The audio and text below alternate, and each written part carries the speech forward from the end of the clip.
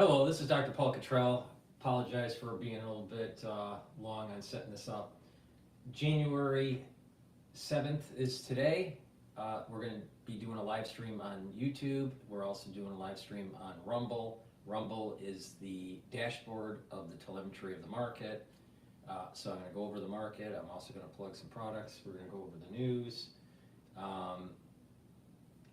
I did a recording on what's going on with the cold season, so watch that. I'll be publishing that after this video or stream.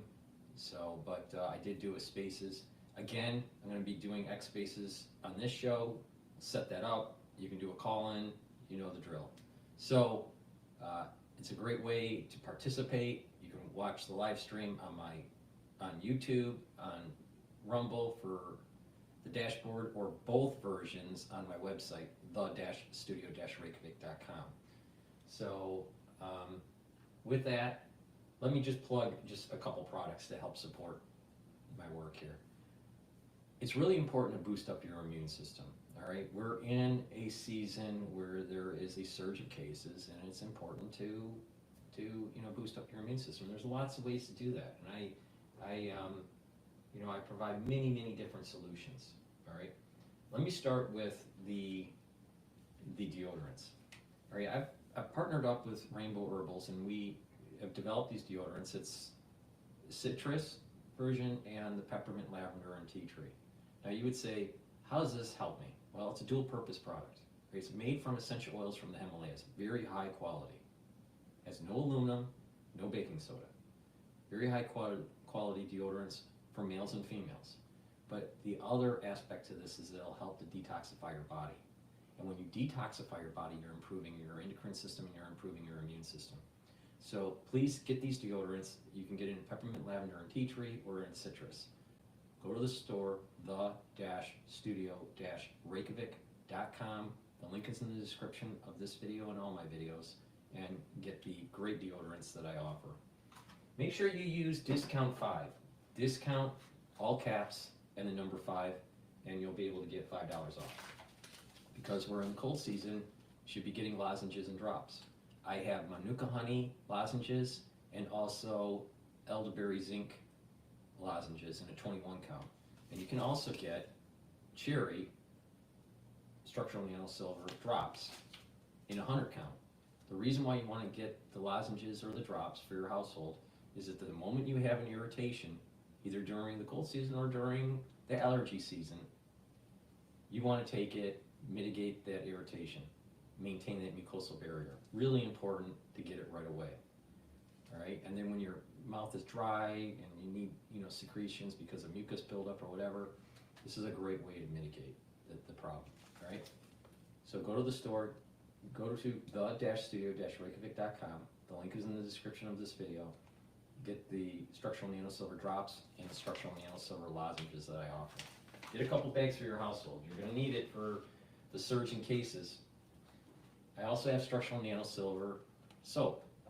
You can get charcoal tea tree. Get a couple bars for your household. They're very high quality. I use the structural nano silver soap every day. And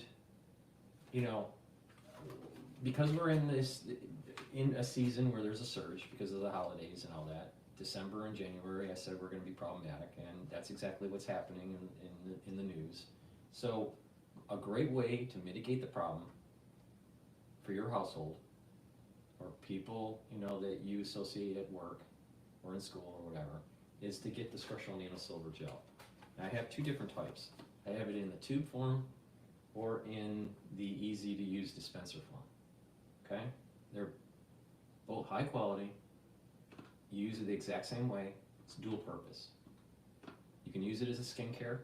You can apply it on your skin, let's say at night, and then exfoliate in the morning. You'll notice your skin is clearer and tighter. You can apply it on a wound. It'll heal the wound quicker and keep it clean. And you can use it during the cold season. Put it around your mouth, around your nose, around your eyes, around your ears. Lightly coat your nostrils. put it on your hands. It stays active for 5 hours, 5.5 hours. All right? So these are very high quality products. You should have a couple of these in your household just when you need them. And again, you know, if you get a cut, put the gel on it. If you get an abrasion or, you know, some sort of irritation or, right? Or even after shaving, you know, like for guys, after you shave, applying the gel on your face after you shave actually soothes it. Same thing with women that are shaving their legs. It'll soothe, you know, right after you shave. So it's a these are dual purpose products, all right? Very high quality. Go to my store, the-studio-reykjavik.com, and get the structural nano silver gels and use it during the cold season. All right, with that said, I wanted to cover the market. The market has opened up. It's 10:36 at the moment. So the S&P 500 is at 5,948. VIX is trading at 1731, so it's a little bit of risk, but not too much. The Euro USD is trading at 1.037, so dollar is strong. Oil is trading at 74.21, so $74.20 a barrel. Bitcoin ETF BITO is trading at 23.85. So today Bitcoin is down, and the USD Japanese yen is trading at 158.0. So dollar is relatively stronger compared to the euro, to the Japanese yen, and to Bitcoin for today. And the equity market, there's a little bit of pressure going on during intraday trading today. So let's cover the news. Anything can happen. Some of the big stuff that happened in the news is you had the case in Louisiana for the H5N1. The person passed away. President Carter's funeral procession took place, and he is in state at the Carter Center. I think he's being transported to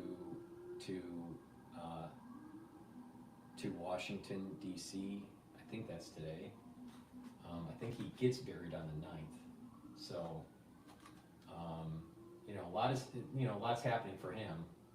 Let me just, before I play a video, I just wanted to make a statement. There's some counties that were not lowering the flag in honor of President Carter. You don't lower the flag for honoring a president. You lower the flag for honoring let me rephrase this. You don't lower the flag to honor an ex-president. You lower the flag to honor the office of the presidency. So when people don't lower the flag, you're disrespecting the office of the presidency. And it's wrong. Even if someone didn't like a particular president, I don't like Obama. I thought Carter was a terrible president. He's not the worst president because I think Biden's the worst president. But Carter was probably the second worst president in my lifetime. But the thing is that I would never not lower the flag for an ex-president and their passing. Why? Because it's about God, country, and family. How can you have an affinity to country if you disrespect its institutions? Now, that doesn't mean that those institutions don't need to be held accountable. They need to be held accountable, for sure. All right? And there's nefarious things that happen in these institutions, at the judicial branch, the legislative branch, and even the executive branch. But the thing is that we try to reach an ideal. And that ideal is respecting rule of law and the office. And when a county decides, I'm not going to lower a flag because they don't like that president or whatever, That's disrespectful to the presidency. Now, some people would say they didn't want to lower the flag because they didn't like the ex-president Carter, and they didn't like the optics of it being lower during the inauguration for Donald J. Trump. It's independent of Donald J. Trump and if you like Carter or not. Lowering the flag is showing respect for the office of the presidency. Period. Full stop. It was wrong for city council people to say that they weren't going to lower the flag. With that said, all right, let's continue. Let's play this oil drill banning that was being signed by Biden, which is just going to get reversed. Biden announcing a last-minute ban. Hold on, let me switch the mic here. Or speakers.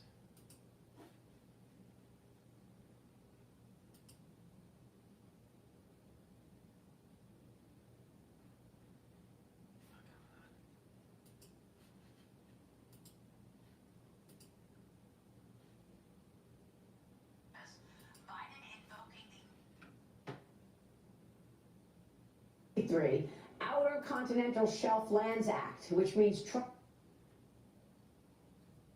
Okay, let's play it. Sorry about that. Let me set this up.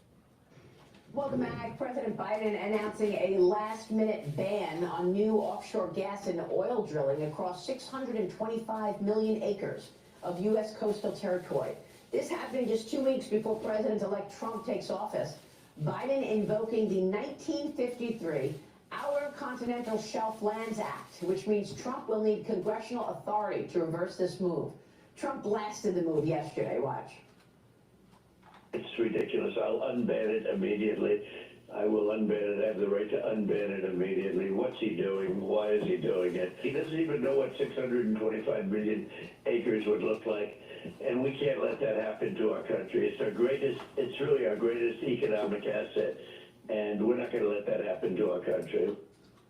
You know, the thing is that you have a lot of activity going on in the Biden administration where they're trying to Trump-proof it because they have certain agenda with gender dysphoria or with energy policy or with funding Ukraine, many different things. They're trying to create roadblocks for Trump.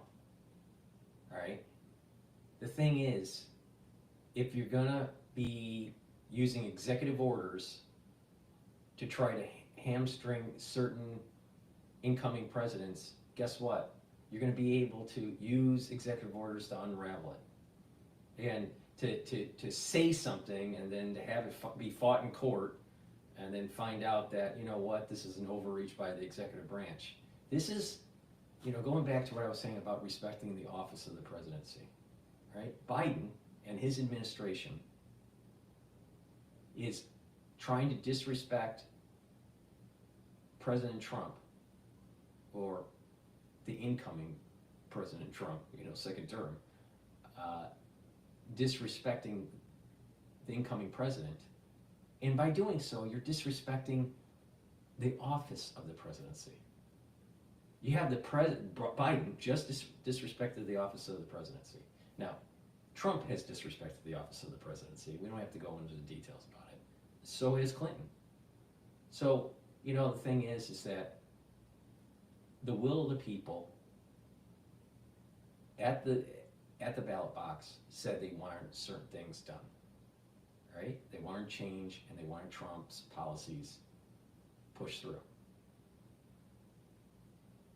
When you look at the aggregate. And now you have a ultra-lib administration trying to create roadblocks for the incoming president. They don't like it. They don't want you to have, the Biden administration doesn't want you to be dominant in energy production. And if you were dominant in energy production and we're exporting LNG to Europe, don't you think that that's going to be beneficial for the tax base? Don't you think that that's going to help bring down our national debt? Don't you think that it's going to help with our import-export imbalance? Don't you think that having more energy production will lower the costs of energy in the United States? Why would the Biden administration not want you to do that? Why would the ultra-liberals not want you to do that? Because there's many ultra-libs that have positioned themselves personally in green energy companies, and that they are going to tank. Green energy is going to tank under a Trump administration. BlackRock has aligned themselves with ESG. BlackRock has aligned themselves with a green policy. So many people are going to be losing money because of this shift to, you know what, drill baby drill policy. So this is ridiculous. And it's another example of overreach by the executive branch using executive orders. There's just way too much being done with you, and then you fight it in court, and eventually, you know, it usually gets knocked down. All right, but there's too much use of these executive orders. So the country is moving towards drill baby drill. Energy should be going down. Exports should be going up from the United States. And I think it's a win-win for everybody. Well, people would say, why do we need more production of energy? Doesn't it hurt the environment? All of the carbon emissions that you try to reduce by reducing the use of fossil fuels for 5 years is to waste with just one volcanic eruption. I bet if you compute the data, depending on the size of the eruption, that the carbon emissions savings of green energy, even for 10 years, could be completely wiped out with a mid-sized volcanic eruption. So does it really make any sense? Because I'm pretty sure no matter what you do with an executive order, you can't stop volcanic eruptions. I'm pretty sure about that.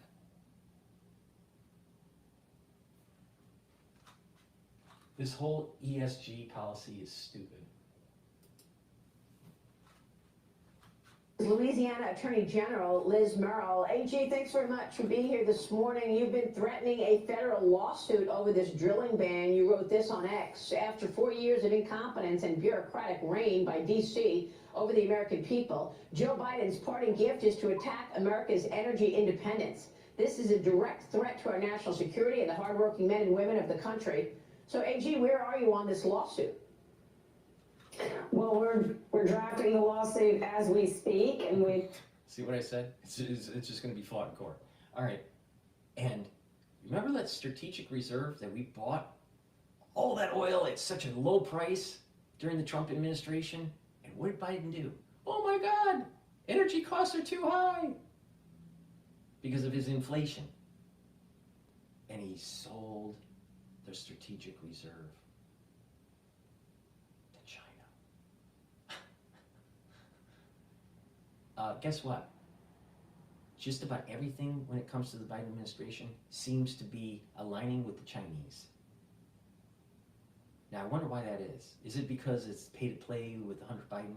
And, you know, now because he has the pardon, the very wide sweeping pardon,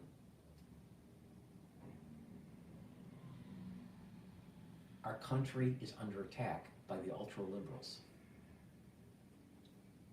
Just, because I'm a Detroiter, right? I know a lot about automotive and machines and oil and all this. That's what lets the American economy grow. You stop that. You stop manufacturing. You stop engineering. I mean, I'm not talking software engineering. I'm talking about real engineering, right? If you stop the production of fossil fuel extraction, you're going to hamper the economy. 100% sure on that. You can't get the energy densities from any other source other than nuclear. But that's not safe. And it sure as hell not easy to dispose when the plant and all of its material, what do you do with all the radioactive material?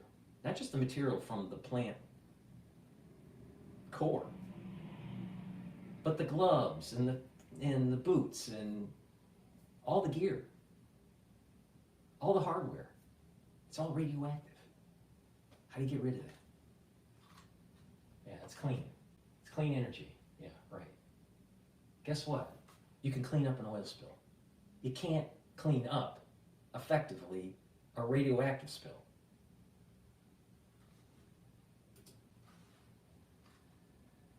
To file it as soon as possible. You know, it's just another strike at America's energy independence, and it's really irresponsible, and I think it's even vindictive. So what do you think will happen? I mean, you're going to file a lawsuit against who? The Biden administration? Well, we'll sue the Biden administration, and then that will convert to the Trump administration as the defendant as soon as there's a change in administrations. But you know, I'm confident that President Trump is going to work to reverse this, and you know that. But we can't stop. We can't wait for that to happen. We have to sue and try to block this action now. Mm-hmm. I mean, it looks like, you know, Trump just said that I'll unban it, but it's not going to be that easy, is it? It's not that easy. We've been through this before with the Obama administration, and we've been through it with acreage up in Alaska, and we know that there will be environmental groups that are going to try and intervene in these lawsuits and block the reversal of this policy. So we just have to prepare for the fight. Yeah. President Biden and First Lady Jill Biden, meanwhile, visited New Orleans yesterday to honor the victims of the New Year's Day terrorist attack, mourning 14 people killed on Bourbon Street last week. Louisiana Governor Jeff Landry is now pushing Biden to issue a disaster declaration. Meanwhile, consulting firm Interfor International filed a report back in 2019 finding, quote, politics and bickering hindered security in New Orleans, French Quarter. They strongly recommended bollard mobilization on Bourbon Street to be fixed immediately, AJ. You're ordering the Louisiana Bureau of Investigation to open a full review of security plans from New Year's Eve and the Sugar Bowl. What is this review going to look at, and what is your instinct here? What happened? You know, I think it's going to dissect everything that led up to this event, all of the planning, all of the organizational, you know, subdivisions and agencies and operations in New Orleans that were involved or not involved, that maybe should have been involved. And then we're going to see where that takes us. But you know, this is not the only event that we've seen happen in New Orleans. I think we've got to look at the problems there holistically and see what kind of dysfunction is occurring and then fix it. And the governor is committed to doing that, and I'm committed to doing that. Well, I mean, what a report, Joe Borelli. Politics and bickering actually affecting national security, and now this. Yeah, look, in my day job, I chair the National Forum of Republican Mayors and Council Members, and one thing I can say is pretty universal across the board is that cities take a great deal of pride in ensuring security is sort of, you know, top of their list as far as what they're doing. Reading this report, I mean, it is clear that there is some real fundamental problems with New Orleans government. Are you concerned that it goes beyond just politics bickering? Are you concerned that there's been corruption over the years that caused these local decision makers to enact some of the changes they made? You know, it's hard to say. That's why we're going to do a top-to-bottom review. It's possible that we would uncover some issues along those lines in certain areas, and it's possible that it's just lack of coordination, lack of a sense, possibly a sense of complacency that had set in. You know, I'm going to look at every aspect of this, and we're not going to be shy about identifying all of the problems. And there's already been lawsuits that have been filed, so that process would occur anyway. I just think it needs to happen from government officials that are in a position to do something about it. Well, I mean, politics seems to have laced everything in this administration. I mean, AG, what are you going to find out with this lawsuit against the drilling ban? What are you looking to find? Was that politics as well? Absolutely, that's politics, and you know, it's just kind of while they're packing their bags and getting ready to move out of the Oval Office, they want to, you know, kick the Trump administration on their way out the door. And you know, we're going to do everything we can to reverse the policy. We support President Trump, and we know that he has been a great defender of energy independence in America, and Louisiana certainly has been a fighter against some very bad Biden administration policies over the last 4 years. Yeah, I mean, I just, you know, talk to us about... The Biden administration literally wants to destroy America. That's not hyperbole. It's literal. Why this is the wrong move for the Biden administration? Is this just to make things tougher for President Trump coming in, or is there just a real ideology against drilling in America that Joe Biden holds? Oh, I think it's both of those things. You know, no doubt there has been, you know, extreme hostility to the oil and gas industry from the beginning of this administration. All you have to do is look at the very first executive orders that were issued, and that hostility has been pervasive. The president promised that he would attack the oil and gas industry, and he would use the entirety of the federal government to do it, and he kept that promise. And so, yeah, I think a lot of this is hostility to oil and gas. But I also think that it is hostility toward the Trump administration, and to make it very hard as possible as they can for the administration to come in and reverse these policies. Wow, what political games, unbelievable. AG, thanks very much. We'll be watching this develop. We appreciate your time. AG Liz Murrow joining us this morning. Thank you. All right. Oh, this is interesting. Zuckerberg admits Biden administration pushed for censorship online. This was 2 hours ago from Fox News.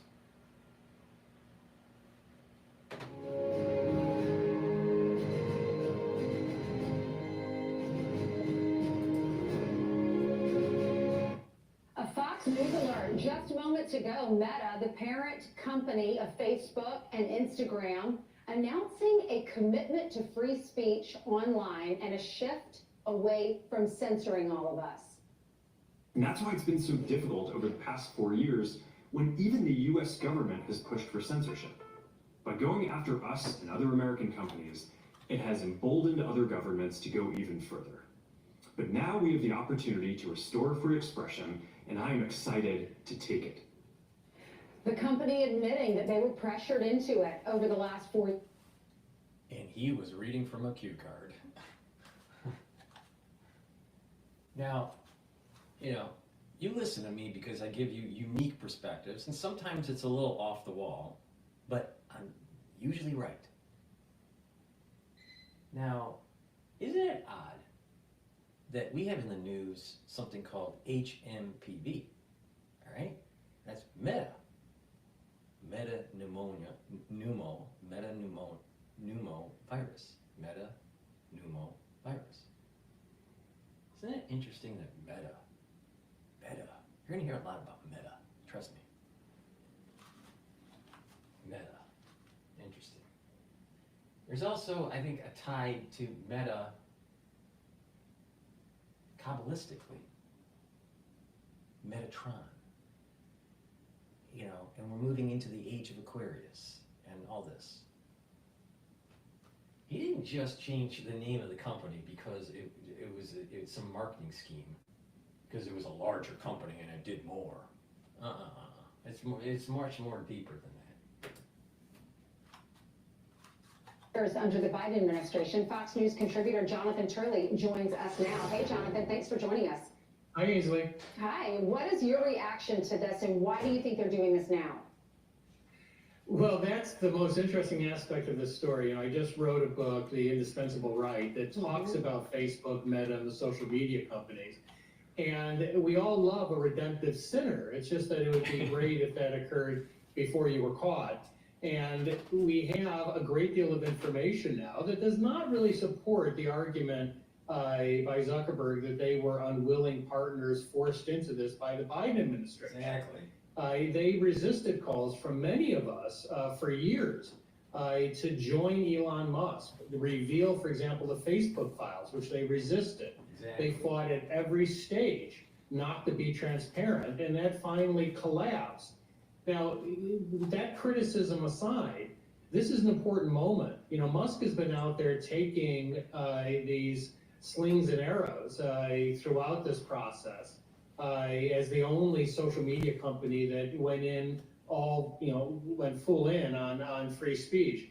Zuckerberg would be a powerful ally. It would be a wonderful change. Facebook funded a really creepy campaign years ago, trying to get young people to embrace what they call content moderation, what some of us call censorship. And it really failed in a spectacular fashion. It would be great if Zuckerberg. Please watch my episode 69, all right? Telemetry, episode 69. It isn't published yet. I'm going to be publishing it today. I recorded it. I did do a spaces on X on it. But I go into detail about the problems with social media and the entanglement of good and evil. Now, Shark Eyes, Zuckerberg, all right? Everything about him is evil.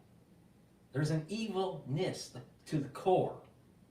Facebook was a stolen piece of property that he ended up acquiring and being able to build out.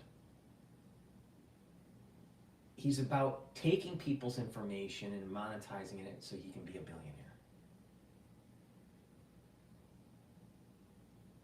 He's about trying to get your genomic information. Why do you think Meta looks like kind of like DNA and protein? Because he's invested in genomic data and harnessing that to being able to make a profit. To know your particular genomic information to sell to pharmaceutical companies for precision medicine or whatever, or to find what diseases that they could target. If you don't believe me, he said it in a speech when he was given his honorary doctorate degree at Harvard. Just roll the tape. Trust me. Trust me. And you got Meta and this new logo, and now he's trying to make it seem as though he's a for freedom of expression and he's for constitutional rights. He's playing. He's the type of person that takes a look, where's the wind blowing, and then he adjusts course. But it's not based on principle. It's not based on principle. That person does not have a principled bone in his body. It's all about profit and power. And then do you find it odd that he has now curly hair, a little bit longer, has a little bit more muscle now? They're trying to rebrand him a little bit. You notice that? So you rebrand the company as Meta, that has a connection to Metatron. You have the new logo that has kind of like a protein look to it. It's kind of infinity. It also has the Oculus kind of front part of the Oculus. You can view it as kind of like some sort of goggles. But it has like that DNA shape to it. Double-stranded. There's a loop to it.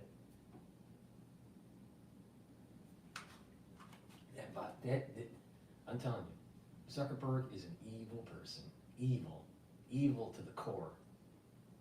But he's trying to like show some charisma. Trump is in, in the news and is in power, and if he aligns himself just right, he'll benefit because the winds have blown differently. But Zuckerberg, was fundamental in the problems that we had in the 2020 election. Remember the ballot drop-off boxes? Who do you think funded all that? Zuckerberg.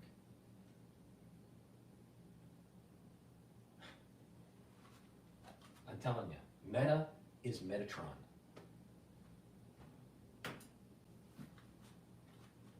Could join Musk and create this powerful alliance for free speech.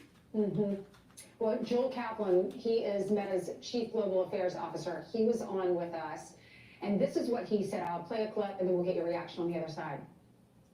There's no question that there's an opportunity here with a new president taking office, as I said, who really believes in free expression. And that's just going to give us the space to get back to those values that Mark has talked about for a long. Mark gave a big speech 6 years ago at Georgetown about free expression, about these values. Unfortunately, there's been a lot of political and societal pressure.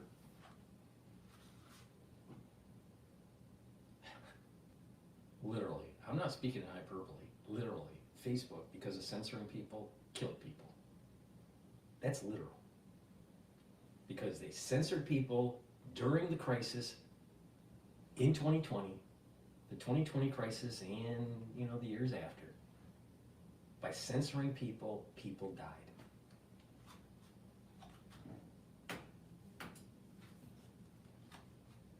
Here and around the world that have pushed away from those values. We've got a real opportunity to reset, get back to them. There's a real opportunity here with President Trump coming into office with his commitment to free expression for us to get back to those values and really provide space for people to have the kind of discourse and debate they want to have. Will it work, Jonathan? No. Well, when I heard that, and this was a great interview on Fox, it was really sent a chill up my spine because it made me wonder, what if Trump wasn't elected? Exactly. What if this was Exactly. the Harris administration? I wrote a column earlier that the Biden administration was the most anti-free speech administration since John Adams. But Kamala Harris promised to outdo that. And you really wonder, hearing that interview, what they would have done if, in fact, the election came out differently. The public spoke very loudly. And so that's the reason I'm hoping, regardless of the motivation, regardless of the fact that it's belated, we need help. This is the largest anti-free speech movement in the history of our country. I talk about that in the book. It's sweeping over Europe. Free speech is collapsing in Europe. This is going to be the line of defense for free speech. We're it. We stop. That's right. He's right about that. So in my episode 69, that hasn't been published yet, but it will be today, I talk about, this entanglement and hate that's being grown in social media and lack of freedoms, right? There's a metaphysical component to this. And I'm telling you, it's not by accident that Facebook, think about this. Think about it. I know this is metaphysical and it's off the wall, but Facebook, just the term, Facebook, it's about meism. It's about egocentric. The selfie generation. Facebook, right? But also, it's, by rebranding it, it's more aligning, not just, so it's got a core of theft and of egoism, but then it's moving into a more sinister realm through Metatron. In this fight between good and evil with the entanglement. All right? Now, this is a thought that I've had for a while, but if you really think about how the internet works, it's a bunch of servers with some software and lots of cable. And those cables that get put into those routers and modems and servers, you know, a Cat5 cable, right? And what does a Cat5 cable look like? It has a long body that snakes around, and at the end, looks like little fangs, and they snap into a port, and you hear a click, and it's almost as if the snake is biting into the server or into the port, right? And you have all of these little snakes connected. This is the entanglement of good and evil. Could you use these social solutions for good? Yeah. But many people are turning evil, where the social dynamics are poor now. Crime is up. Being able to converse logically is going down. People's IQs are going down. I mean, the screen times that people have and the electromagnetic frequency and the colors that are coming off the screens are putting you into a lower state brainwave. That's not hyperbole. That's real. And there's this entanglement of good and evil that's taking place. Right? So now someone made someone posted here talking about medical meta-analysis. Well, that's definitely happening. I mean, in the industry, we do need medical metadata analysis, you know, for sure. I mean, that's how we can do precision medicine. But the thing is that, to get back to the point I'm making, is that Facebook and Zuckerberg, the core of it is evil. It's evil. It's the core of it. When something starts from evil, no matter how much you try to spin it as good, it's still, the core is evil. And it has to be destroyed. Facebook cannot stay. For mankind to reach better heights, what has to happen is that many things have to happen, but one really important feature is Facebook needs to die. It needs to die as a company. Meta needs to die as a company. Why is Zuckerberg a billionaire? Taking your information and monetizing it to marketers for you to buy crap that you really don't need. The core is evil.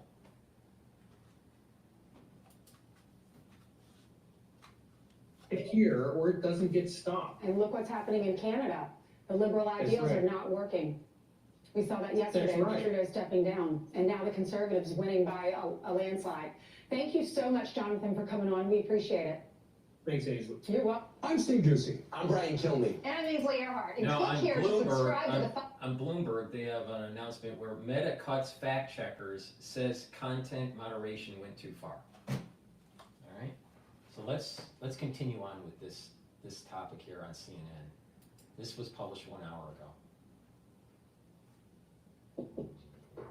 Listen, there's a good chance somebody's trying to hack your website right now. You've got to make sure you're covered. I'm talking about it. Right, breaking news just moments ago. Before I do this, I need to plug some products. Please help support my work and your health, all right? These are products that I use as my health protocol, all right, to improve my endocrine system, improve my immune system, slow down the aging process, and to be healthy and have vitality, all right? I have 2 products on my store that you really need to use to start on the journey of good health. A good gut biome is really important. Many diseases, many chronic problems in the United States start at the gut. Use a good probiotic and get healthy, all right? I have it in a powder form, which is the one that I take with a soft food like hummus. You can mix it with filtered water, it's up to you. Or a VeggieCap version. Both are very high quality.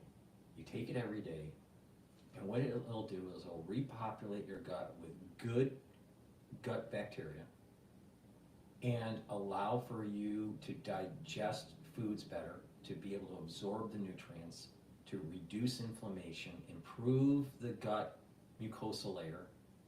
So it's going to improve your immune system. You're going to have better mental acuity, and you're going to have better mood. In addition, your liver is going to perform better. And your liver is a major detoxification organ, right? You need a healthy liver, trust me. People that don't have healthy livers die, okay? So you need a healthy liver.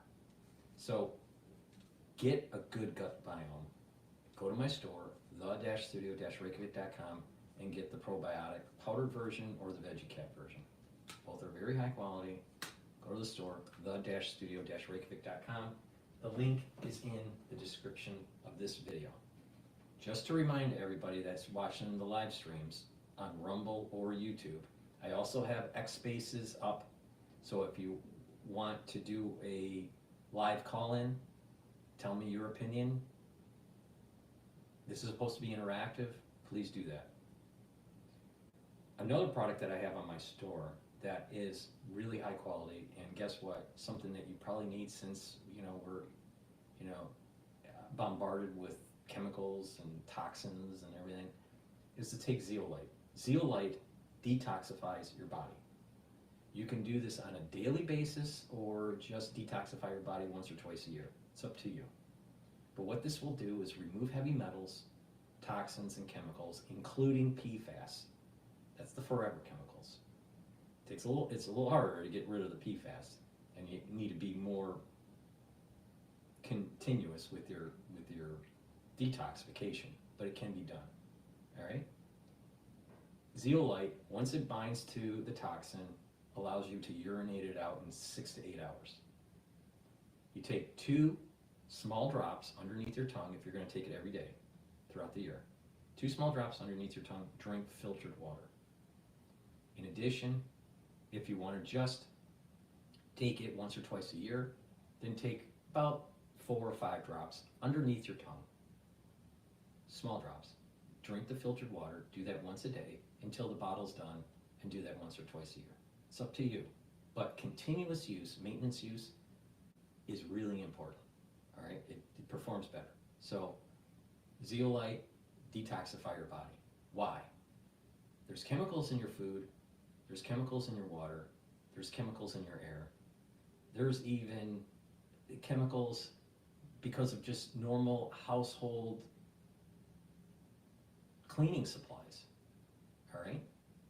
People don't think about this. What's in your, let's say, cupboard, or what's in your closet, right, for cleaning?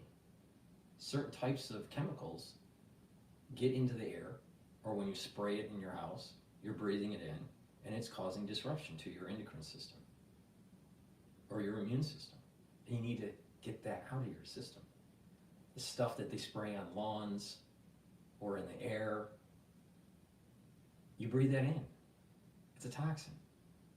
It gets into your bloodstream and eventually gets into your cells. A lot of times it gets into adipose tissue. And this is part of the reason why when people start to lose some weight, they start not feeling so well, because the toxins are being released out of the fat cells. So you got to get that out of your bloodstream. All right? A great way to do that is to take zeolite. So please, just take my advice. I'm very accurate on this. All right? Take zeolite, get the toxins out of your body. Make sure you filter your water, and make sure you stop eating processed foods. Because the processed foods and the foods that you buy at the store with a high shelf life, they have a lot of preservatives, a lot of chemicals in it that your body doesn't want and doesn't need. So please go to my store and get the zeolite. It's the-studio-reykjavik.com, and if you want to do a call-in, make sure you go through X Spaces for my X channel and just request for the mic. Facebook announced it is getting rid of fact checkers and also making major changes to what content is allowed. This is just the latest move as Facebook's parent company Meta and founder Mark Zuckerberg work to... Don't you think it's a little too late? since we already have 1 million plus people dead from the crisis. And that death toll is even higher when you include other injuries from things that people had to take during the crisis. Zuckerberg, literally, because of censorship, killed American citizens. Publicly win favor with Donald Trump. The recent elections also feel like a cultural tipping point towards once again prioritizing speech. So we're going to get back to our roots and focus on reducing. Let me get this straight. It took an election for Zuckerberg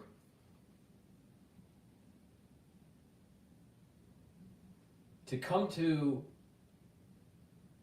some sort of epiphany that freedom of speech is important in the United States. This boy went to Harvard. He dropped out. He made a lot of money. All right? But he's not done. He isn't about constitutional freedoms. He's not about God, country, and family. The ethos of his company that gave him all the wealth that he has, it's tied to evil. The core of it is theft.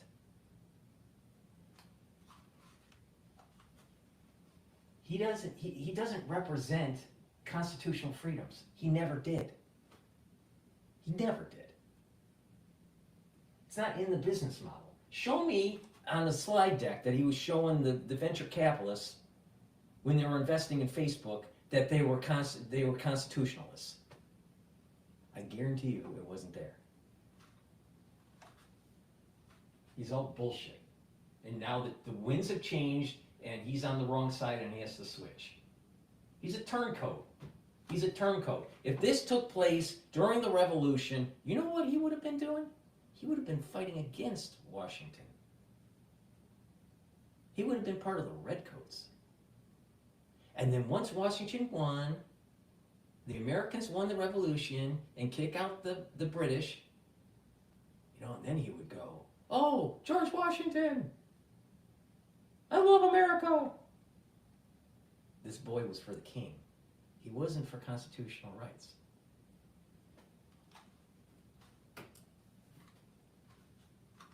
Policies and restoring free expression on our platforms. More specifically, here's what we're going to do. First, we're going to get rid of fact checkers and replace them with community notes similar to X, starting in the US. We tried in good faith to address those concerns. So basically, first of all, fact checkers with the community notes, it's kind of similar. It's maybe a little bit more dumbed down, but it's very similar. And X is kicking their ass. So the shareholders and the board is going, "Hey, Zuckerberg, X is kicking our ass. What are you going to do?" "Well, maybe we should copy X." Guess what? People that are all about theft, people that have the core of their business is theft, they only copy. They don't innovate.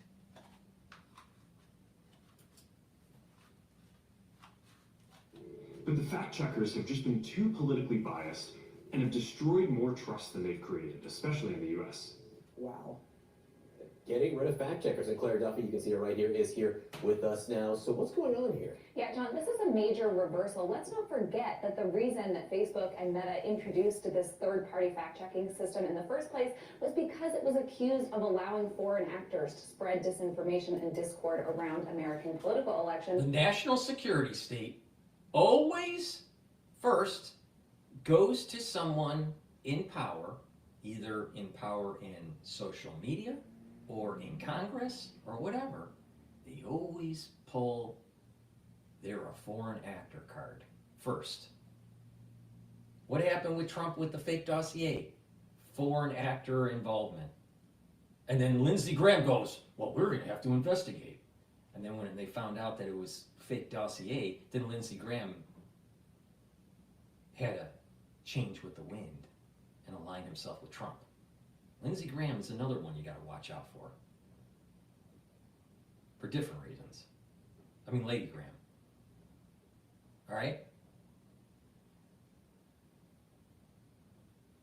So you got the national security state during the COVID age, during the crisis in 2020, going to social media platforms saying misinformation must be foreign actors.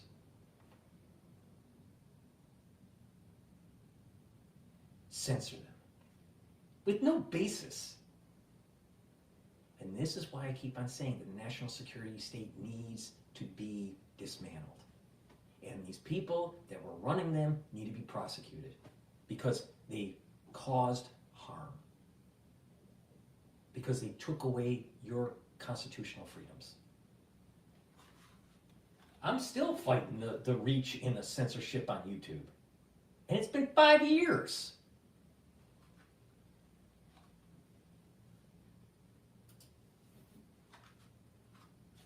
Now the company is saying it is getting rid of those third-party fact checkers and will introduce this system called Community Notes, which is something that Elon Musk has also rolled out on X.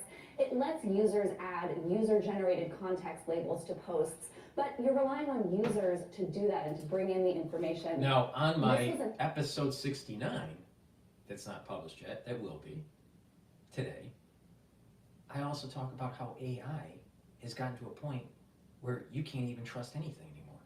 Anything that's generated, a video, a picture, text, and it's going to get worse. It's going to get to a point where you can't believe anything unless you're talking to the individual face to face.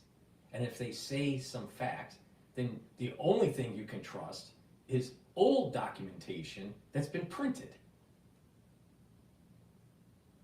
But no one goes to the library anymore, and no one reads. So that's going to be a problem. But, so, community notes. Who's making them? Is it an AI? Because guess what? It's getting pretty damn good. You don't know. Whatever they say. This is lipstick on a pig. You still are going to be censored. You're still going to have reach issues. Their algorithms, just because you can post something doesn't mean anything. If they bring down your subscribers, if they reduce you on some sort of request list, or not a request list, but a suggestive list on these social media for your followers or other people that are not following you, if their algorithm is designed in such a way where you're not in the suggested list category, you don't have reach. So the AI generates the community notes, and you still don't have reach. But Zuckerberg makes a few more $1 billion because of a PR campaign. But again, you got to go to the core. He started from theft. And the only way to get out of this is the absolute, complete destruction of Facebook. Them trying to prop it up with a new name, trying to prop it up with different, PR campaigns and all this, isn't going to get rid of the core of the company. It's theft. And Zuckerberg is tied at the hip to that.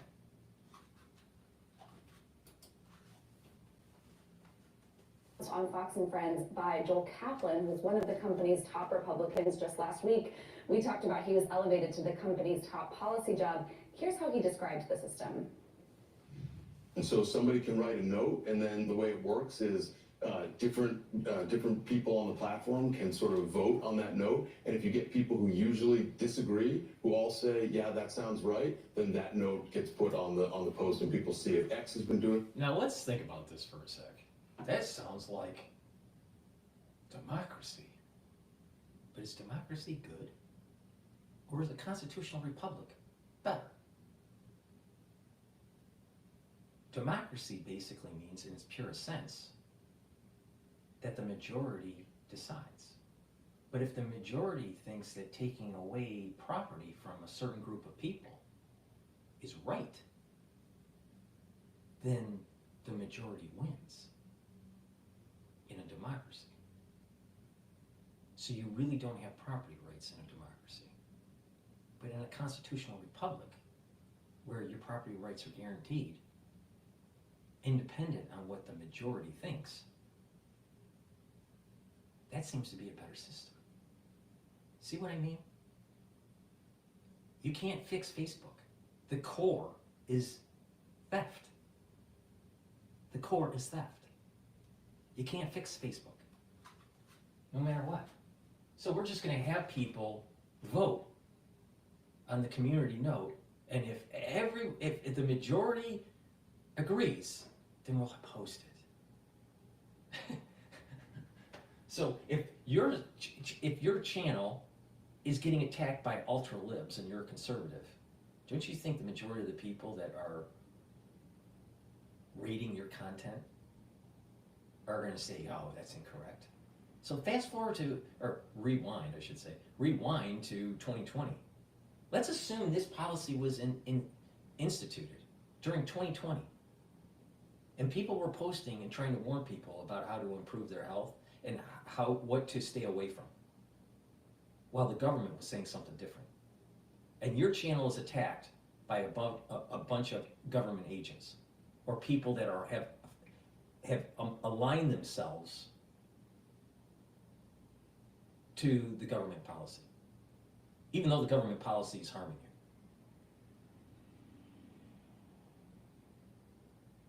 So basically, you're being run through.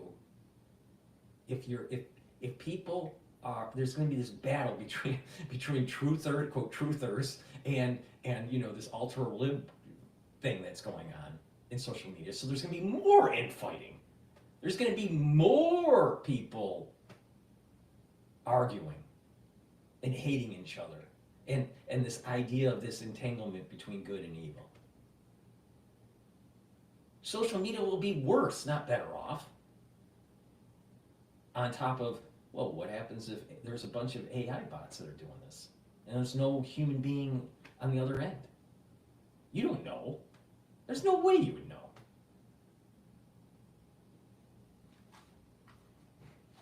Crazy. It's crazy. This is a PR stunt because their stock's dropping.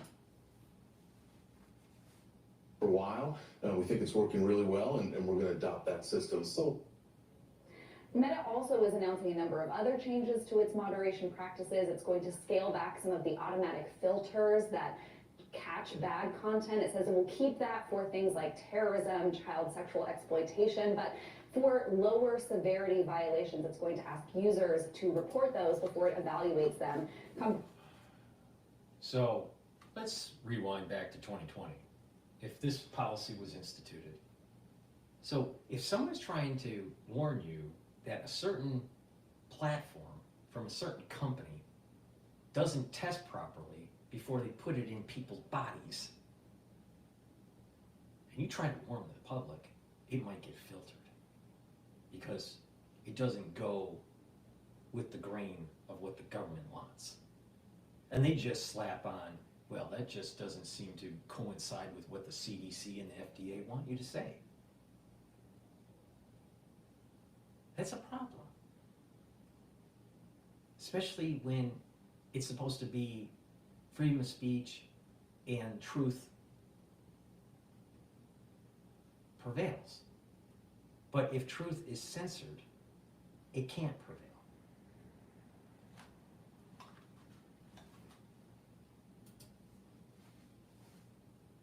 Also moving one of its key safety teams from California to Texas. Again, an effort to sort of appeal to perhaps users in that part of the country. And Zuckerberg said that this is going to allow more bad things to make it onto the platform. He acknowledged that, but he said it will help with free expression. A couple points I want to make here. Number one, Joel Kaplan announced that on Fox News. Again, everything very public, unsubtle, I think, what Meta is doing here. And I think they would perhaps admit to that. I don't think they would run away from that. And the New York Times reporting that the Trump administration got a heads up about this policy shift beforehand. So again, seems to be part of this larger, There is a shift to try to align with Trump, but that will change once he gets out of office.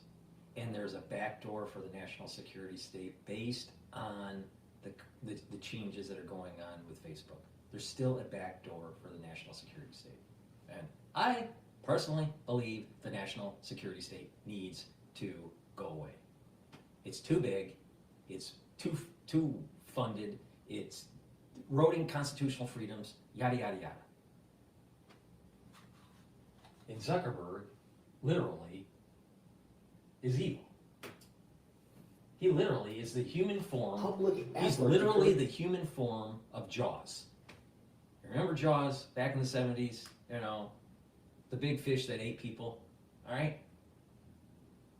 Zuckerberg is literally the human form of Jaws. Just look at the eyes. Just look at his eyes. Yeah, and Kaplan he acknowledge that it was in part because of this change in administration that they are making these changes. He said that over the last 4 years, the company feels like it's experienced pressure to crack down on more content, and that the Trump administration offers them an opportunity to pull back a bit there. So he is acknowledging it. I will note too, the company announced yesterday that it's adding 3 new board members, including UFC CEO Dana White, who we know is a Trump supporter. He was stumping for Trump on the campaign trail. So it does feel like this broader shift at the company. Completely unsubtle. All right, Claire Duffy, thank you very much. Meta has announced this morning that it's making major changes to its content moderation on Facebook and Instagram. Mark Zuckerberg is saying they're getting rid of fact checkers, replacing them with user-generated community notes, which is similar to what we know Elon Musk has done with X. The way Mark Zuckerberg puts it in his announcement was that he says the fact checkers were too politically biased, and he's now attempting to restore free expression. The New York Times is reporting, Congressman, the Trump administration got a heads up. You can still have community note posts that are politically biased, because they said that the majority wins if it gets posted or not. So it's a democracy, but you can have more libtards attacking a conservative channel on top of the AI. I'm telling you, this is going to be this is opening up the door for community node generated AI. That's what's going. This is where this is going. Let's move. What do you think of this? Look, it's the lack of profiles and courage. Would Zuckerberg do this if Trump had lost the election? No, is this just an absolutely attempt, not. Blatantly trying to appease the president going in so he's not attacked? Let's just remember in 2017, the entire intelligence community said that the Russians attacked through social media our democratic process, and they did it to help the Trump campaign. So social media is an extraordinary weapon against our democracy. There's a balance to protect our First Amendment rights. But when you take away the guardrails and you see the far-right connections here, it's a great concern. So what can you do about, I'll say, the Elon Muskitization of the federal government, if that's the direction it's going? Not elected, not going into the government. What direction is this heading? Look, what we could do is... Well, if it's unfettered posts or fair commentary through the community notes, then it means we, the people, actually have a say. And because there is some sort of connection in a community to show that there is some problem with a certain policy. For example, look at what was going on with the omnibus bill, the 1,500 plus pages that no one can read. All right? If you have a community dividing it out and looking at the fine details and complaining about it, then we, the people, can sound off to our representatives in Congress. So it shifts the power away from K Street. But we can't do that because CNN makes a lot of money on the advertising dollars from the companies that are represented by K Street. So they just want to keep the status quo to make sure that the lobbying group has the ear of your representative and not you. That's what's going on. Oh. So Elon is so dangerous because we, the people, are so dangerous.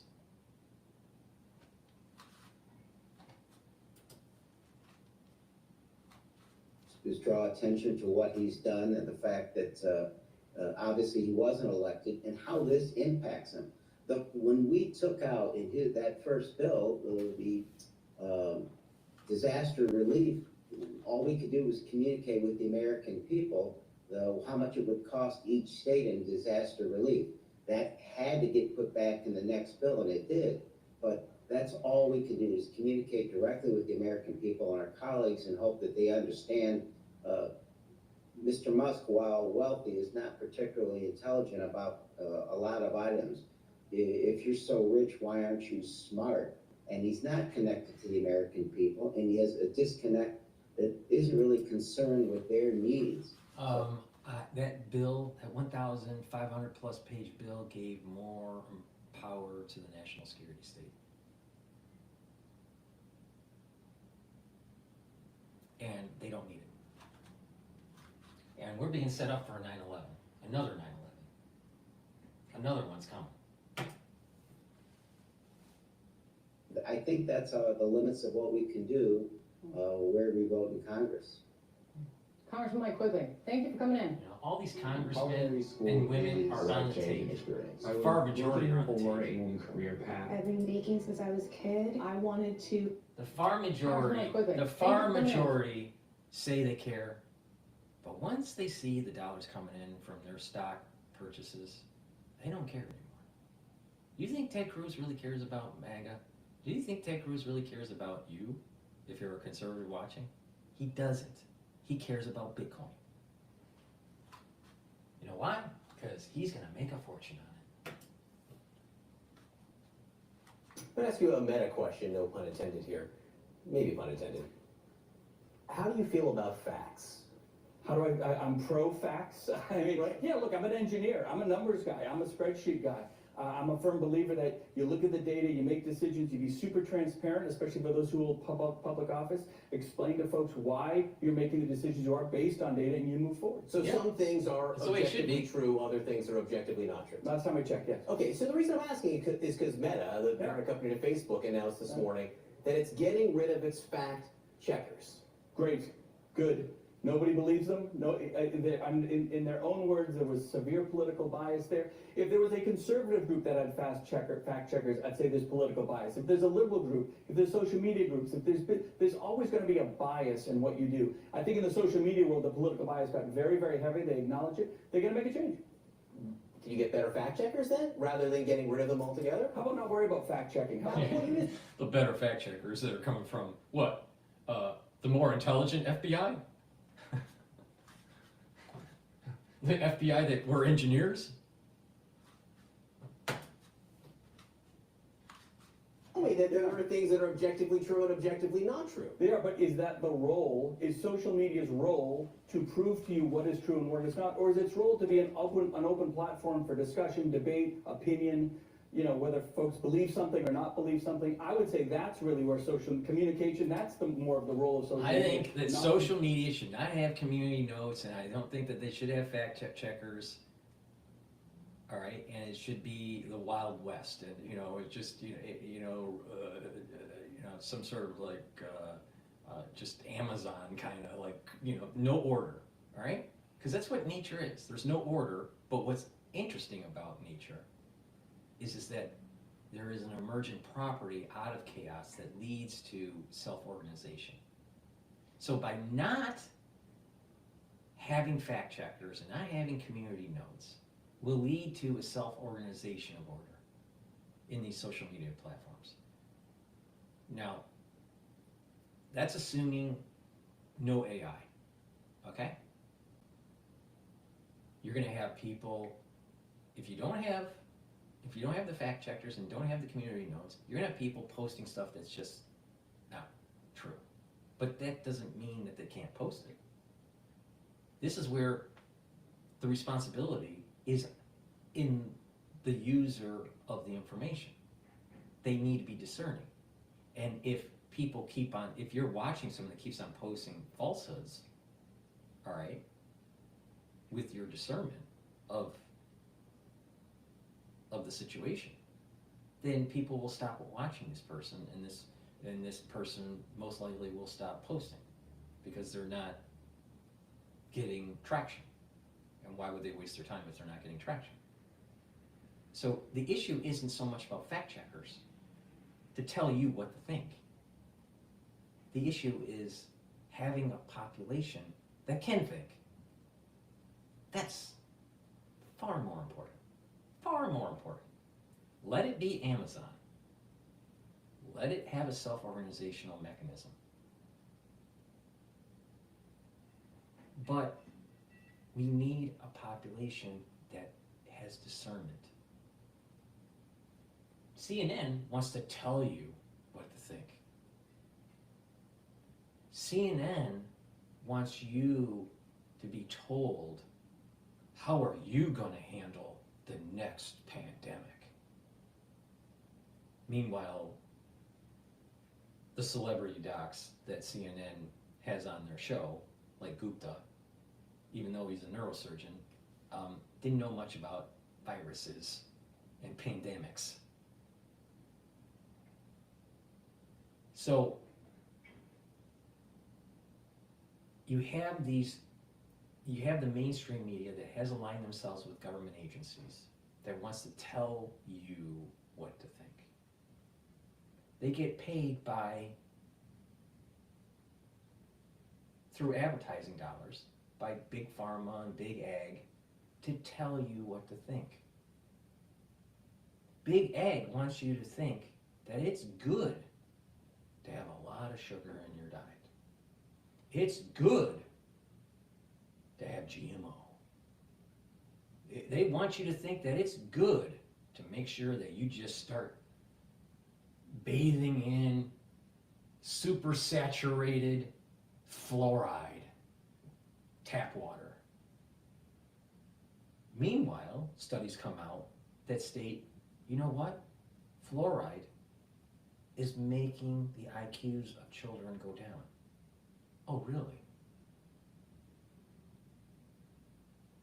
But just recently, you had CNN demonizing people that were warning people about fluoride,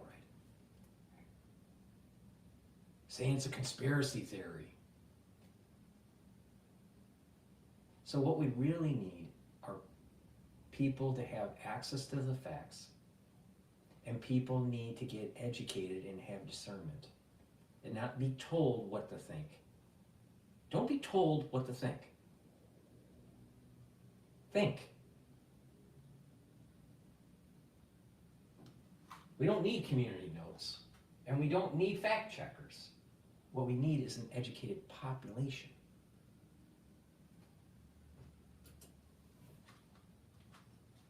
Police of what's true. Without using words like police, and I'm glad we're having this discussion because it's an important one here. Yeah. Whose responsibility is it then to talk about what's true and not true? Yours, mine, my kids, our Everybody, communities. We right. all have that personal responsibility. Everybody. It's not the government's. Yep. There's a freedom of speech aspect to Yep. this, of course, but it's not the government's role to necessarily tell you absolutely what is true and what is not true, Yep. what you should believe, judge you on what you believe and how you vote. Because if the government is going to tell you, or social media is going to tell you what is true, then you have 1984. And, you know, I come from a generation that kind of warned everybody, don't go down 1984. You don't want 1984. 1984, you're going to have a boot on your neck for the rest of your fucking life.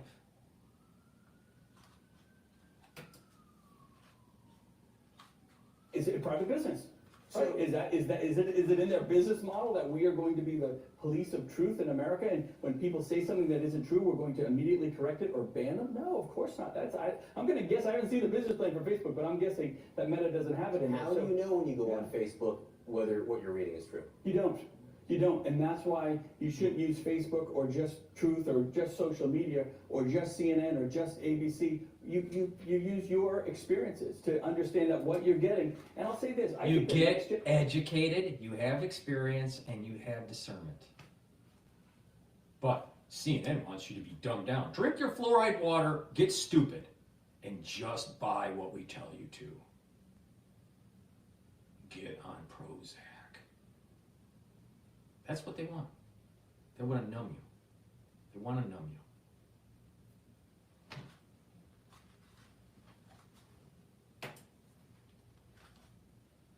I think we have this tough debate on it because social media is new for us, right? Our generation invented social media. We didn't have the maturity and the responsibility to handle it appropriately. I think the next generation does. I think they know the vast majority of what they're seeing online isn't necessarily truthful. You know what we need? We need actually reporters in mainstream media that's not coming from journalism school and that are coming from hard sciences. That's what we need.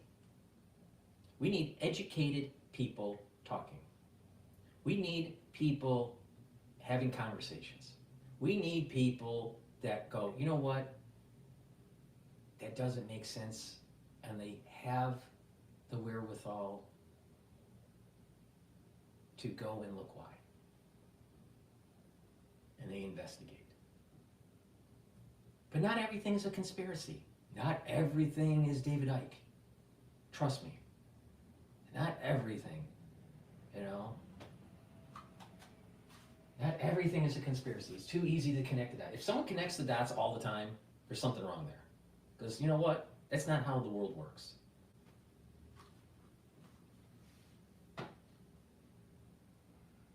But the government should get out of the business of telling you A Fox News alert, just one. You know, to stop the way to think. It's crazy. All right, let me plug a couple products and we'll do another video here. Maybe we'll go to Cash Jordan because he just published something 2 hours ago about criminals flood New York City subways as Army troops give up. So you got Army troops coming down to New York. They're going to save the day. You know what happens? People are pushed onto the rail system and get hit by a train. People get stabbed. People get set on fire. Doesn't seem like the Army troops are doing much. Please go to my store, the-studio-reykjavik.com, and help support this awesome channel that I have, all right? By getting the products that I offer, and these are products that I take on a regular basis to improve my health, my endocrine system, my immune system, soak up free radicals, get healthy, and boost up my immune system, all right? It's obviously it works. I'm older than Alex Jones. Alex Jones looks a lot older than I do, all right?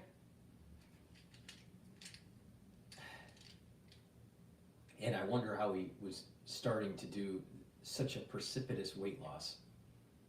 I don't think it's his supplements that he's taking. I think he's taking something else.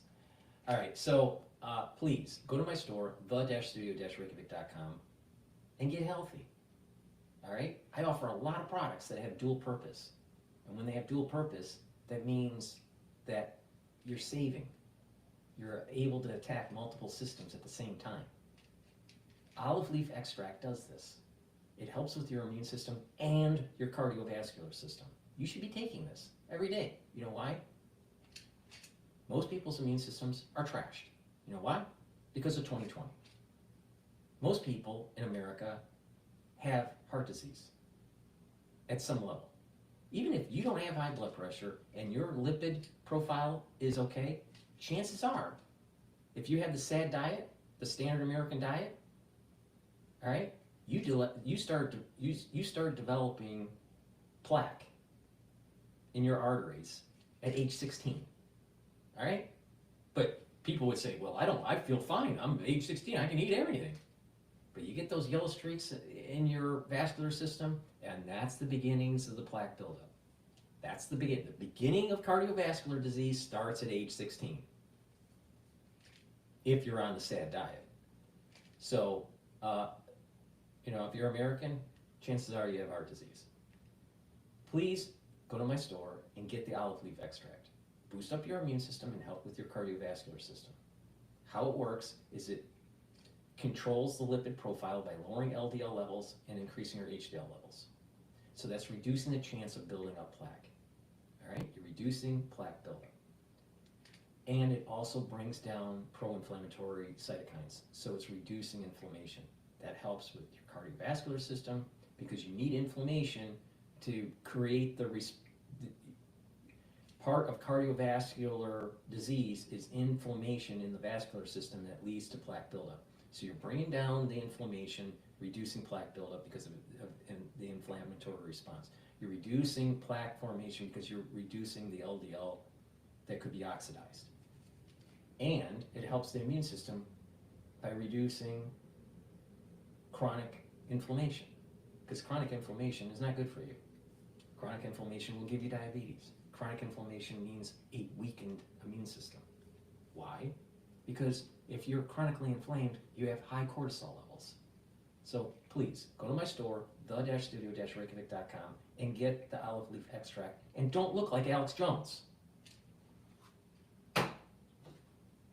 Next, as you get older, your pancreas doesn't work as well. I don't care how healthy you are. Your pancreas starts to weaken. You're going to need to take digestive enzyme complex, especially if you're 40 plus. But if you work out, you can benefit from taking digestive enzyme complex if, let's say, you're younger and you're an athlete. All right, how does it work? Enzymes are in here to help break up proteins, carbohydrates, and lipids. That means that you can absorb the energy from your food, and it's easier to digest and puts less stress on your pancreas. That's good. You don't want to put stress on your pancreas. You don't want to be a Steve Jobs, all right? So you want to reduce the stress on your pancreas and be able to digest your foods. Now, if you work out and you're younger, right, you don't have a worn out pancreas yet, but you're going to work out and you're going to be fueling your body. And instead of using your pancreas to break up that pre-workout or after workout fueling, also take the digestive enzyme complex to be able to break up the food, and it'll help you to absorb for your recovery. So if you're an athlete, you would benefit from digestive enzyme complex. But if you're also older, you're 40 plus, you'd benefit from digestive enzyme complex too. So please go to my store, the-studio-reykjavik.com, and get the digestive enzyme complex. In addition, this has bromelain in it. And bromelain is an enzyme that helps to break up clots. This is why I told people during the crisis, you should be taking digestive enzyme complex. Why? Because the enzymes in here break up glycoproteins, spike protein, and it breaks up clots. And I said it 3 years before celebrity docs did. Omega-3. This is something that you should be taking to help with your lipid profile. Omega-3 also helps to bring down systemic inflammation. So omega-3, bring down the LDL, increase your HDL levels. It's synergistic with olive leaf extract. So a great way to get healthy. It's 2025. You're an American. You probably have heart disease. Go to my store, the-studio-reykjavik.com, and get omega-3. All right. Let's go to Cash Jordan and find out why the subways are so bad.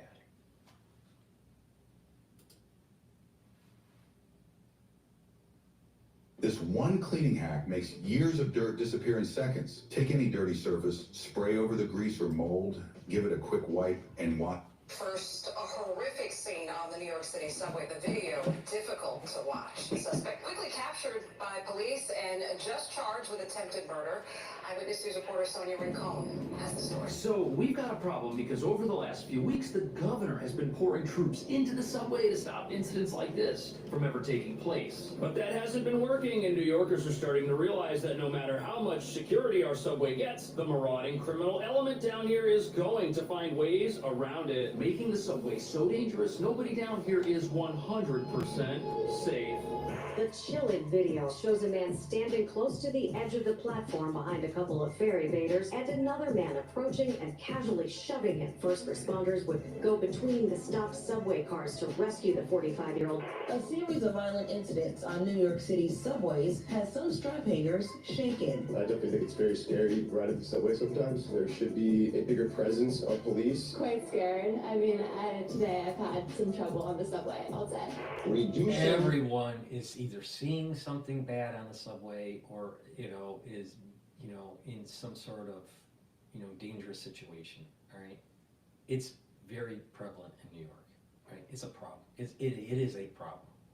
Unfortunately, there's no good solution because the root cause of the problem is a lack of regard of life.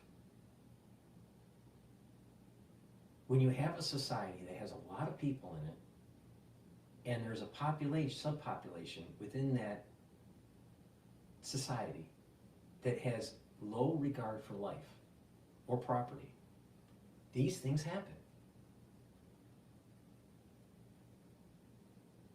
And what's the root cause? It's lack of morality. It goes back to those principles of God, country, and family.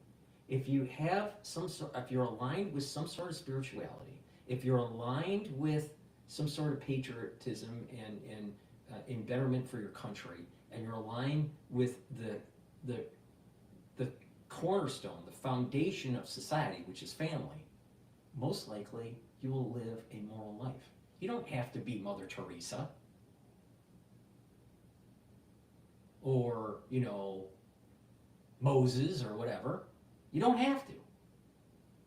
But where we're at right now with society is way on the other side of the spectrum, where there's very little regard for life, very, very little regard for helping people or property rights or whatever. And there seems to be a pattern on the types of people that do these crimes.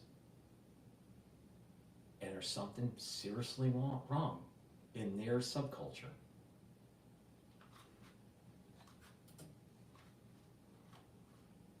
The amount of people who come into the system without paying is ultimately reducing felony crime. Because these are going to be the people who are going to have knives, they're going to push people on the tracks.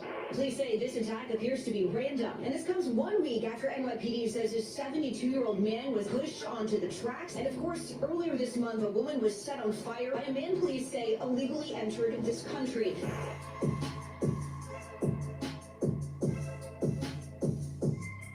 So as another subway incident unfolds, the preventable nature of this crime and others like it becomes shockingly clear. But what none of New York City's leaders want to admit is that the police, the troops, although they make us feel safe when we see them... Once I play this video, I'll give the mic on X. It's the best we can hope for, because it's New York's laws that are enabling rampant lawlessness, as the world recently witnessed when a homeless person who was in the country illegally did something absolutely terrible to another rider. An act so shocking you'd have thought the local government would have been down here right away protecting people. But since it happened, we've only had more assaults, more altercations, and more people being targeted in high-profile ways that reveal the seriously out-of-control safety problems the subway is experiencing. Something that just does not compute in the minds of New York's progressive elite who keep telling us crime overall is down, when at the same time the crimes that make it more dangerous down here are going through the roof, which has our leaders perplexed. How can crime be up if they've defunded the police and scared the law-abiding into a defenseless posture by prosecuting those who stand up to criminals in the absence of police? Which brings us to the real reason why we've got a never-ending crime wave down here that the city just can't seem to stop in spite of the presence of troops and police. In New York, we've built a justice system that protects criminals instead of punishing them. And when someone gets arrested, oftentimes they are released without bail, even in cases of assault or robbery. Crimes which in many cases have already been decriminalized and are only misdemeanors that do not result in jail time. But it gets even worse because, as you're about to see, New York rarely even penalizes those who break the law on their way into the subway, signaling to criminals that they can do pretty much whatever they want down here, which is why they're doing pretty much whatever they want down here.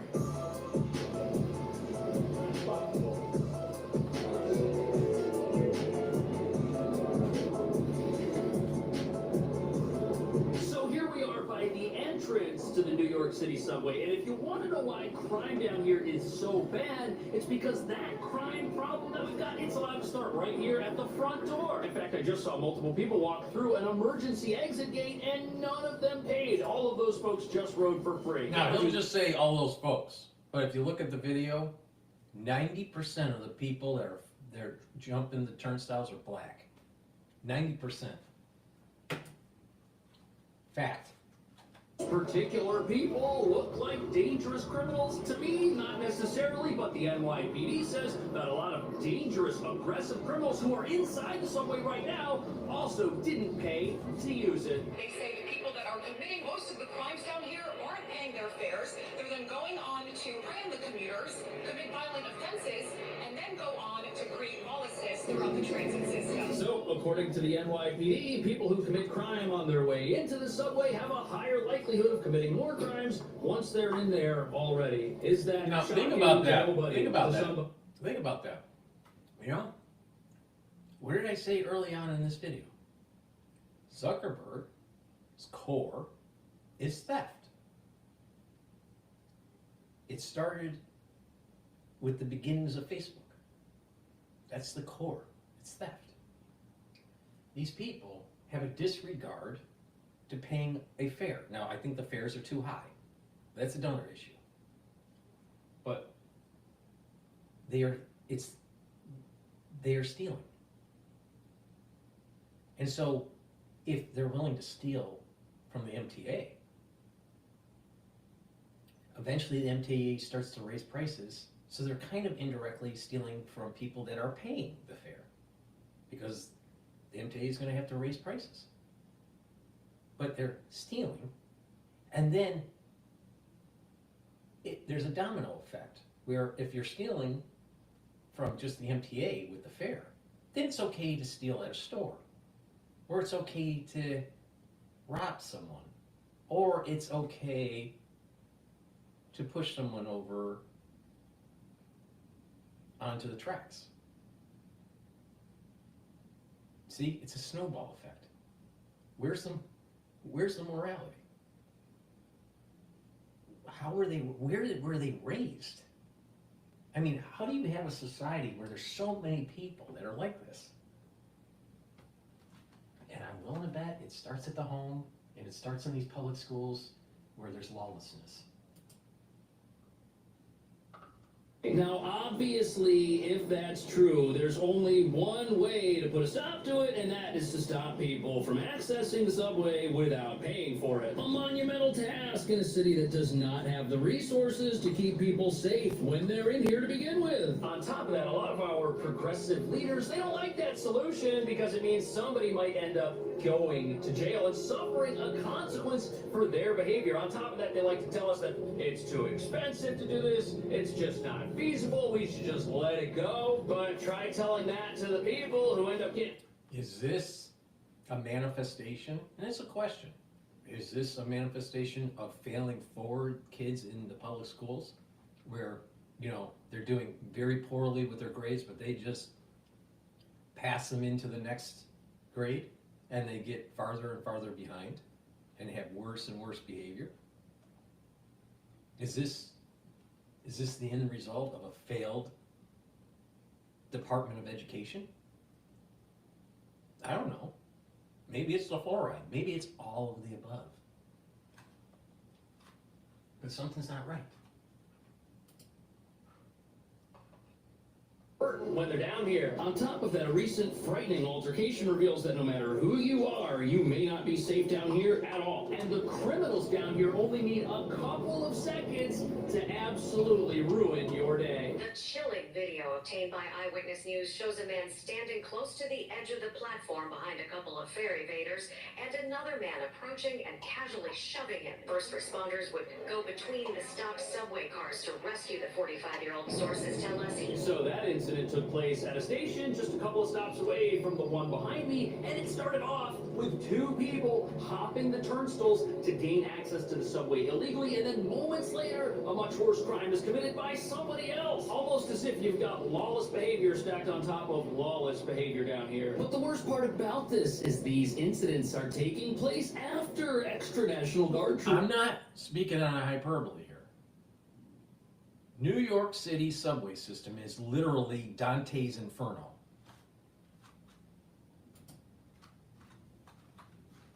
Deployed to keep the subway safe and secure, revealing that there's not a whole lot all of this extra security is actually doing to help people, especially when you'll be hard-pressed to find troops and police at every station. Look, this one right here's empty. Unless you see this emergency help button as an adequate deterrent to crime. But the problem is, you've just got way too many subway stations in general for police and troops to be at all of them at once, and this is a system that operates 24/7, it never takes a break, and the reality here is we've got 1,000 National Guard troops scattered throughout the terminals and the various entry points to this system, but that's not enough. You'd need tens of thousands to completely lock this place down, which is never going to happen. And that's a shame because we've just witnessed how a lawless environment emboldens criminals. Literally, 2 guys evade the fare, and then seconds later, another criminal comes out of nowhere to show them up doing something 10 times worse. And according to the NYPD, there's a very high likelihood that criminals like that are not also paying to use the subway.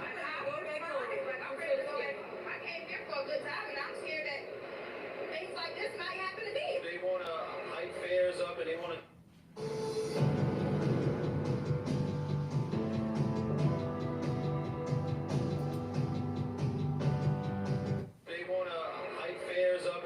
certain things, but they can't even keep the people of New York City protected. You know what I'm saying? It's kind of sad. Literally nobody down here feels safe. Everybody knows this is the wild, wild west, a completely unmonitored environment where anything can happen. Yet as the environment down here continues to deteriorate, the fares required to use the subway keep going up. All because the system itself continues hemorrhaging money as so many people don't pay to use it. And the individual who was arrested in this case, according to the New York Post, he was already facing other charges for incidents that also took place in the subway. And one of these altercations allegedly involved a police officer. Now, if somebody's not scared of the police, are they going to be scared of you or me? Probably not. Especially when our laws don't put people in jail when they assault others. You saw it right there on the security camera. People are assaulting others. They don't even care because they don't think anything's going to happen to them. And if you're going to allow people with horrendous rap sheets into the subway, how can you not expect the level of safety down here to go down? Especially in the absence of any law enforcement presence whatsoever in most cases. But what about this idea that the subway itself is so large and so vast with so many riders that your chances of being involved in an altercation are rather slim? I actually still feel relatively safe. You know, it's a big city and there's a lot of subway stations and a lot of people commuting, but yeah, it's still really scary when you see it on video like that so clearly. So that particular rider is right. It is possible to feel a little bit safer at times than at other times. And many people use the subway every day and do not have a problem. But that does not invalidate any of the crime that's taken place down here. Nor does it invalidate rising levels of weapon seizures down here either. Nor does it invalidate the fact that there are criminals roaming the halls, platforms, and stairwells down here, just waiting in the shadows for what they're going to do next. And the best way to think about subway safety is as if you are one of these beautiful, adorable sea lions basking near the beach. Can you go for a swim? Sure. But there are dangerous predators lurking in those waters, and some of the sea lions will not make it back to shore. But we human beings, we are not animals. You and I have consciences. We know right from wrong. And every single criminal that's done something wrong down here weighed their options and then took actions that were detrimental in many cases to other riders. Yet for some reason we don't. I'm not sure if Cash Jordan is right about that. There are many humans that act like animals. Like in Dante's Inferno. Bring law enforcement into this in any meaningful way. We want to have a few troops at Grand Central or at Penn Station. We don't want to actually secure this place and keep people safe. But what if we did? Is it really possible that a law enforcement or authority presence in general would clean this place up and make it safer? Some people say that's the case. Yet as you're about to see, our progressive leaders are completely against any such ideas.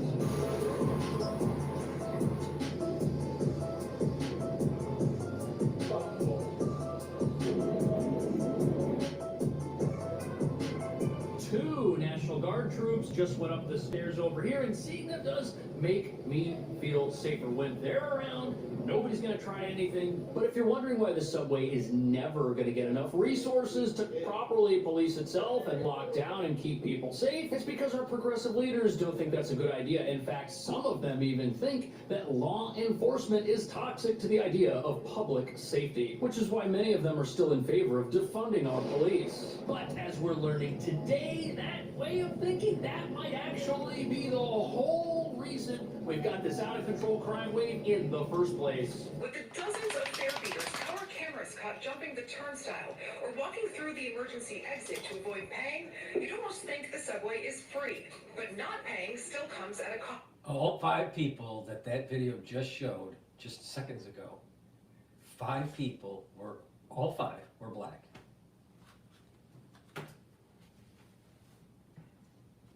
Especially for this man. So here we've got a video that proves that when police go after low-level fare evaders, amazing things happen from a public safety perspective, because a lot of the people they stop have warrants for other things and end up getting arrested and taken off the streets. In fact, one study from 2023 revealed that almost half of fare evaders have active warrants. And when you consider how many high-profile crimes our security cameras are capturing, you've really got to work hard to ignore the connection between fare evasion and other types of lawlessness. And here's how this pilot program worked. Undercover officers would set up shop around turnstiles that were constantly hopped over, and they stopped everyone who entered without paying. Now, fare evasion itself is just a misdemeanor. Nobody goes to jail for that. However, once the police have someone stopped, they can see what other things that person may have recently been up to, which is when they then locate people who've got outstanding warrants and can make an arrest. And when someone gets arrested, that's when they get searched, that's when weapons get found, and that's how you make the subway safer, by getting weapons and dangerous people carrying them off the streets. But there's a likely reason this was only a pilot program. This program proves that policing works and makes things safer. And with the number of weapons being discovered down here already skyrocketing because of random bag checks that... Okay, so according to NYPD stats, now it's saying January 1st through March 3rd. I'm assuming this is 2024 that he's pulling up here.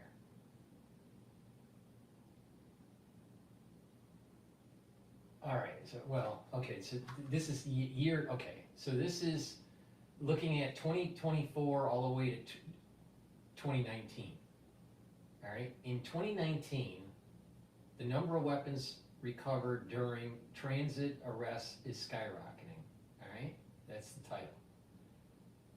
What was caught was 2,000. Now, I'm assuming, I'm not sure if it's all year or just through January 1st through March. The way it's written, it seems like it's just through January 1st through March, so it's compared, so it has equal comps.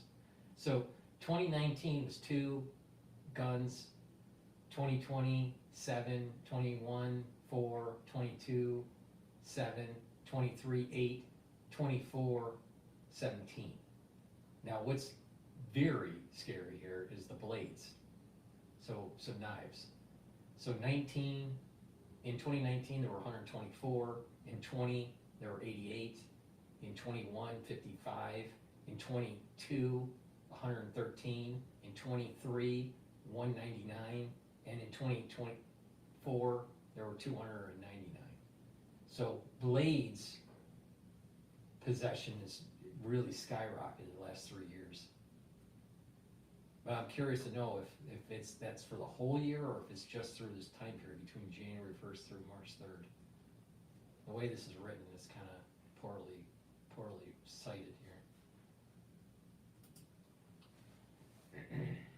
Thing works and makes things safer. And with the number of weapons being discovered down here already skyrocketing because of random bag checks that rolled out around the time the National Guard was first deployed, it would be pretty hard to pass the subway off as being safer than ever if more weapons than ever start getting discovered. And that's likely why our leaders want to try to clean this place up while discovering the smallest number of weapons possible. It may look like a low-level crime, and it may start out that way. Reducing the amount of people who come into the system without paying is ultimately reducing reducing felony crime.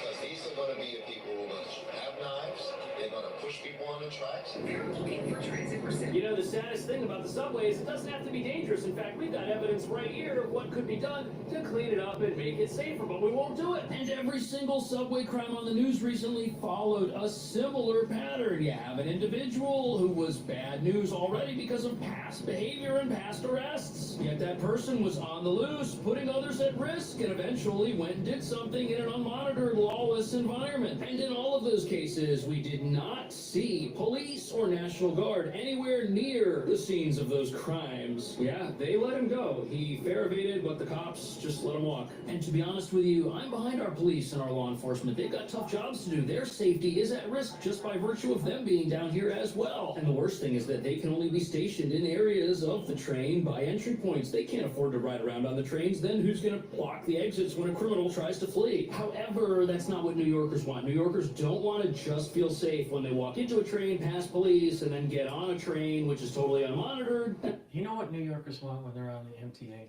They don't want to be set on fire. They don't want to be shot. They don't want to be stabbed.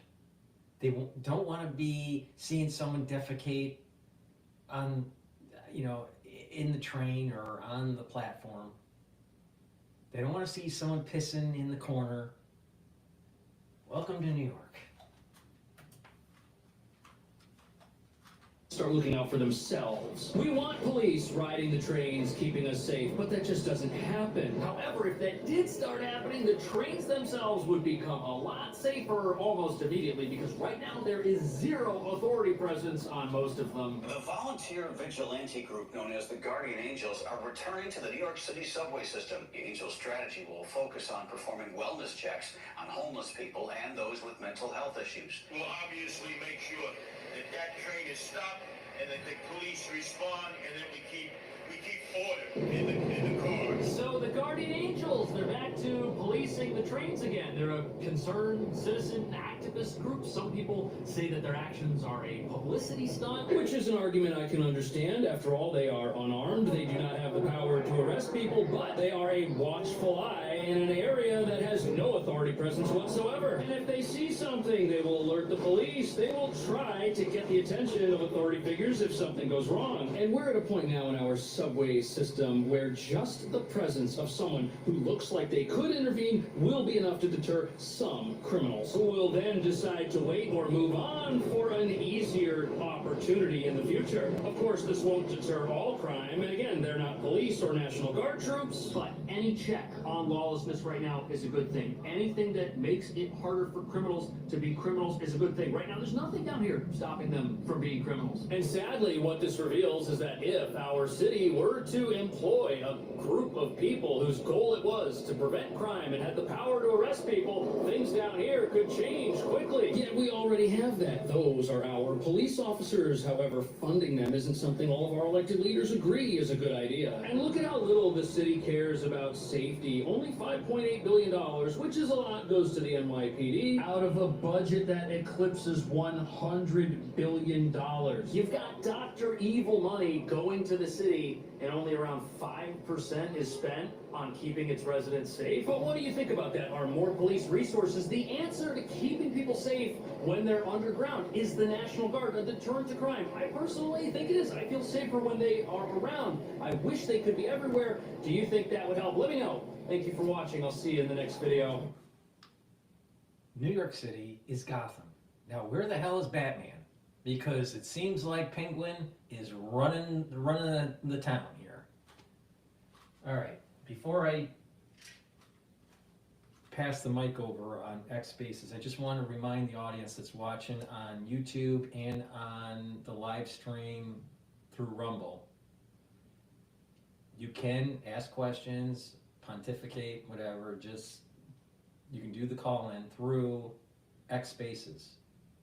So in the description of my videos, you can get to my X account and follow the X Spaces, and then just raise your hand or do the request, and I'll pass the mic over. But before we go to X Spaces, please help support my work by getting the products that I take to improve my health And if you follow my protocols, if you follow my lead on this, if you listen to how to stack this stuff, you're going to be able to improve your health. I have lots of different supplements, so depending on, what your price points are and, what you need to do to improve your health and what you want to target, there's lots of things that you can target from my store, the-studio-reykjavik.com. Some of the supplements that you could get and stack together that will help with your bones and your cardiovascular system is vitamin D3. Vitamin D3 will help you absorb calcium and to be able to get your cells to be expressed, because vitamin D3 is a gene expression cofactor. So that's really important for your cells. In addition, cells that need to go through apoptosis because they're infected, that's really important for the cold season. Vitamin D3 will help with that, all right? So take vitamin D regularly, but especially during the cold season.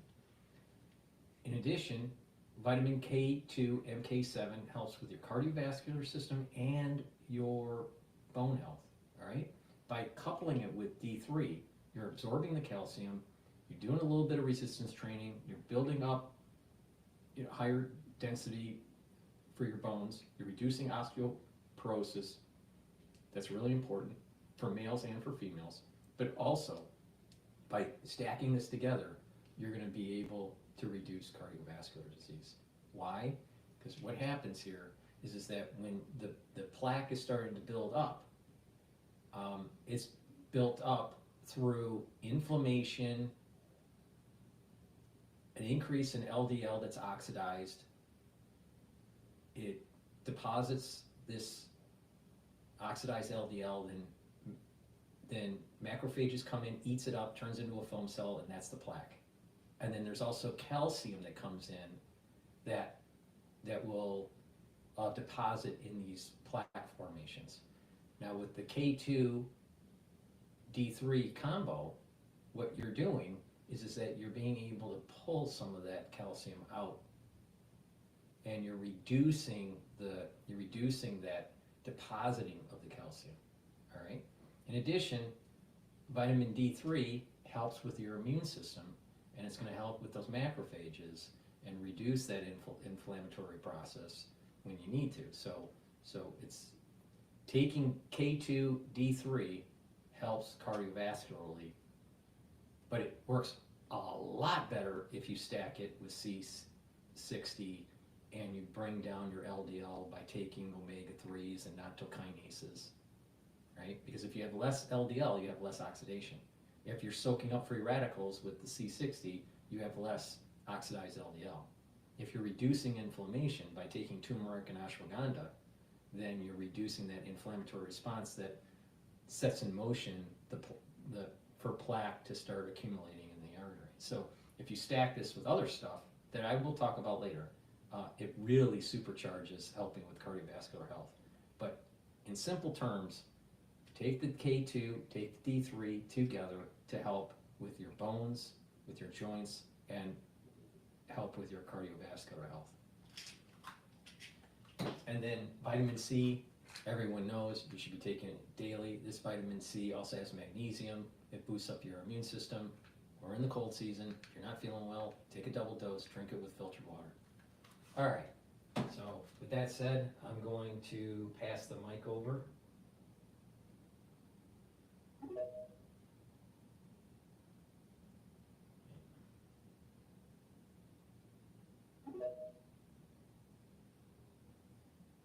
You should have the mic now.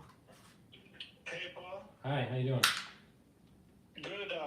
First, just so you know, I think Trump is in middle of or recently finished the press conference. Just FYI. Did he say anything important? I didn't watch it yet. I just saw a couple of tweets saying that, oh, he said this or said that. I didn't see anything he said he's going to change something. I just read a tweet, so I'm not sure of the exact wording. But I saw something that was on Bloomberg just quickly, and he said something about reversing the oil ban that Biden put for offshore drilling. That would make sense. And I heard, there was a tweet I saw that said that he's going to he wants to change the name of the Gulf of Mexico to the Gulf of America. Well, you know what? It should be the Gulf of America. I know. I mean, I like his idea. Well, not only that, there are people that are on X that are from I've seen some posts that were from Greenland, and they said they want America to buy Greenland.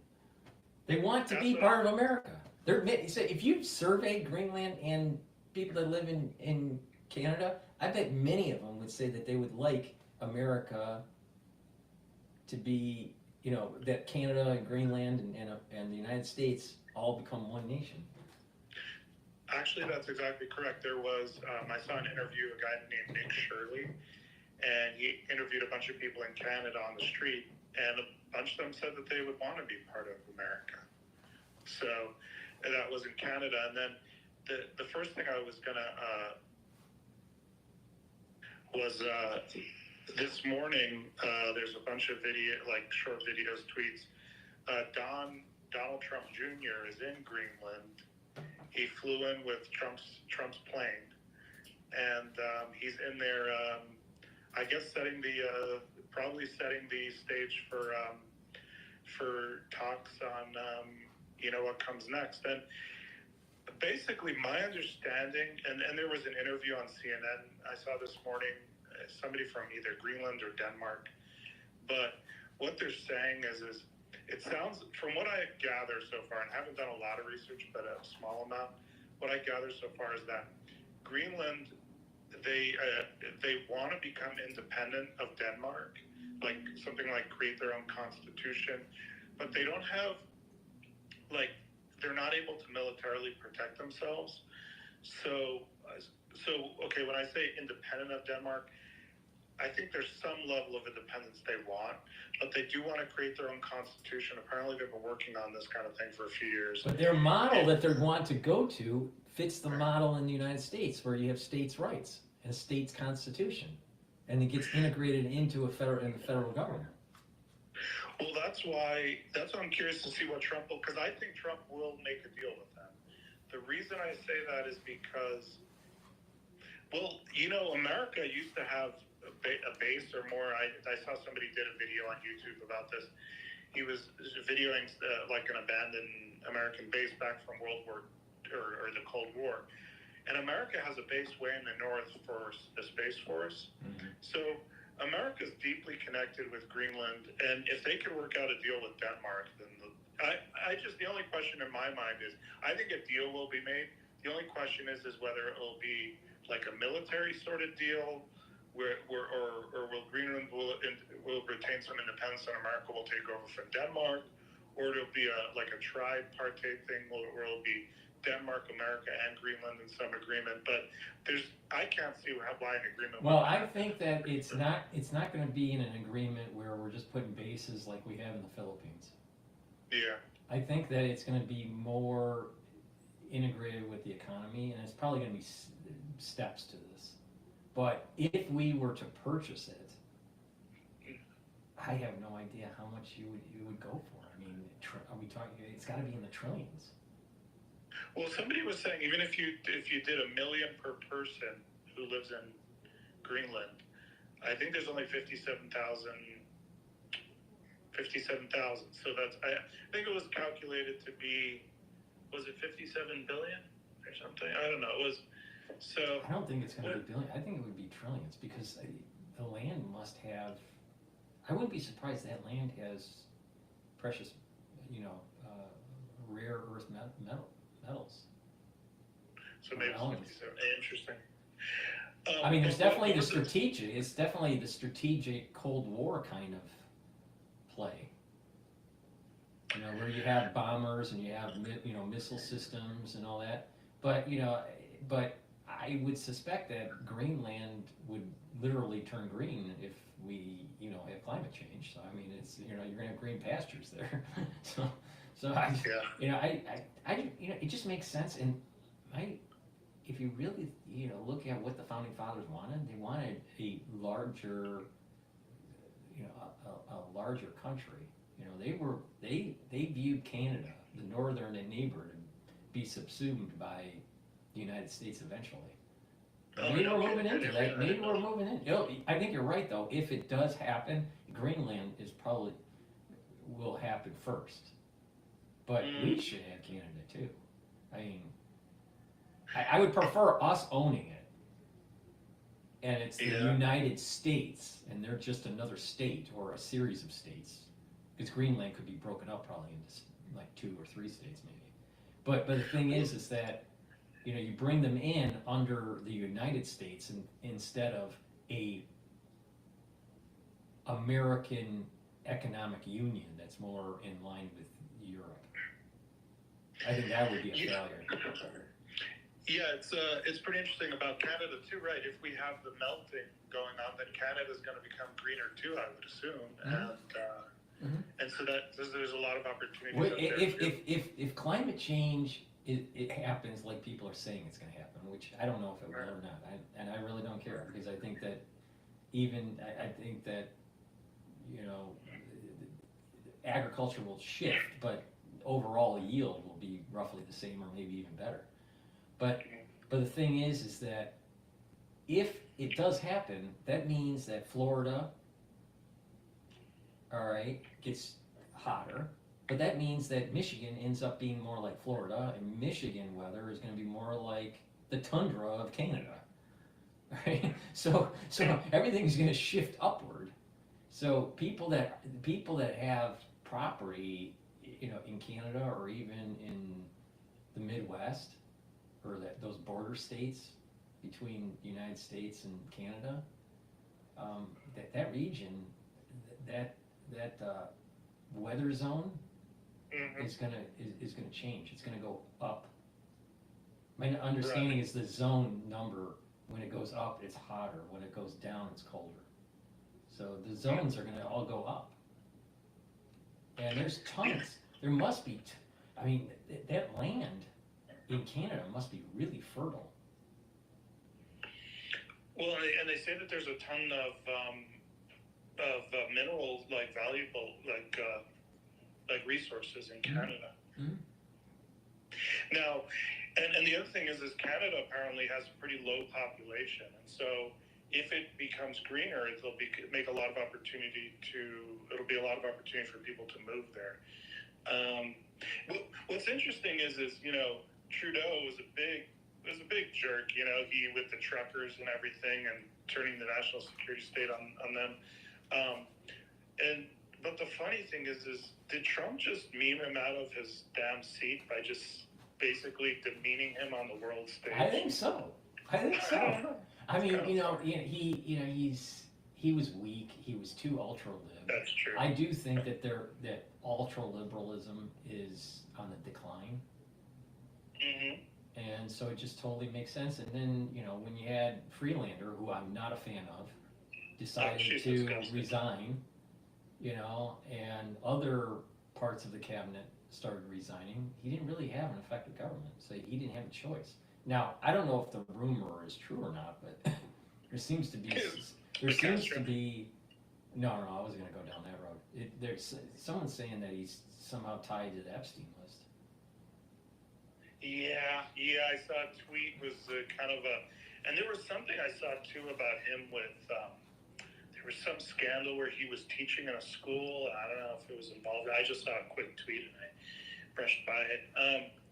But another interesting thing about the Greenland visit was it was a room full of, let's say there were, you know, 20, 30 people in the room, but they all had MAGA hats on. Greenlanders. Now, the thing is who went to go visit Greenland? It was Charlie Kirk. There was a bunch of young people, and they brought the film crew with them. I think he's really setting the stage. It's smart. You know, first of all, he sent Trump. Trump sent his plane. So you have the visual of like the Trump plane landing in Greenland, which means it's going to be all over the Greenlandic news. Right. And then also to announce that Trump's son is coming. So now everybody in Greenland's already thinking about it. In other words, before it was just maybe rhetoric, but to actually have Trump, even though it's apparently not an official visit, it's going to create a lot of news in Greenland, going to get people thinking and talking. And I don't know, the prime minister of Greenland came like over the past few years and gave a talk at a think tank in DC. I just, based on everything I'm hearing, what they're saying is they really want to have a relationship with the United States rather than China, because I didn't specifically say not China, but I did say you'd much rather have a relationship with the United States sort of thing, because the United States is their neighbor versus China's across the world, you know. Right. So I think that's why I think this is going to happen. Even the interview on CNN this morning, the guy who was speaking, I don't know if he was from Denmark or from Greenland, but it sounded like somebody important. I think it's going to be, I think it's even bigger than just Greenland in Canada. Obviously, you know, those are the big purchases, but bringing Puerto Rico and Guam as states. Now, Guam, I don't know, but Puerto Rico seems to be more aligned to the Democratic Party. But if a Republican president brings Puerto Rico as a state, then it may help the Republican Party in the future. But even if Guam and Puerto Rico that come in as states align themselves to the Democratic Party, all right? Mm-hmm. Most likely Greenland would be more conservative. I don't see them aligning themselves with the libtards of the Democratic Party. So, and Greenland's so big in terms of landmass, I don't know about population, but landmass, that there's the opportunity to break it up, where you have multiple states. And that changes the composition of how it's represented in Congress. Just like the same plan that they were going to do with Texas. Texas, on the books, can be broken up, I believe, into 4. And the same thing with California, can be broken up into 2. But they never did. So I didn't know that. Yeah, so it may be a smart play to actually, under Trump's administration, bring Puerto Rico and Guam as states. Now, in terms of symmetry, whatever they do, they need to do it in pairs. They can't just bring Guam in, because then it would be 51 states. They need a 52 state or a 54 state. It needs to be in symmetry. This is more Kabbalistically, but it has to be symmetry.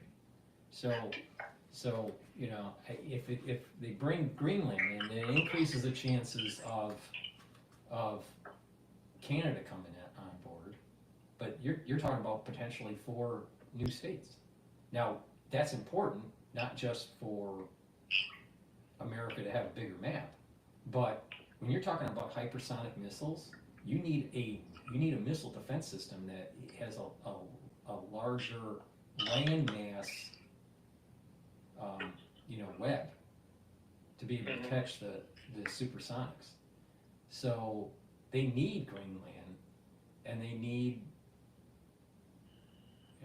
the United States kind of needs to do what the Chinese did and create islands in the Pacific. To create these missile defense systems. Yeah. What do you call it? But what's interesting now, I don't see this as a bad thing, but it just reminds me of like the Roman Empire. So are we like expanding before we eventually fall? I don't know, but it's. Well, I mean, the Monroe Doctrine was all about this. Was this expansion of the Northern Hemisphere? And what's interesting is Trump is reminding me of, I don't know if it was Teddy Roosevelt or whoever, but it's like, I think Teddy Roosevelt made some moves and did some big either expansion, whether he got the Philippines or whatever it was, Puerto Rico maybe. And so Trump is just reminding me Trump should really pull the trigger, and I think he will. Trump should really pull the trigger on this Greenland thing. He should change the name of the Gulf of Mexico. I think that'll be massive legacy for him, for sure. I think it's all good, I think they're all good ideas.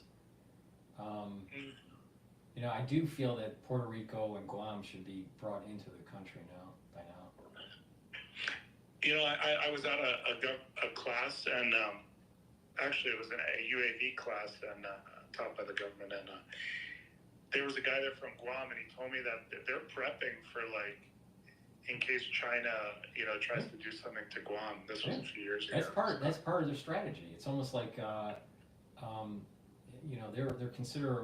they're worried about like that Midway, the Battle of Midway. So it's something similar happening.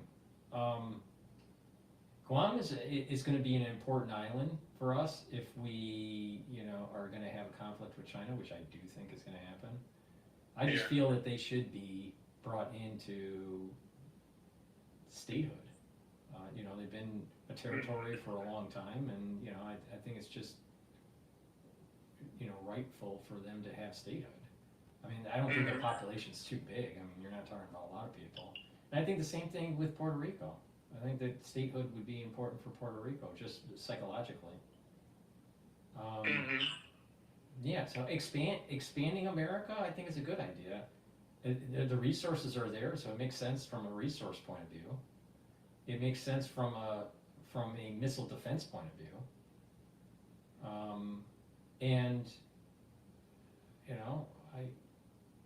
hockey's pretty popular in the United States now, so it makes sense to bring in Canada. So I don't know. Yeah.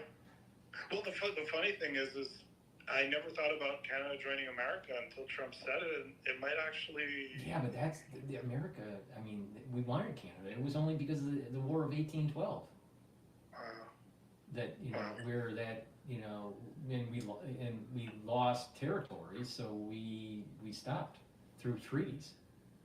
Wow. And so that was the reason why we didn't pursue Canada. Wow. We just kind of pursued just going out west. Right. And just right. focus the west of the country. Right. Now, Paul, so we talked about what was coming up, and it started just to change topics. So we talked about what was coming, and here it is. It started on January 1st. I posted in a reply comment to this space. I posted the link to the book on Amazon. Let me read the title. Al-Qaeda 2.0, the upcoming attack on the United States and Europe unveiled. And it's a short read, like maybe 100 pages, easy read, and a very important book.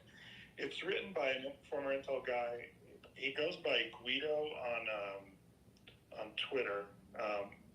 Let me see if I can find his name. But anyway, the point is, Guido is, it's at Cyberpioneer, P-I-O-N-I-E-R, at Cyberpioneer. Anyway, Pioneer. Anyway, so, I just mentioned that, but also, so the New Orleans thing, crazy, huh? But, if you look at the Islamic magazines that they put out, like the Al-Qaeda, they have these different ones. I forgot, Inspire magazine, different ones. They talked about doing these ramming attacks. And, if you look at the video, he jumped the curb. He got a smart vehicle. He used the correct vehicle to do this. It's a big, tough vehicle. He jumped the curb around the cop that was blocking the road. He went over the sidewalk and then just, ran people down. And what I don't understand is why we're not seeing similar terrorist acts that were in the 90s and the 80s with buses in New York. I just, like back in Europe and even in Israel, there were these bus attacks, and there was these terrorist attacks. And they would be carrying a bag or something and they would blow up the bus. It would be so easy in New York to do that. I just don't get it, why they haven't done it. Well, okay, Sarah Adams, this former CIA targeter, she's on Twitter. What she said, and she's done a couple interviews on Sean Ryan's show and other places, and what she said is what they're going to do is, so they have over 1,000 Al-Qaeda terrorists in the United States right now, and what they're going to do, and they plan on as of right now, hitting us over in 2025. What they're going to do is what you call Fedi attacks. So what they are is they have like say machine guns or whatever, and they fight till the death, kind of like Mumbai, India. So where it's a week long thing, and they overwhelm the police's ability to deal with them, and they hit. So what they're going to do is they're going to hit like say 10 locations in the United, or what was it, 100 locations, I guess, in the United States, 10 per group or something, and then so they're going to overwhelm. I mean, we saw how. So I think instead of them going on and doing. They might do, so like this guy in New Orleans, he had IEDs, but for some reason they didn't go off.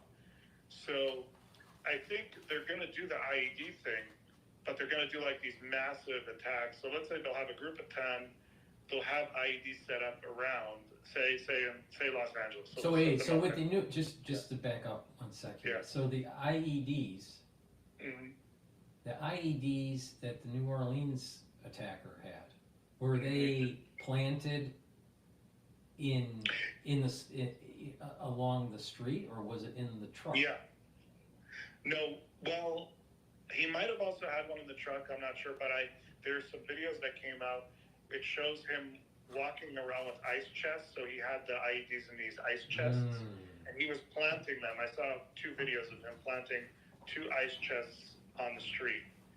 And then, so before he ran, he like walked around the street with Google glasses or Meta glasses, which makes me think they video from the glasses, which makes me think that the attack itself was videotaped and maybe sent to ISIS. I mean, does anyone know even Luigi, even though this is a totally different topic, who he called before the assassination of the CEO? Because he was on a burner phone and he called someone right before he shot. Oh, no kidding. I mean, I haven't been following it. Maybe people that are listening know, but yeah, it makes you wonder. Like, all right, they stream it or they're recording it. Why? Who are they communicating it to? Is it really just selfieism? It's a generation of selfie. Maybe it's just an extension of that. I'm not sure. Well, it's propaganda too. Because, like, if they send it to, how on October 7th they had all the videotaping. That was for propaganda. Do you think that the Cybertruck explosion and New Orleans were tied, or just totally disparate? Here's the weird thing about the New Orleans thing. I think was, if you look at it, the modus operandi was a straight terrorist attack, like Islamic terrorist attack. If you look at the Las Vegas thing, it really wasn't like a total IED. I mean, as far as I understand, he had it wasn't a real IED. Like I mentioned previously, like I've gone to bomb classes. From what I understand, his equipment that wasn't a real IED. I mean, yeah, it exploded as an IED, but it's not the type of IED that like Al Qaeda normally does or ISIS. So, here's a weird thought about that thing. What are the 2 items related to that attack in Vegas? One was the Trump Hotel, Trump Tower. Second, it was an Elon Musk vehicle. So I wonder whether it was a threat. That's my gut feeling. Is it was a threat to the Trump administration to Washington. Exactly. But the thing is why does a decorated Green Beret get caught up in this? Well, then again, they claim that was him, but then I don't know if they've confirmed. Did they say that? Because I thought they had found his passport and military ID in the vehicle, but at least in the beginning, I thought they said that they hadn't checked his DNA or they didn't know it was him. They didn't know it was him. They knew it was him because, and his DNA didn't match his kid, and then they knew it was him because of the ID, but he was too charred to make it out it was him, and so, But the other thing is this. Well, I don't know if it's true or not, because, again, like I mentioned during the video, things that are posted may just not be true. You just don't know what the truth is. But I thought that they said that there was a tattoo that was able to be That's identified true. by his wife. That was Matt.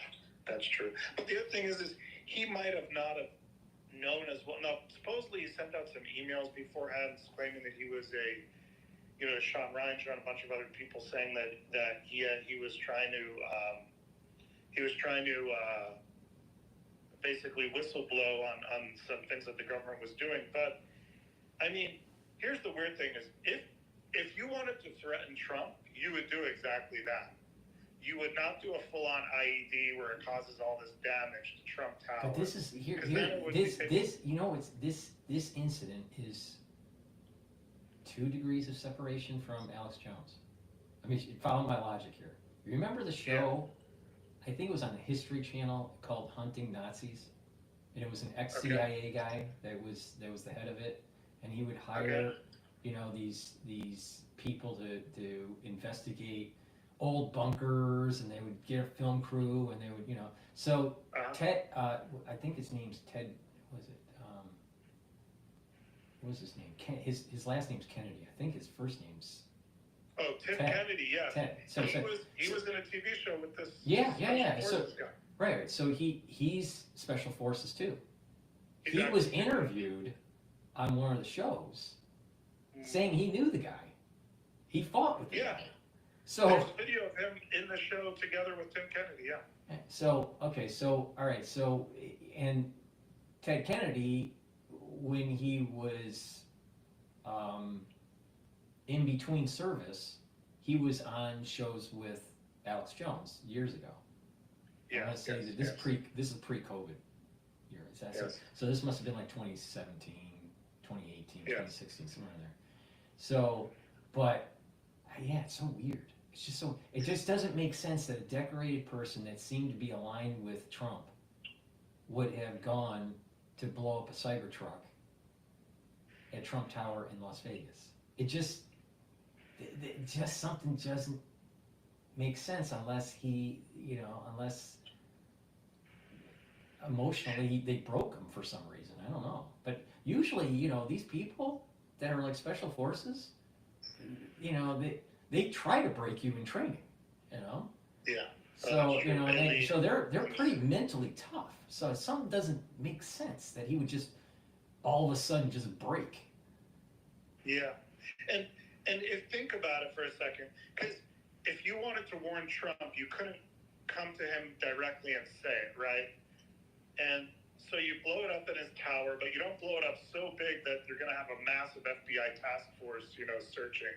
You just kind of make a show of it, which is more of what it was. Do you think he blew it up on accident and he was really going to walk away from the truck? No, I think it was done that it would. Wait, say it again? Do you think he wanted to step away from the truck and then detonate? And it went off on accident?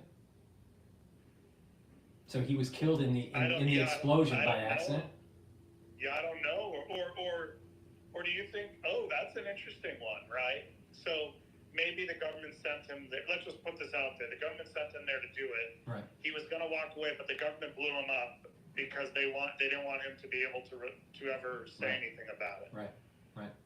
Or, I mean, because again, is there any proof that he really shot himself? Well, that's crazy too. Is that how do you shoot yourself and then blow it up unless you have it on a timer? Well, not that. There's a film again. I don't know if it's true or not. Yeah, but there was a slow motion film. Yeah. And he moved his head slightly, and then the truck blows up. But it did not look at all that he shot himself. And it's a perfect vehicle. It's big enough for a bomb, but it's a perfect vehicle because it could have. Let's just say the government, maybe it was a patsy. What if he actually did shoot himself, but then the government, just drove the truck because it's self-driving. They just drove the truck there. Paul, wait. Before I go ahead, in 2 minutes I have to jump on this this video call. Yeah. But let me jump on with you. If I don't catch you in half an hour, if you're still not on in half an hour, then I'll catch you the next time I see you on Spaces, and let's finish this. Okay. All right. Yeah. Okay. No problem. Talk to you soon. All right. Bye.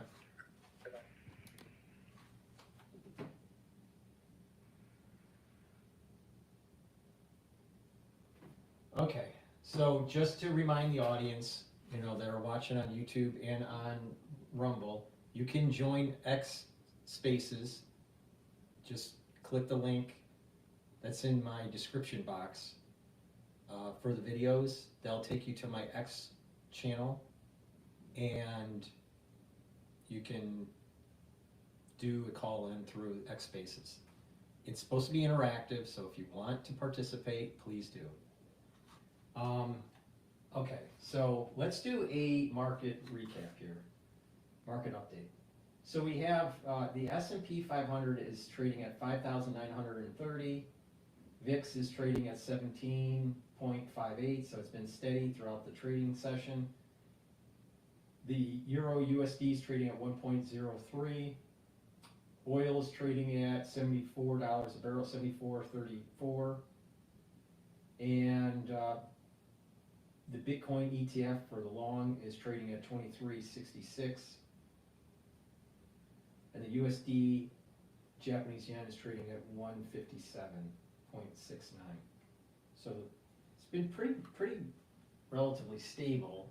You know, there's a little bit of a decline in the equity market because it's trading below 6,000. But today is not that too eventful. Let's go to Bloomberg.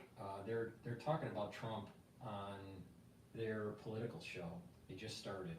But before I do that, let me just plug some of the supplements that I offer. Another set of supplements that I take every day to help my immune system and my cardiovascular system.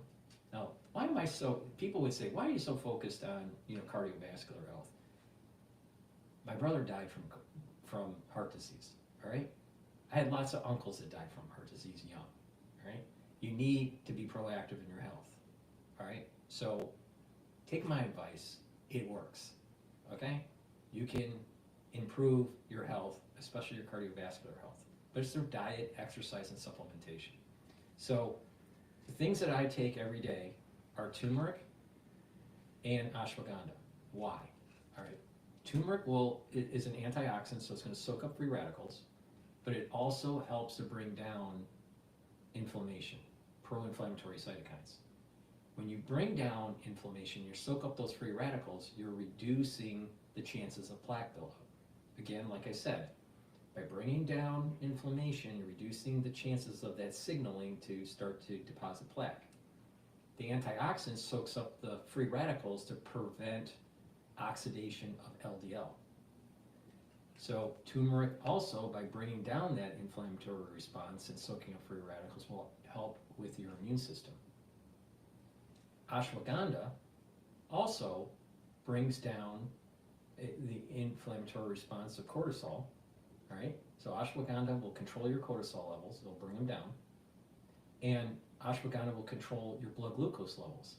High blood glucose levels and high cortisol levels leads to inflammation. And when you have a chronic inflammation in your vascular system, you're going to be depositing plaques. You don't want that. So taking ashwagandha root regularly will reduce cortisol levels, reduce your blood sugar levels, right? And help to improve your immune system and your cardiovascular system. Because if you have too high a cortisol, you're actually suppressing your immune system. Cortisol is an immunosuppressant.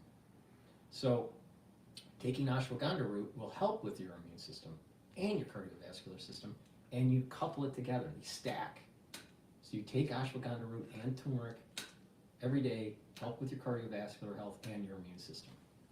Now, you can also stack it or take it separately. Nattokinase. Nattokinase breaks up clots, so it's fibrinolytic, but also nattokinase helps to reduce LDL levels and increase HDL levels.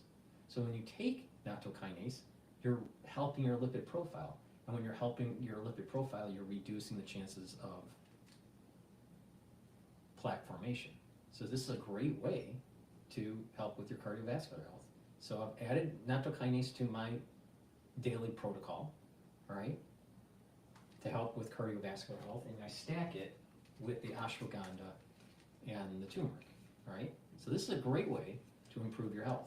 You're helping your immune system, you're helping with your heart. Now, it's not just taking supplements, it's also about proper diet and exercise. So do a little bit of cardio, do a little bit of resistance training, take the supplements, do some balancing exercises and stretching, all of them, all right? And you're gonna see improvement. Now, you don't have to be an athlete, you don't have to be running triathlons, you know, if you don't want to. But the thing is that regular daily exercise, get your heart a little bit going, right? Do a little bit of resistance training. You don't have to be a bodybuilder, right? But do some resistance training, gain some muscle, improve your pulmonary function by breathing in and breathing out, you know, with some exertion because of working out. And you're gonna improve your pulmonary function, your heart, and you're gonna build more muscle. And you're gonna get healthier, all right? It's holistic, it's a holistic approach. There's no such thing, just take a supplement and everything's gonna be perfect. No, it's holistic. You gotta be vigilant, proper diet and exercise. So take my advice, please go to my store, the-studio-reykjavik.com, get the turmeric, get the ashwagandha, and get the nattokinase. All right, let's go to Bloomberg right now, see what's going on. Where's the pain, if not at the Pentagon or, to Kaylee's point, entitlements? Well, you know, there's basically 12 pages of opportunities that we looked at over the course of Saturday that come from different committees of jurisdiction. Some of them deal with the types of reimbursements we make to different types of medical providers. You know, there's a whole system out there that's been developed over the years. It's very complicated, and sometimes we treat hospitals one way and we treat private practice physicians a different way. The reality is it's the same service both places, and so we need to have these conversations like, what should the policy be as we reimburse providers? Now, we're not talking about taking benefits away from Americans that need medical care, but as you'll see in the next couple of months, there's areas from the committees of jurisdiction, energy and commerce. Here's the problem. Here, I'll just interject really quick. The problem with the hospitals is that most of them are underwater. They're in the red. So they're trying to lobby Congress to help them. So sometimes the reimbursement rates may be higher at the hospital than, let's say, at a private practice. There's a lobbying issue that's going on too. And then who owns the hospitals? Hedge funds. And then you have the hedge fund companies and the big finance lobbying. Of course, I mean, all of these different committee chairs are working diligently and are sitting down with all of us, and that's the process we have right now. I'm going to a meeting later today in the Speaker's office, and we're just talking about, okay, how will this work? What is the timing? What committees have to be involved? And who in the conference needs to be at these meetings so that they can have their voices heard? We have no room for error. We have to get to 218 votes.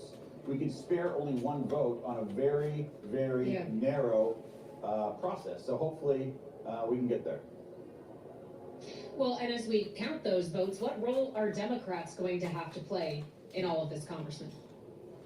Well, as long as we're talking about reconciliation, obviously, if we can act as a majority in the House and our colleagues in the Senate can use the reconciliation process, this will be a very Republican-driven agenda. Now, I'm under no illusions. Outside of reconciliation, we're going to have to find bipartisan solutions. We've only got 53 votes in the Senate. There will be a number of opportunities for bipartisan agreement, but as it relates to reconciliation, and here are the topics in reconciliation that I think are relevant: border, spending, tax cuts, and energy. And I'm sure there'll be other things thrown in, but that's where I think we're going. Has anyone talked to the parliamentarian about this, Congressman? Because there are concerns, and we heard John Thune talk about this, that whatever is crafted in the House could crash into a wall in the Senate, where it's going to have a bird bath, the bird rule that makes it clear that outside of budgetary items, we don't have a reconciliation bill. Are you worried that border policy may be at risk by using this method? Well, we're pretty confident the border policy provisions that we're interested in can be in there. We talked about this last Saturday at Fort McNair. We're going to be working hand in glove with John Thune over in the Senate The Byrd Rule has 6 different provisions that have to be followed. I cannot imagine we would pass a bill out of the House that hadn't been vetted through the Senate parliamentarian with the help of the majority leader over there. That would be a colossal waste of everyone's time and jeopardize this entire effort. That was one of the questions that was asked last Saturday.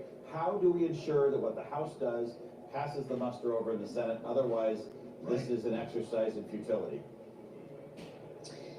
Congressman, you also have a seat on the House Financial Services Committee, so I'd like to ask you about the news we got yesterday from the Fed's Vice Chair of Supervision, Michael Barr, that he does intend to step back from that role, though he will stay on as a governor. The now chair of that Financial Services Committee, Fred Shelley, your colleague, was on Bloomberg surveillance this morning. This is what he had to say about a potential replacement, and we'll have you respond. Mickey Bowman's done an outstanding job as a governor on the Federal Reserve. She comes to the Federal Reserve with practical experience, both as a bank commissioner in Kansas, as well as a family connected to community banking business there in the heartland. She's been a great voice for common sense and tailoring and regulation, and I think she would be, if President Trump made that decision, that would be, in my view, a good one. So the chairman is advocating for Michelle Bowman here, Congressman. Do you also think that would be a good choice? Well, obviously, I'm from the heartland. My state is filled with community banks.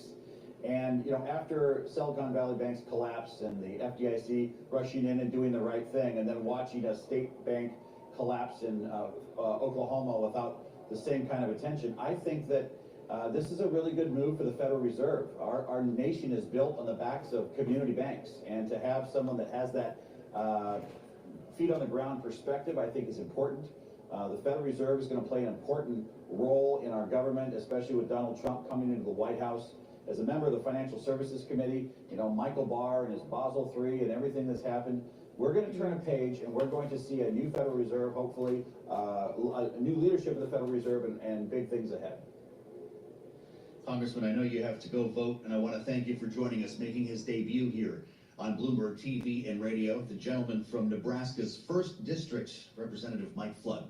Thank you for joining us. I'm Joe Matthew alongside Kaylee Lyons in Washington. Hour 2 of Balance of Power here on Bloomberg Radio, and we're off and running on Bloomberg TV. Thank you for making us part of your Tuesday as we assemble our signature panel with a lot to talk about, following our conversation with the Congressman and a more than hour-long news conference from President-elect Donald Trump. Jeannie Shanzano is here, Democratic analyst, political science professor at Iona University, alongside Rick Davis, Republican strategist and partner at Stone Court Capital. Rick, after what you just heard from Mike Flood, it's clear that a lot still needs to be figured out in the congressional agenda and exactly what role Democrats will play in it. Is reconciliation, though, going to be the savior that this Republican conference hopes it will be?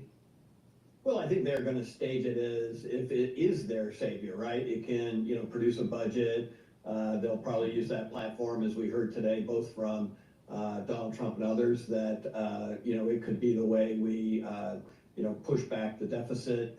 And I think it's important to note on Congressman Flood's statement that even though he said Social Security is not subject to reconciliation, other mandatory entitlement programs are. And so food stamps and things like that all could be on this list of 12 pages of items that the House of Representatives are using. But I think that, you know, these are limitations, right? Even though you get advantages with reconciliation, there are a lot of things you cannot do that the government still needs to do. And so we're not paying much attention to the appropriations and authorization process.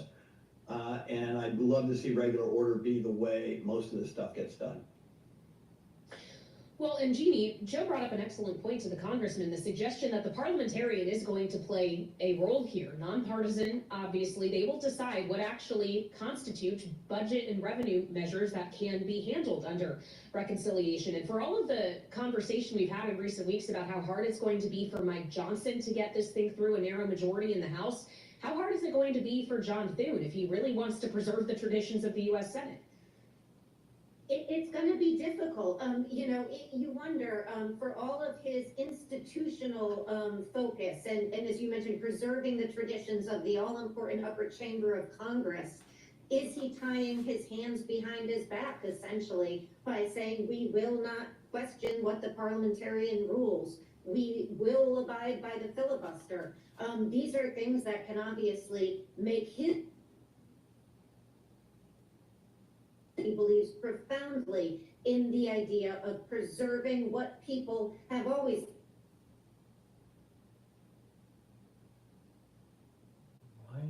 agenda. And you know, I thought the conversation with Representative Flood was so good because he was so sober in terms of making the point that needs to be underscored. Republicans are serious, he says, about cutting spending, and that is going to require pain. And he mentioned that word pain to you both, and I thought it was so important. And he said, you know, we need to let the American people know that addressing the deficit is going to require pain. What we don't know yet is where that pain will be, and you all asked such an important question.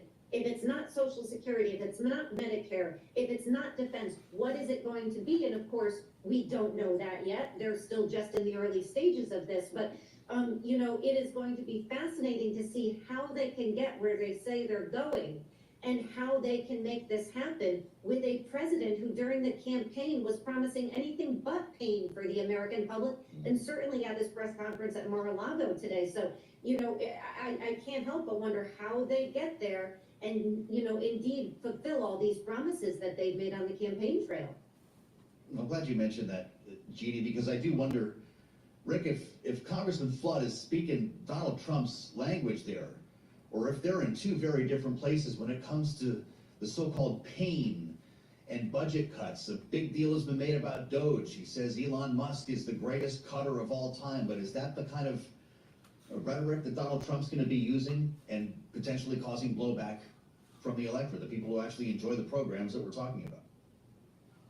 Yeah, sure. Anytime you start cutting government spending, somebody is going to be impacted. You can cut government spending, but not cut so much towards the benefits of individuals.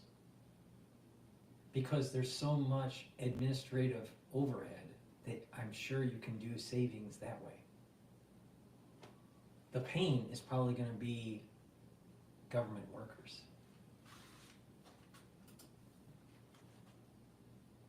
That the reality, though, is it's the right approach to take in the sense that if you lay out the idea that we're going to take some things away from people, whether it's programs inside the Education Department or Department of Energy or HHS, the reality is we got to start a program to where we start being right-sizing government. And I think Donald Trump's, you know, the one thing you got to give him credit for is he'll take a loss and turn it into a win, right? So, okay, maybe they don't get to $2 trillion in cuts over the federal budget in 10 years. Even if it's close to $1 trillion, he's going to declare victory. And by the way, he'll have done more than most anybody else in our lifetime to sort of stem the growth of the federal government. Look, I do think the safety valve is the United States Senate. I mean, whatever comes out of there will be bipartisan. It does not, the reconciliation doesn't trigger the, filibuster. So it's just whatever, you know, you can get to 51. And like what has happened in the past on these reconciliation bills, the House will take the lead and fail, and the Senate will come in with their own version of a bipartisan bill, and you're probably going to wind up with Democratic votes in the House to get it done. And by the way, applause by the White House because they just want to sign something that advances their agenda. So I think that realistically, seeing something, James Mahoney, our producer, said March Madness is going to be more than just basketball this year, and I think he's right. This is going to be fiscal March Madness. So, you know, we ought to start our own little chart to see what stays and what goes. We love it when producer James gets a shout out, Jeannie. If we're talking about March Madness, that's getting into, what, 2 months in the second Trump administration? For all of our conversation around early wins Donald Trump might want to notch, are they really going to end up being all that early? He's hoping they're early, and I think that's why we heard him again today in the press conference say he's open. You know, he prefers the one big, beautiful reconciliation bill, but if it has to be two, he's okay with that as long as he achieves this agenda. And I think that's what John Thune has been trying to urge the president is he can get a win on energy, which he talked again today about how that will help cut grocery prices. And he can get a win on immigration if he does the two-step approach. But of course, you've got a House and Mike Johnson and Jason Smith and others saying you got to go big, bold, and one big, beautiful bill. So you know, we don't know how early this is gonna be. And just to what Rick was talking about, all of those proposals that they've talked about, Elon Musk, Vivek Ramaswamy for Doge, in terms of cutting the education department, the Schedule F, that doesn't begin to get us to the $2 trillion that they're talking about. It doesn't even get us close to half of that. They're gonna have big cuts, and that's what we haven't heard. Yeah. All right, Jeannie Shanzano and Rick Davis, our signature political panel. Thanks for being with us on this Tuesday edition. We'll have more with Rick and Jeannie still ahead because we have to recap that extensive press conference down in Mar-a-Lago earlier today. Just stick with us here on Balance of Power on Bloomberg. All right, let me do another product plug. We are in the United States going through the cold season, all right? And it's important to boost up your immune system. There's lots of ways to do it. Proper supplementation, lower the stress, make sure you sleep enough, right? Filter your water, eat properly, exercise, right? A supplement that I do every day is Max 35, all right? This helps to boost up your immune system. Take a teaspoon of this a day, swish it in your mouth, gargle, 20 seconds, 30 seconds, and swallow. You're going to neutralize pathogens. You're going to maintain mucosal barrier and boost up your immune system. This is really important. If you're not feeling well during the cold season, take a tablespoon or two a day, right? This is something I take every day. I take a teaspoon of it a day, all right? And if I'm not feeling well, I take a tablespoon or two a day. So please go to my store, get the Max 35, something that you should be taking to boost up your immune system every day. Now, another great supplement that I have on my store that I take every day is ubiquinol. Ubiquinol is a very high bioavailable CoQ10. Now, why do people need to take ubiquinol? It helps to boost up energy levels, helps to improve the mitochondrial health, so you have more ATP. It's an antioxidant, so it's going to soak up free radicals. That's good. You don't want to age like Alex Jones. And ubiquinol helps to protect your neurons, improves the health of your neurons. So this is really important, especially when you get older. So take ubiquinol every day. It's the highest bioavailable form of CoQ10. It's a very high quality supplement.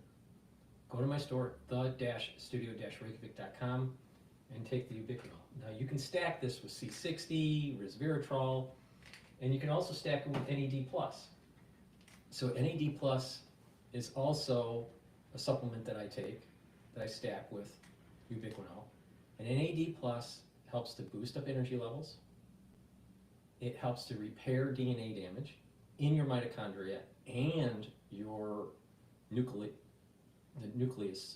DNA in your cell. So you have two types of DNA. You have mitochondrial DNA and cellular DNA, right? And nucleus DNA.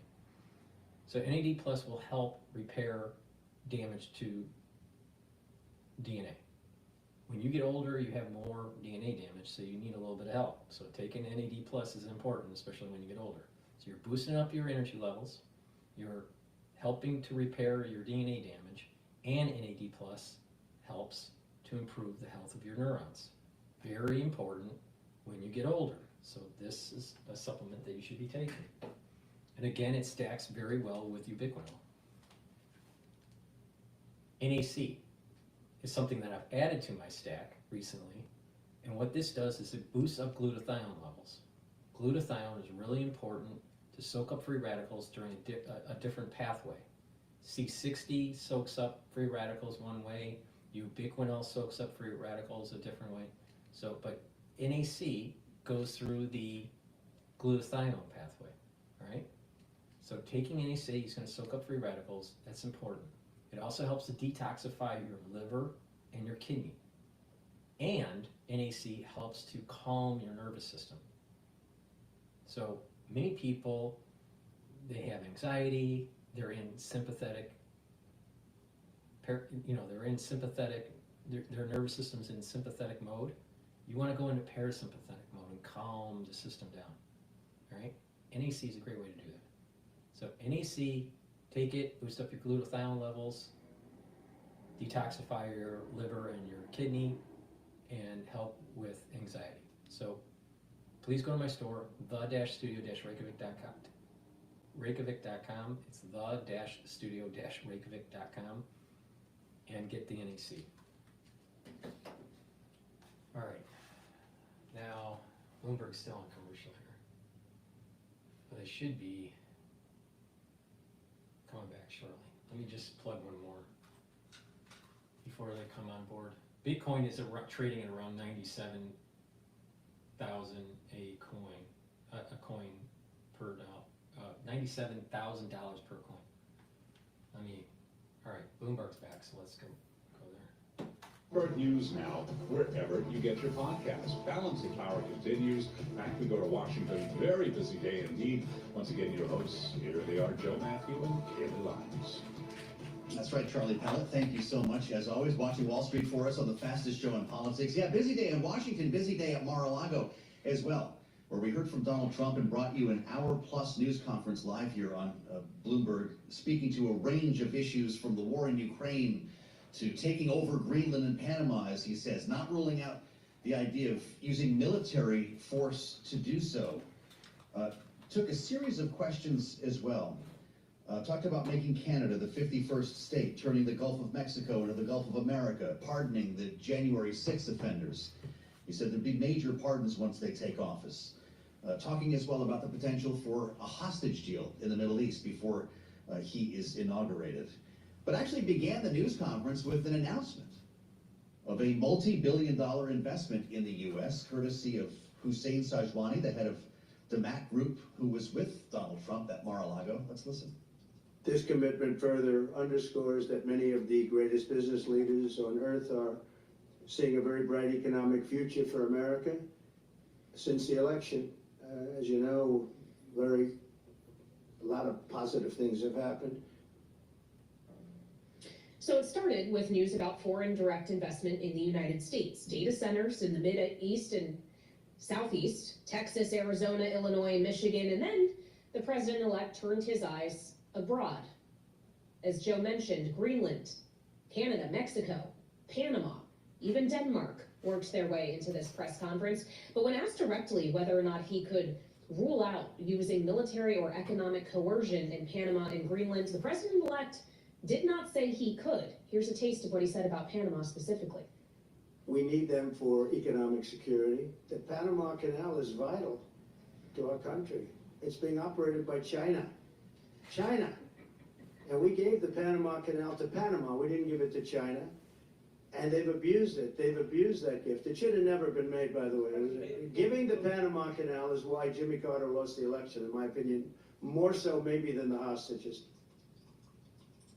So we want to get into that and everything else we learned over the course of the more than hour-long press conference and turn to Bloomberg White House and politics reporter Hadriana Lowenkron, who is in West Palm Beach as we speak. So Hadriana, there's I guess a question here about the sudden, it seems, although he has put forward these ideas before, fixation with getting Greenland, Panama, and Canada, all at least within U.S. control, if not part of the U.S. itself. Where is all of this coming from? Right, and this is interesting because as someone who was covering the campaign, a lot of the... Well, let me tell you where it's coming from. And it's coming from the historical precedence of our founding fathers. And that was, you had the Monroe Doctrine. There was supposed to be a greater United States.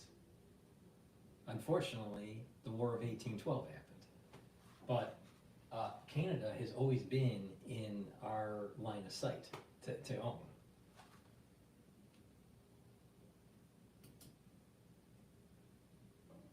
The main priorities that the now president-elect has discussed has been more domestic. So of course, the immigration, fixing the border, as well as, of course, inflation and what's going on with the economy.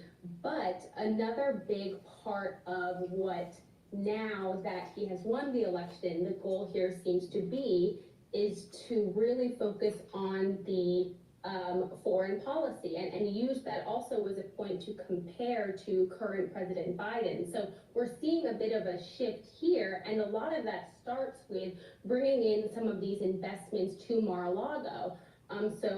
This press conference this year, starting off, as you mentioned, with this $20 billion investment coming after December, SoftBank CEO pledging $100 billion. And again, really suggesting to some of these allies, as well as other folks across the world who are, Iran and Russia, to really watch out for what Trump has coming up. So definitely a switch in tone here, focusing more on what's happening abroad. Donald Trump's on his way to Washington. He mentioned Jimmy Carter a couple of times today, the former president, not in the most flattering way with regard to the Panama Canal, but he will be here for the funeral, Hadriana, which will also give him venue to meet with Republican lawmakers. Are we going to get a sense of what Donald Trump really prefers in terms of a congressional agenda here? He spoke to the idea of a big, beautiful bill, and he said he was also open to cutting it in two, and we don't seem to have much clarity on this. No, definitely some more non-committal comments this morning about what his preference is.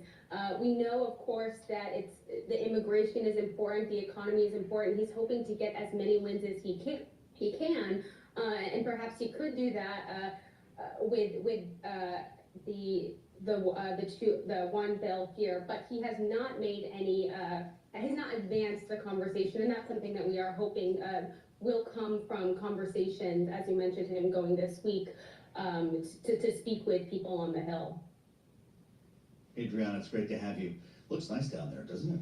We're snowed in Washington, Adriana. Yeah, we'll see you back here in the snow globe. Reporting for Bloomberg, White House and politics reporter Hadriana Lowenkron in West Palm Beach. I'm Joe Matthew alongside Kaylee Lyons as we try to unpack everything that we heard from Donald Trump. It could take us a while, by the way. Talking not only about Panama and Greenland, but also the Gulf of America. We're going to be announcing a future date pretty soon. We're going to change, because we do most of the work there and it's ours. We're going to be changing sort of the opposite of Biden, where he's closing everything up, essentially getting rid of $50 to $60 trillion worth of assets. We're going to be changing the name of the Gulf of Mexico to the Gulf of America, which has a beautiful ring that covers a lot of territory. The Gulf of America, what a beautiful name. He does have a lawmaker on this, by the way. Yeah. I think you found this on Twitter. Congressman Randy Weber, Republican from Texas. He says, let's do it. Gulf of America better than Gulf of Mexico. Right. Well, I'm all for it, but it's bigger. It's bigger than that. And that is, what did Biden try to do? Offshore drilling banned. A lot of offshore drilling is in the Gulf of Mexico. So, again, Trump has a gift, and that is to turn something negative into a positive. All right. So Biden tries to hamstring Trump's administration with drill baby drill, and Trump now turns it into a marketing scheme where now we're changing the maps and what things are called, on top of drilling in deep water. So, in a way, he's a marketing genius. Applause emoji. Do we stop the renaming of international waterways? I don't know. Or do the Pacific and Atlantic start to get renamed? I don't know, but maybe the panel can help us. Our signature panel with us here on this day of the news conference at Mar-a-Lago, Rick Davis, Republican strategist and partner at Stone Court Capital, joined by Jeannie Shanzano, Democratic analyst and senior democracy fellow with the Center for the Study of the Presidency and Congress. Great to have you both with us here. Rick Davis, Donald Trump's manifest destiny outlined today results in what? I think it's both cultural. We are here as a sort of special people who... After this segment, I'll pass the mic on. Can order the world better than anybody else. We bring, military might and economic power everywhere we go. And so I think it all is part of the same thing in the 19th century that the original manifest destiny meant to do, which is to plug into this notion, of American exceptionalism. Two, I think it puts everybody on their back heels. I mean, like, we already see, Prime Minister Trudeau lose office as a result, if not, only partially, but even that, from these conversations that Donald Trump's having. There's a panic in Mexico City over the tariff policy that was initiated days after the election, and Europe is scared to death about what is the future of a Donald Trump presidency. So no question, he's going to enter office, with everybody on their heels. And by the way, including what I thought was one of the most surprising things of the press conference, when Steve Witkoff, his representative in the Middle East, said, "Oh yeah, we're negotiating these release of the hostages in the Middle East before you take office." Which is less than 2 weeks from now. In fact, we're 13 days away from inauguration. But I'm glad, Jeannie, that Rick raised Steve Witkoff, because it speaks to this idea that there are others working on foreign policy issues in this administration, or at least will be. For example, Senator Marco Rubio next week is expected to have his confirmation hearing to be U.S. Secretary of State. To what extent do you expect voices like his could walk back some of these impulses on the part of the president? Yeah, it's going to be fascinating, because you're certainly going to hear him pressed on many of these statements that the president has made. And, it's just quite astonishing to sit here 2025 and listen to an incoming president, 2 weeks, as you mentioned, Kaylee, out of coming into office, blowing up the idea of respect for sovereignty. We take what he says about Canada as something. You know what the problem with some of these signature panelists on Bloomberg? They're not pro-America. I mean, they're not America First agenda panelists at all. You have a bunch of liberals, you have the Biden administration that wanted to flush America down the toilet. And it started during the Obama administration, where it was all about appeasement and apologies. You know what? America needs a lead, and you lead by doing. At the 51st state, and let's have Governor Wayne Gretzky look at what he's saying, as you mentioned, about Panama. Look at the Panama Canal, rather. Look at what he's saying about Greenland. Look at what he's saying about blowing up the Middle East.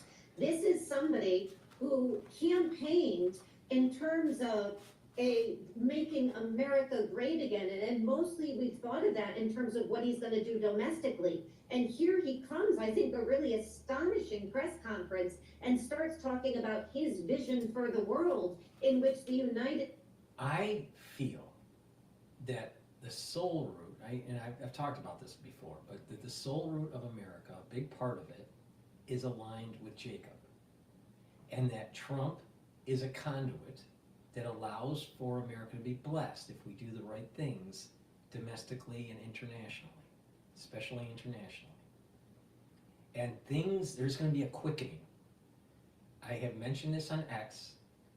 2025 is going to be a year that has 10 years of history all wrapped up in one. And things are going to be rapid, and there's going to be a lot taking place. And you can almost sense the momentum building up as Trump gets into office. And I think it's a wonderful thing, changing the Gulf of Mexico to the Gulf of America, or the Gulf of the United States, or whatever you wanted to call it. It may not be respecting the sovereign lines and sovereignty of many nations. And so I think if I'm President Zelensky... Wait. So you got this panelist that are complaining about Trump's not focused on the sovereignty of nations, but we have the Biden administration that has a porous border the size of like 300 Mack trucks, and you have this inflow of illegal immigrants coming in. Some of them are terrorists. Isn't that a problem when it comes to sovereignty? But it seems to be okay as long as Biden does it. It's okay to give away, make America the smorgasbord of the world, but America can't, go on an expansionism. What's wrong with American expansionism? As long as we can afford it. over from Ukraine, I've got to be wondering what's stopping Vladimir Putin from doing what he's doing. You know, these are the ramifications of the world's greatest democracy, led by somebody who has these beliefs. So we are in for quite a change, apparently, as it pertains to foreign policy. Just a minute left, Rick, from the take him seriously, take him literally category. Would Donald Trump have a good laugh listening to this conversation? Absolutely. You know, it's hard to tell how much of this he takes himself seriously. Sure. I mean, I'm sure there are things he thinks, oh yeah, I can't believe they fell for that one again. But he actually believes that he's moving the ball forward by making these kinds of statements. I mean, he wants all these world leaders to be on their heels when he meets with them. It's like basketball, he's throwing elbows inside the circle, you know, because he wants the space to operate. And he doesn't think Joe Biden did that very well. If anything, you know, sort of thought he was a suck up to Europe. And so the reality is he's going to paint a different picture. Sometimes it takes a little bit exaggeration, so you can't take him literally. But I think all of these things give you an indication as to where his presidency is headed. All right, Rick All Davis. right, so and before Gene before I pass on the mic, just plug 2 supplements here. Please help support my work and your health by going to my store, the-studio-reykjavik.com. The link is in the description of this video and all my videos. Get resveratrol. This is an antioxidant. I've been taking resveratrol for decades. All right, it will help with your mitochondrial health. It'll soak up free radicals. But not just that, it will help with an anti-aging process. All right, I'm really into this whole anti-aging thing because it does boost up your immune system and it slows down the aging process. So part of that protocol to slow down the aging process is to take resveratrol. And improving your mitochondrial health is a big part of it. But not just that, as you get older, you start to build up cells that go into senescence. So it's senesced cells. So cells that are in senescence means that they stop dividing, but they don't go into apoptosis. You can't get rid of them. And over time, when you get older, you have a buildup of senescence in your tissue. Well, that means that toxins and lipofuscin starts to build up in these cells. You need to get rid of them. And when you get rid of them, when the cells get out of senescence and go into apoptosis and you get rid of them, the tissue can sometimes regenerate if you have adult stem cells in those tissues. So you are actually kind of repopulating your tissues with younger cells from the basal layer of from your adult stem cells. Your adult stem cells are in this basal layer that will regenerate, okay? So resveratrol helps with that. So it's helping your mitochondrial health, it's slowing down the aging process, and it's getting rid of cells that have been in senescence. So if you have adult stem cells in those tissues, you're going to regenerate new cells that have longer telomere lengths. So that means that if you do a comparison where you get rid of those senesced cells, the average telomere lengths in the tissue start to be longer. Well, that's a metric for youthfulness. There's many different metrics for youthfulness. One metric is telomere length. So please go to my store, the-studio-reykjavik.com, get resveratrol. It slows down the aging process and gets rid of senescent cells. In addition, with resveratrol, it works really well if you stack it with C60, ubiquinol, NAD+, okay? And vitamin B complex, really important for cellular metabolism, helps with the mitochondrial health. The first 4 B vitamins helps with the electron transport chain, so it boosts up your ATP. That's really important for your immune system, really important for your muscles, really important for your neurons, really important so you can live. You need ATP, all right? So you need vitamin B complex, but also B12 is really important for your neurons. When you get older, you need healthy neurons. Why? Because you want to be able to walk. So if you don't, and you want to think and be able to talk, right? So you're going to have to maintain your neurons, your central neurons, central nervous system, and your peripheral nervous system. So taking vitamin B complex is really important for that. All right? It'll help with the cellular metabolism and slow down that whole aging process. So please go to my store and get the vitamin B complex. All right, with that, I'm going to pass on the mic, continue the conversation that we had earlier. Hello? Hi, Paul. Hi. Welcome Sorry, back. I caught you at a good moment when you were talking about Trump renaming the Gulf of Mexico. Right. Sorry, I had to jump off for a quick thing for half an hour. It's all right. But to go back to I think we were having a really important conversation about Las Vegas. So some things. One thing is let's say you. The thing about the Cybertruck is it's literally self-drivable. Like it's self-driving. They could remote drive it. So the thing about it is let's say they killed a guy, I don't even know if it's that guy, or if the guy literally did commit suicide, and then they just drive the truck there, and it's their own. I mean, there's a number of possibilities of what happened. But my understanding is that Tesla has a server that tracks these vehicles. So you would know that it's in autopilot mode. Oh, that's true. That's true. So, and they didn't say it wasn't. They didn't say it was. Yeah. But Tesla should know this. You're saying Tesla would know if they've been hacked too, like by the government? I would think so. According to my understanding of how the vehicle works is they have a lot of telemetry that keeps them being fed to Starlink, and Starlink feeds it back to their servers at headquarters at Tesla.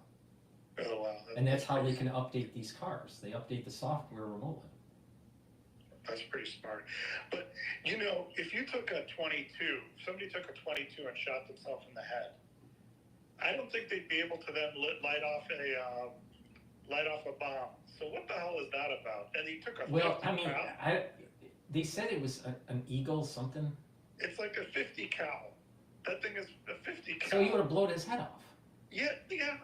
So I mean, it's obvious his head wasn't off when according to that picture that I saw. Yeah. So something's not right. Something's not right. There's no way if he shot himself with a 50 caliber, he wouldn't have a head. Yeah, but then how did he then blow up the bomb if he had just shot himself? How do you do that? I don't get it. See, if he shot himself from the side, the 50 cal would have hit the window. It didn't. Yeah. And so if he shot it from the front, that picture would have shown that the head would have been off. His head turned slightly to his left, and then the explosion took place.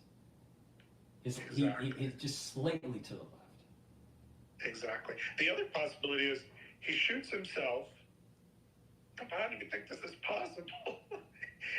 I mean, this is crazy.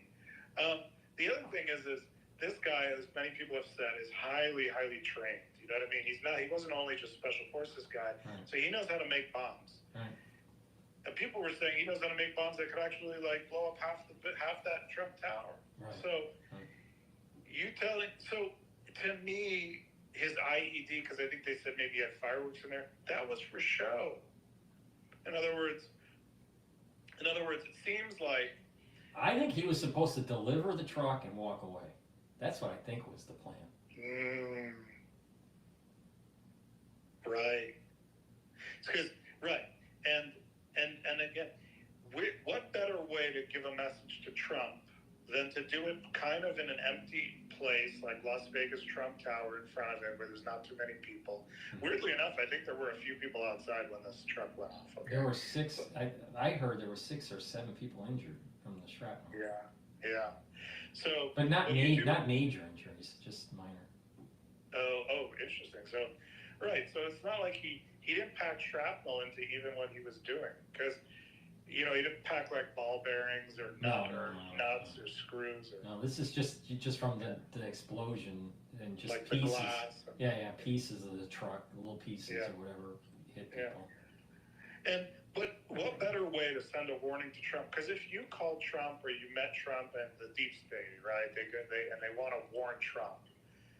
You can't tell Trump because he'll go public with it or he'll use it against you.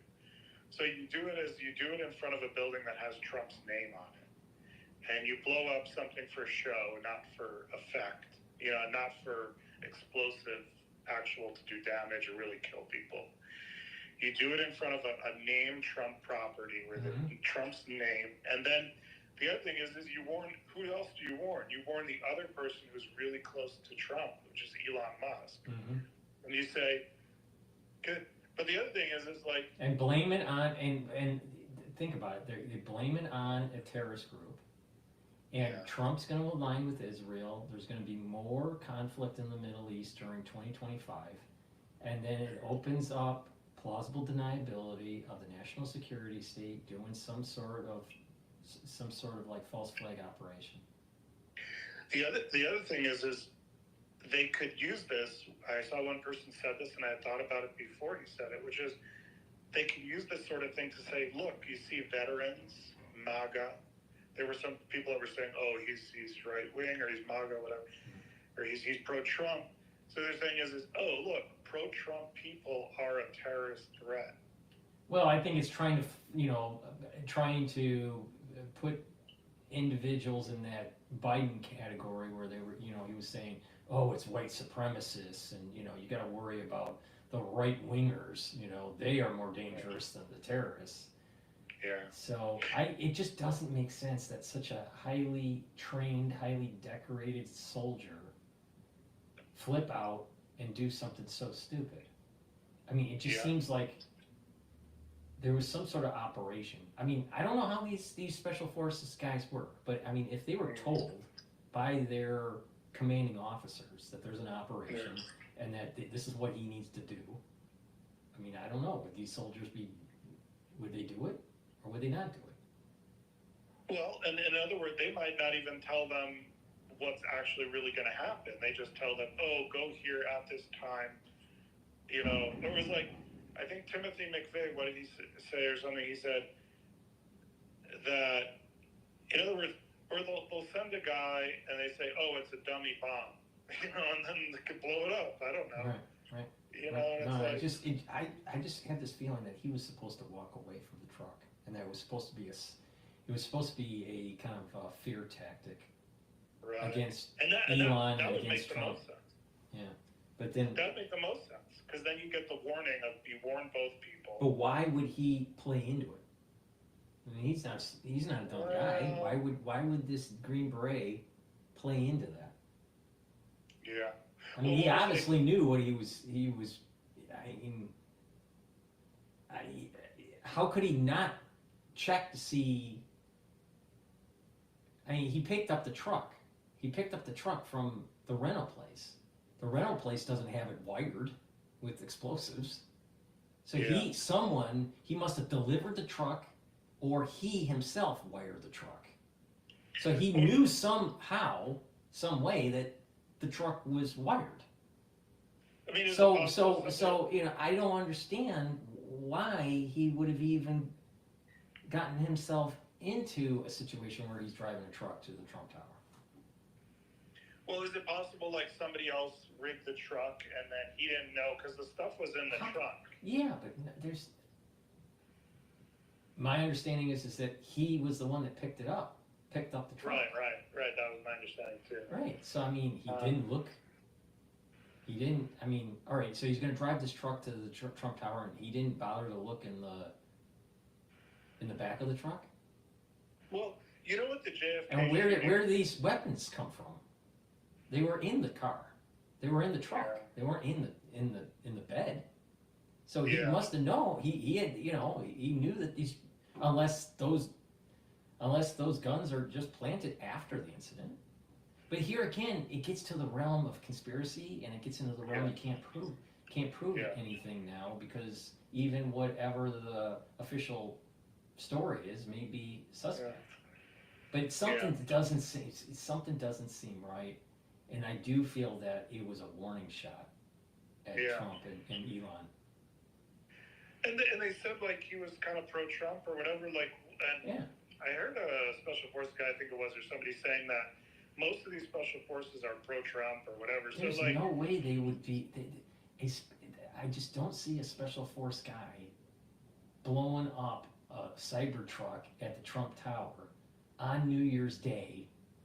The story just doesn't make sense. Now, the incident in New Orleans, I can see someone because of financial and, spiraling, emotionally downward, where he gets radicalized. I can see that happening. That seems more plausible. But this special force guy, there was no signs of this. There's no signs of instability, mental instability. So what the hell happened? Something doesn't make sense. It just makes you wonder, like, how many things are actually military operations domestically? I was talking with, I mentioned before, like somebody who had gone through the farm, had been trained, like as a spy. Yeah. He told me after he did a career working in this stuff, he said to me that he's a conspiracy theorist because of what he's seen. He turned into a Fox Mueller. He said that, like, he believes in conspiracies but he spent a career in the spy stuff. Okay. I would say that many things, not all, but many things our government's doing and it backfires on us. They're trying to do something, maybe that is beneficial, and then somehow it backfires, and then they have to cover it up, and then they have to do something to cover it up, and another thing that covers up, and that backfires, and they're just caught in a web of lies. Yeah. I just feel that another 9/11 is coming. I just feel it. Paul, I think what happened on January 1st, and January 1st was very symbolic. What did Sarah Adams, the CIA targeter, said? Their plan was, actually she said that their plan was to send a few people from ISIS. And the guy had an ISIS flag on his truck. Mm-hmm. So they're going to send a few people from ISIS to make America think these are ISIS attacks. And then when the big attack happens, America's going to think it's ISIS and not Al-Qaeda. And that sets in motion for further involvement in the Middle East to take out Iran. Yeah, and I think that let me just shut this off. I thought that but it is so, like I said, January 1st, what is it telling us? It's telling us, it's fitting in with what Sarah Adams, the CIA targeter, was saying. This year is going to be the year of terrorist attacks against us. And they're starting off with a small, and you know how these things work, is they first do a small thing.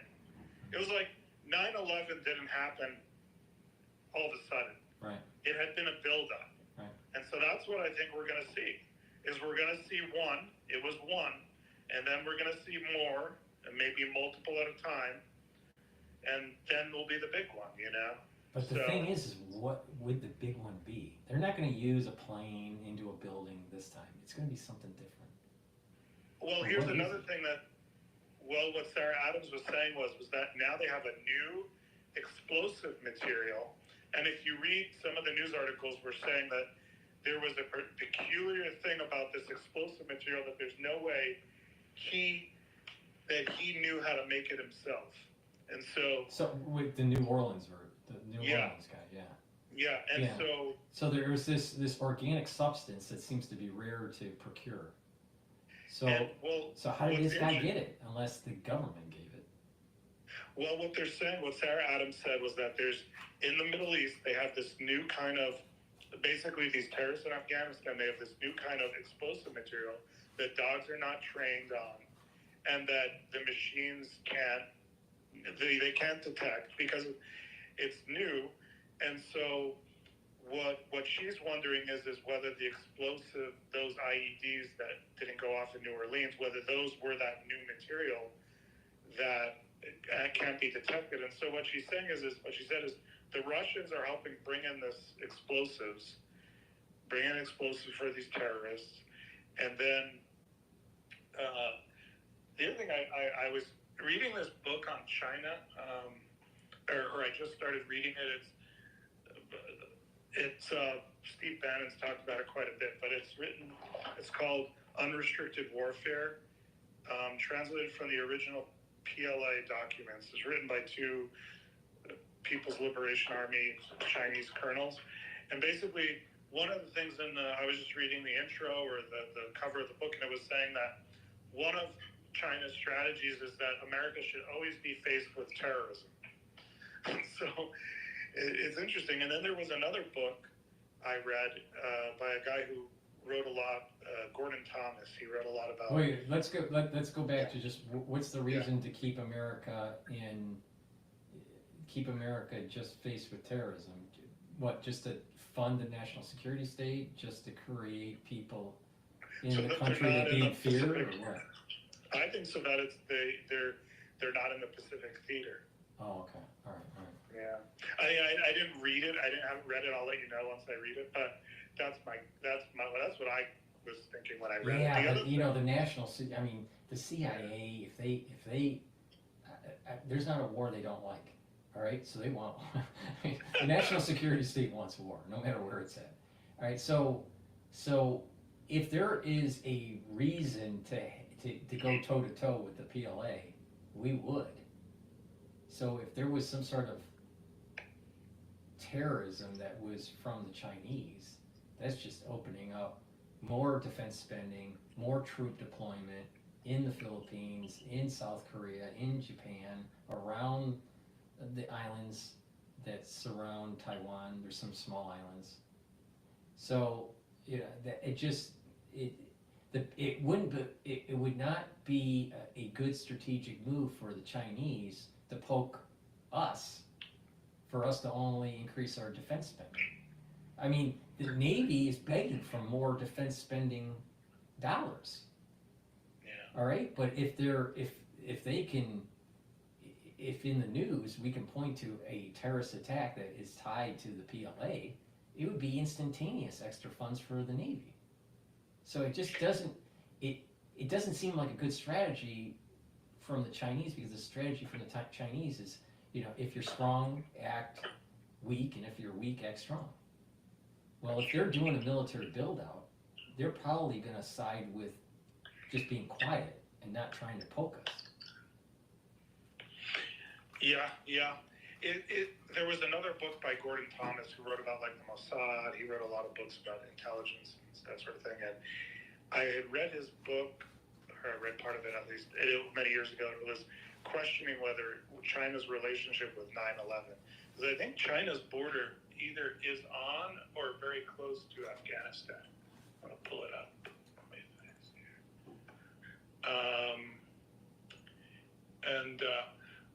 But while I'm pulling that up, here, let me see, Afghanistan. While I'm pulling that up,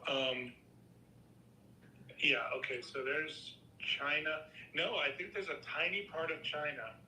If you look at the map, there's a tiny part of China that's touching Afghanistan. Yep, there it is. So, anyway, but yeah, I think we are.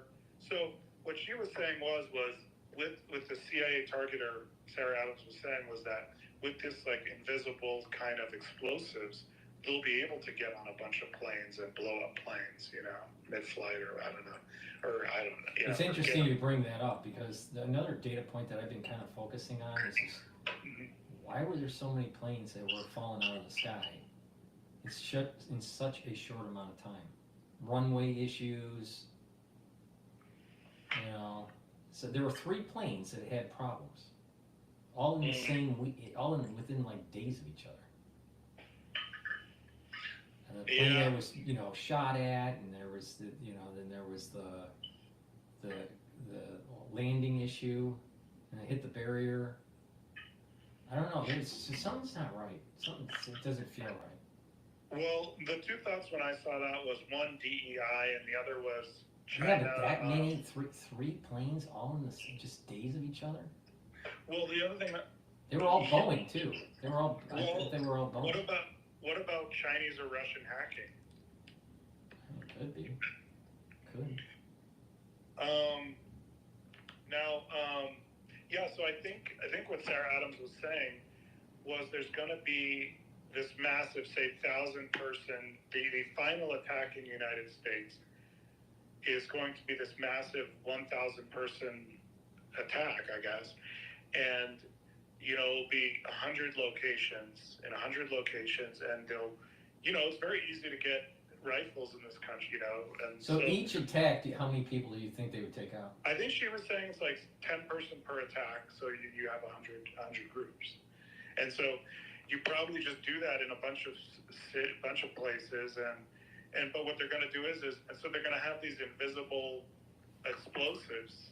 Maybe they'll get them on planes or I don't know what, and so they'll do that. Then they'll have these Fedayeen terrorists, which means they're going to fight to the death. And they'll probably have rifles, like AR-15s or AK-40, whatever, and which they can easily get at gun shops. And then, probably through, even if they can't legally purchase it, somebody else can and give it to them.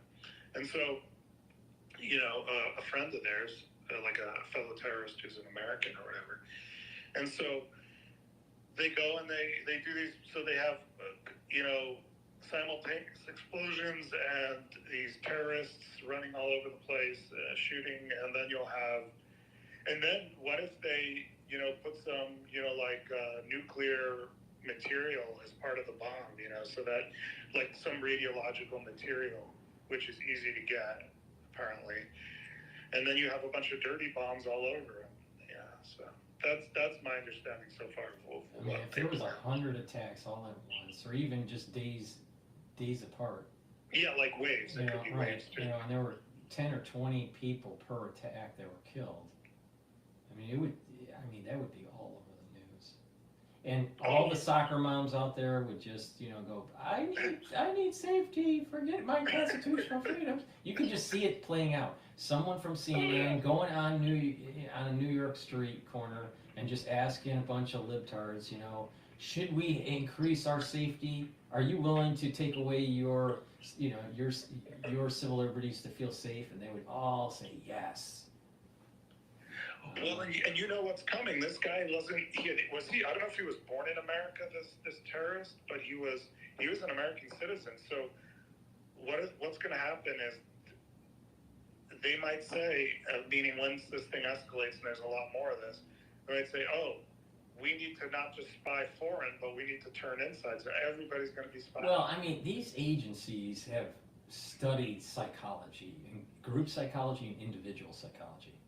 So whatever they want to do, it seems as though they're going to do it in 2025.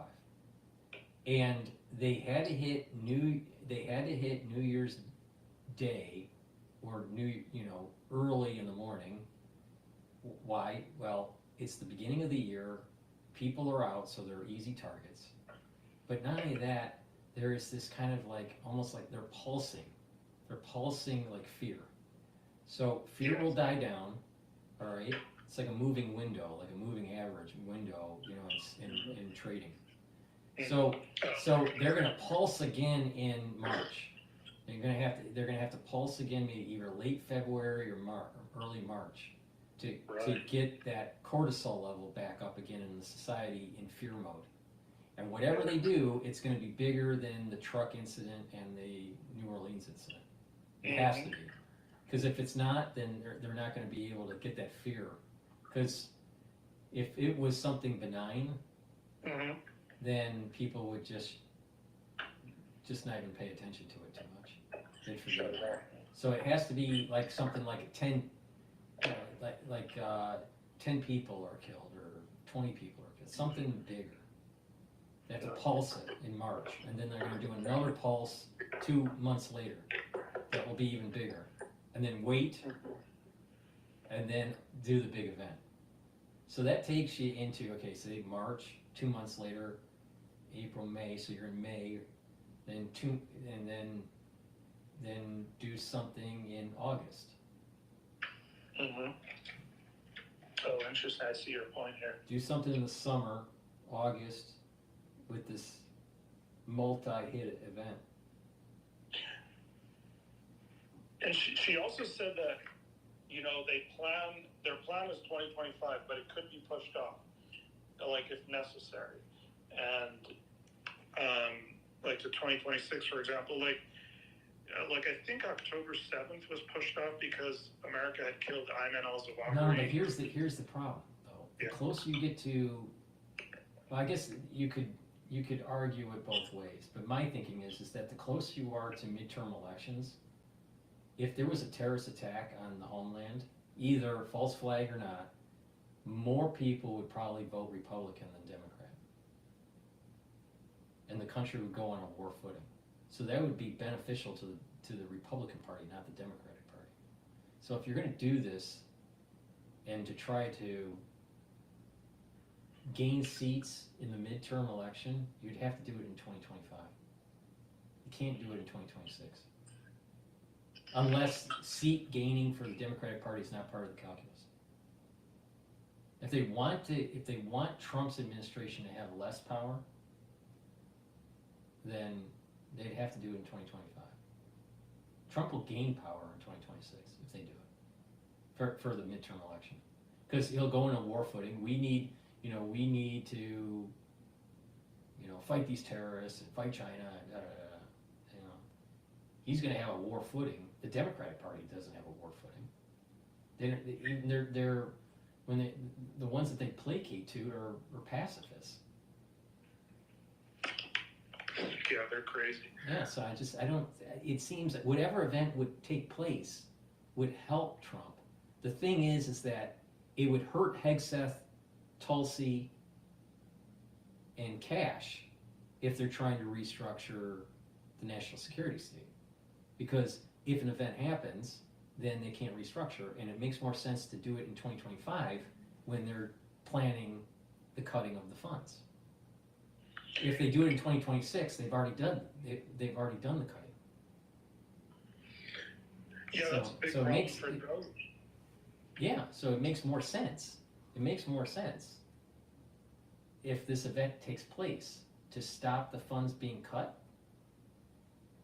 to have it happen in 2025, not 2026.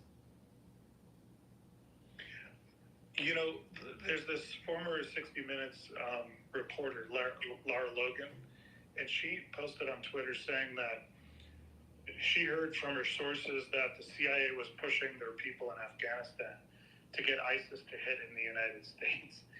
But even though that sounds so crazy, back in, I think it was Garland, Texas, there was an FBI either agent or informant, and he was pushing this terrorist to go kill people in America. It's crazy. Mm-hmm. And the guy almost did it. The reason why he didn't was he was stopped and pulled over by a police officer. Something happened like that. Right. And so, or was shot by a police officer. So, I mean, it's happened before. I don't know. Well, and I feel that something's going to happen. I feel that it's going to happen in 2025. But it could happen in 2026. But it just, I don't know. I just feel that something's coming. I feel it. And the thing is that it was the first year for Bush Jr.'s term when 9/11 happened. It wasn't the second year. It was the first year. Yeah, actually, it was before Bush was able to really get his Exactly. That's the point I'm making. To cut the restructuring, you hit in the first year. Hit them when they're still unsteady. Because, but you're exactly right about the Doge thing. Because as soon as this thing happens, everybody's going to forget about Doge, and everybody's going to just concentrate on, okay, what do we have to do? And it doesn't matter how much money we spend. So. I mean, if nothing happens, Doge is going to try to cut funding to the CIA and the FBI. There's going to be restructuring of the leadership in these agencies. So if this happens, then the national security state is weakened, which I want that to happen. I want the national security state to be weakened. I think they've just grown too big. In a post 9, right after 9/11, they just grown too big. They have too much power. So, okay, so that's what needs to happen, but the national security state has means and methods to stop that from happening. And if they do an event in the United States and spin it as some sort of jihadist, terrorist, operation, then they're going to go to Congress and they're going to get a ton of money. And so anything that Trump wanted to do with the restructuring of the agencies and to reduce their power is going to be reversed, and they're going to gain more power. The other strange thing is there's always that calm before the storm. It's so odd that apparently since 1988, every time the Democrats have always, in some manner, they'll make a motion to oppose certifying the Republican president. This time they didn't, and it just seems they're putting up no resistance pretty much. Wait. Let's say that again. Previous presidencies, they had conversations to not certify? What happens is, I've never heard I think that. it's more of a procedural thing. Right. What happens is in Congress, the other day on the 6th, Right. they counted the votes of all the states. Right. So what I was reading, I don't know if it was on Twitter or in a news article, it was saying that since 1988, like every time, it's more of a procedural thing. Some hack in the back, says, oh, I assume it's something like this, we object, and then everybody just votes them down. So I guess that's probably what they mean by object, But I guess what I'm saying is so they had one representative just objecting to the certification. Okay. It's kind of like, how Trump was going to object in 2020 to the election? Right. Something like that, but on a smaller scale. So and so I think like Bush and Gore, that during that election, it was probably a bigger one, but some of these elections probably smaller, like some backbencher, makes a motion, but making a motion doesn't mean anything, it's like, you have to have the agreement of the So the actual certification is in the House and not the Senate? Yeah, what happens is it's a joint session. All the senators come over, and it's like a joint session. All right, who's actually voting? Who's actually certifying? A senator or a representative from that state? Let me think. I thought it was the Senate that did it.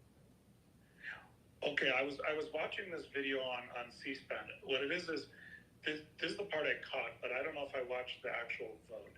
What happens is they have these people that representatives or senators, and they get up and they announce, okay, Alabama, the paper that they sent over looks correct and looks original. It looks like it's and that these. Oh, that's what happens. I don't think any of them vote. I think they just say, because they just say, Alabama's for Trump. He gets right. So my understanding is the state compiles the votes, the governor certifies it and sends it to Washington D.C. My understanding is that it was the Senate that actually certifies the vote, or maybe I'll rephrase it, accepts the certification from the governors. Well, I'm not sure. I do know that I was watching this video, and they brought in these big leather boxes, and in it were the official certifications from all the states, and then they just read them, and then after that, I think they just announced that, okay, Trump won because he has the requisite, the correct number of electors. Now, normally, I think what this would mean is that somebody, a senator, maybe a representative, could stand up and say, oh, I object to Alabama's certification.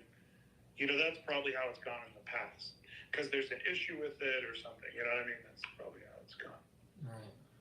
Now, what I'm saying is it's so weird how everything is so quiet. There's but they may have not done their typical minority dissent, right? Yeah. because of what happened on January 6th, 4 years ago.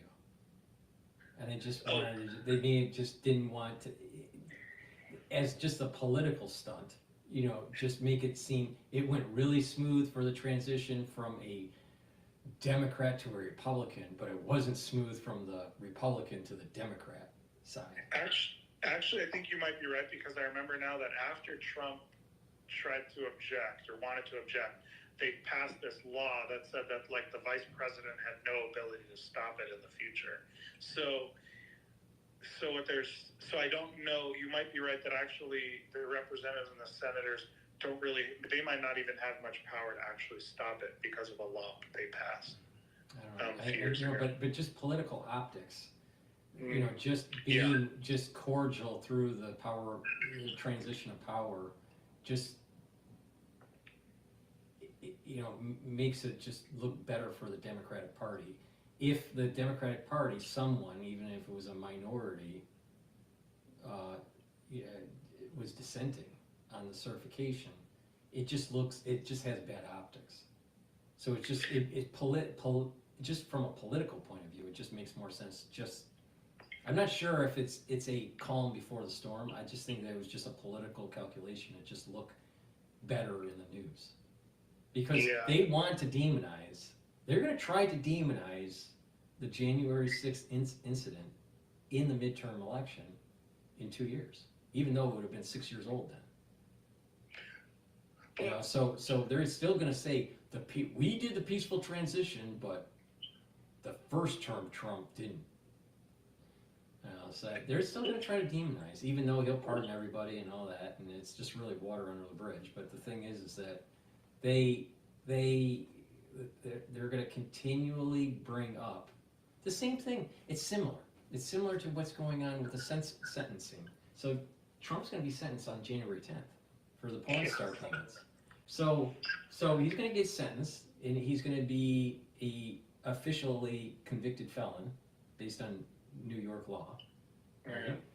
And so officially, the Democratic Party during the midterms could keep on demonizing Trump as a convicted felon. Oh, that's true. You know, and that, you know, you're voting for a party that's run by a convicted felon. You can just imagine the way the advertisements would be, you know, during the midterm in these local races. So they want to hurt the Republican Party the most they can during the midterm election, and another way they can do it is just say, we did peaceful transition of power. They didn't back during January 6th of 2020. That will be another, what? It will be part of their, I don't think it will stick. I think the average citizen won't even care.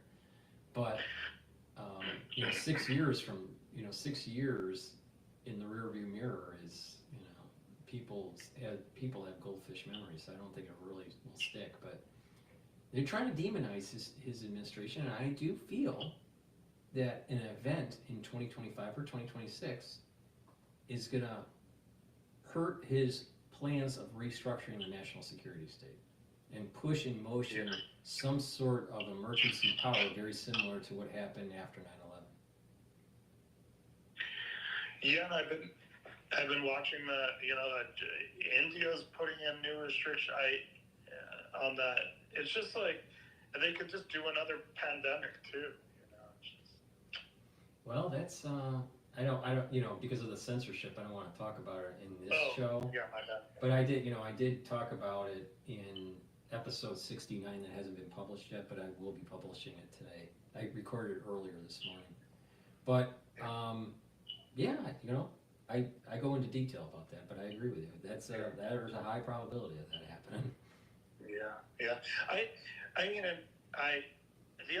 But let me bring up two other things, and this could just be, simple reasons why it's quiet, but there's no Antifa in the streets this time. There's no big, protest riots.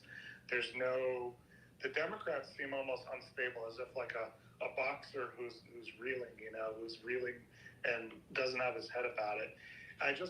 I'm wondering, are we in the quiet before the storm, Well, you're making a good point.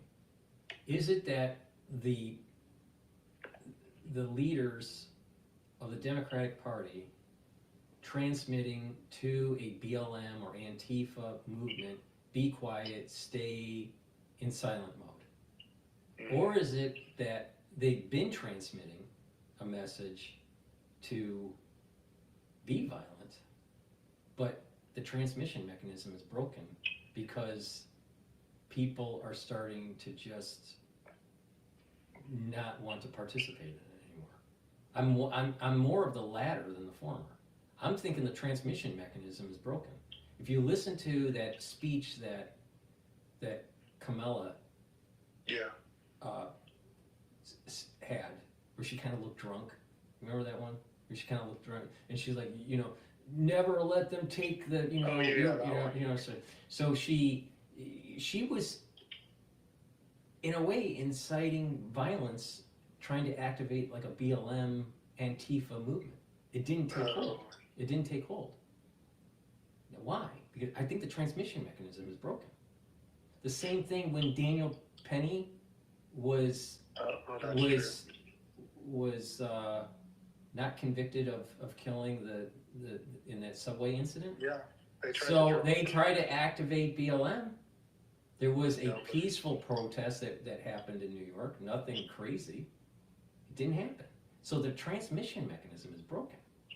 Why it's broken, I don't know. I mean, maybe people are just worried about, work and inflation, and they just, I don't know. Or maybe some of the funders for these groups are pulling the funds. They don't feel. Now, what was interesting in New York, the ones that were protesting right after Daniel Penny court case, most of them were not black. Yeah, like communists. Right? But it was peaceful protesting. It wasn't like crazy stuff. And if I remember, it was only for one day. It may have been 2 days or a day and a half, but it was. But the family members, they wanted the BLM movement to be activated. Yeah. They were right in front of the courthouse saying it. They wanted it. You need to protest, and you need, to raise your voice, and blah blah blah. This is unfair, and this is racism, and blah blah blah. Right? So they were trying to transmit to Antifa and BLM to activate. They didn't. Why? Yeah. So I just think that the transmission mechanism is broken. It's not so much that they're in stealth mode, because you had the family members, the black family members that were tied to the Daniel Penny court case, trying to activate BLM, and you had Kamala that was trying to activate BLM. It didn't happen. Yeah, that lines up with this guy who's an expert on Antifa, Andy No. I think it's GNO or something. And he said, I watched a recent interview, and he said that I think the reason why Antifa's sort of more subdued right now is, in order for them to work, they have to have big protests that they could blend into. Because they're the ones that, they basically hijack a peaceful protest and then start smashing windows. But if you don't have the cover of these big groups, then they can't really hide. And that would make sense what happened right after the Daniel Penny court case, because the crowd was small. Yeah, and also the money thing, I think you're right about the money is has at least dried up partially, because a lot of these people, a lot of these corporations, they're going the other way of woke. They're going anti-woke. They're trying to undo their woke stuff now. And so a lot of those corporations, I think, were giving money to BLM and DEI and stuff that would fund people like Antifa. And so I think that, and what's interesting, Facebook, he's bringing on more conservatives now, like you mentioned, I think. So I think, and also, just to kind of pivot just a bit, it's interesting, we moved from, there's these different oligarchies, these different controlling groups, and so now, the oligarchy that really has brought Trump over the line to win the election, I think, was the sort of the new tech. They call themselves little tech. So Elon Musk and all those like Palantir, all those like crypto, Anduril. I don't know if you're familiar with that company, but it's all these so you have the big tech, which is like Google, Facebook, Apple. They're like anti-Trump. Well, now they're trying, at least somewhat partially, to align more with Trump. But if the little tech, like Mark Andreessen, Elon Musk, Joe Lonsdale, David Sachs, Peter Thiel, a lot of those guys, those were the guys that, really helped Trump over the line and legitimized Trump a lot. And they're and I guess I'm bringing it up to say, it's interesting how I heard somebody say that maybe that you can't necessarily go from, it's not like the people always rule, it's like you have to have an oligarchy to help the people so you need one oligarchy to remove another oligarchy, So he's like, you had the English controlling America before the fight for independence, the war for independence, but you had, an oligarchy within this nation fight that oligarchy, And it's an interesting. Well, I definitely think over time, because of the wealth creation through the stock market, that we've created an aristocracy. We're having this huge split between the have and the have-nots. See, back in the Industrial Revolution, and America becoming a superpower in industry, you didn't have that many tycoons. Maybe 10 at most. The Carnegie days and the Rockefeller days, right? Yeah. But now, because of wealth creation with the stock market and lots of different businesses that have churned out lots of billionaires, we have built up an aristocracy that the average person isn't going to have the same power of persuasion. Now, in a perfect world, it's we the people, and our representatives are supposed to listen to us. The reality is that our representatives listens to the rich and the powerful and the lobbying group, and not the little people. So there's the haves and the have-nots. So this is a problem in America now. It's just that we used to be a little bit, during the founding of the country, the haves and the have-nots, the plantation owners and the ones that didn't own the plantation, there was obviously a difference in wealth, but there wasn't this major extreme change. The average person in America didn't live that much worse than, let's say, Jefferson.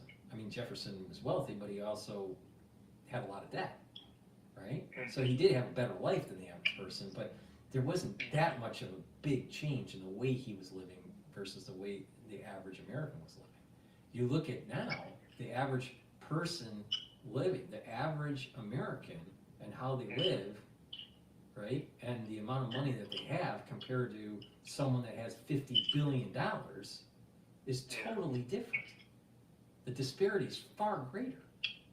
So there's this kind of so we're moving more towards the little people versus the aristocracy, just like the French Revolution. It's crazy. And I was listening to the guy who might become the French Prime Minister, Pierre-Paul. He was explaining the other day on, he was explaining that basically the poor people, when there's inflation, you're like a wage slave. So if everything becomes more expensive, that means you have less money. But the rich people, they hold assets, so their assets just inflate. That's an interesting point. And think about, why are they so afraid of deflation? Why is the government so afraid of deflation? I've always wondered that. I mean, there's, again, it's two sides of the coin, right? It depends on what side of the fence you're on, all right? And I'll walk it through it. So if you are poor, inflation is bad for you, because the money that you do make through your wage, doesn't go as far, so you can't buy the same number of groceries or whatever. So everything that you are buying is more expensive. Now, people that have wealth, they have moved wealth into assets that can appreciate, and they appreciate in real terms or in inflationary terms. Now, during an inflationary bout, those assets will go up for people that have real estate or stock or whatever. So they have an appreciation through those assets.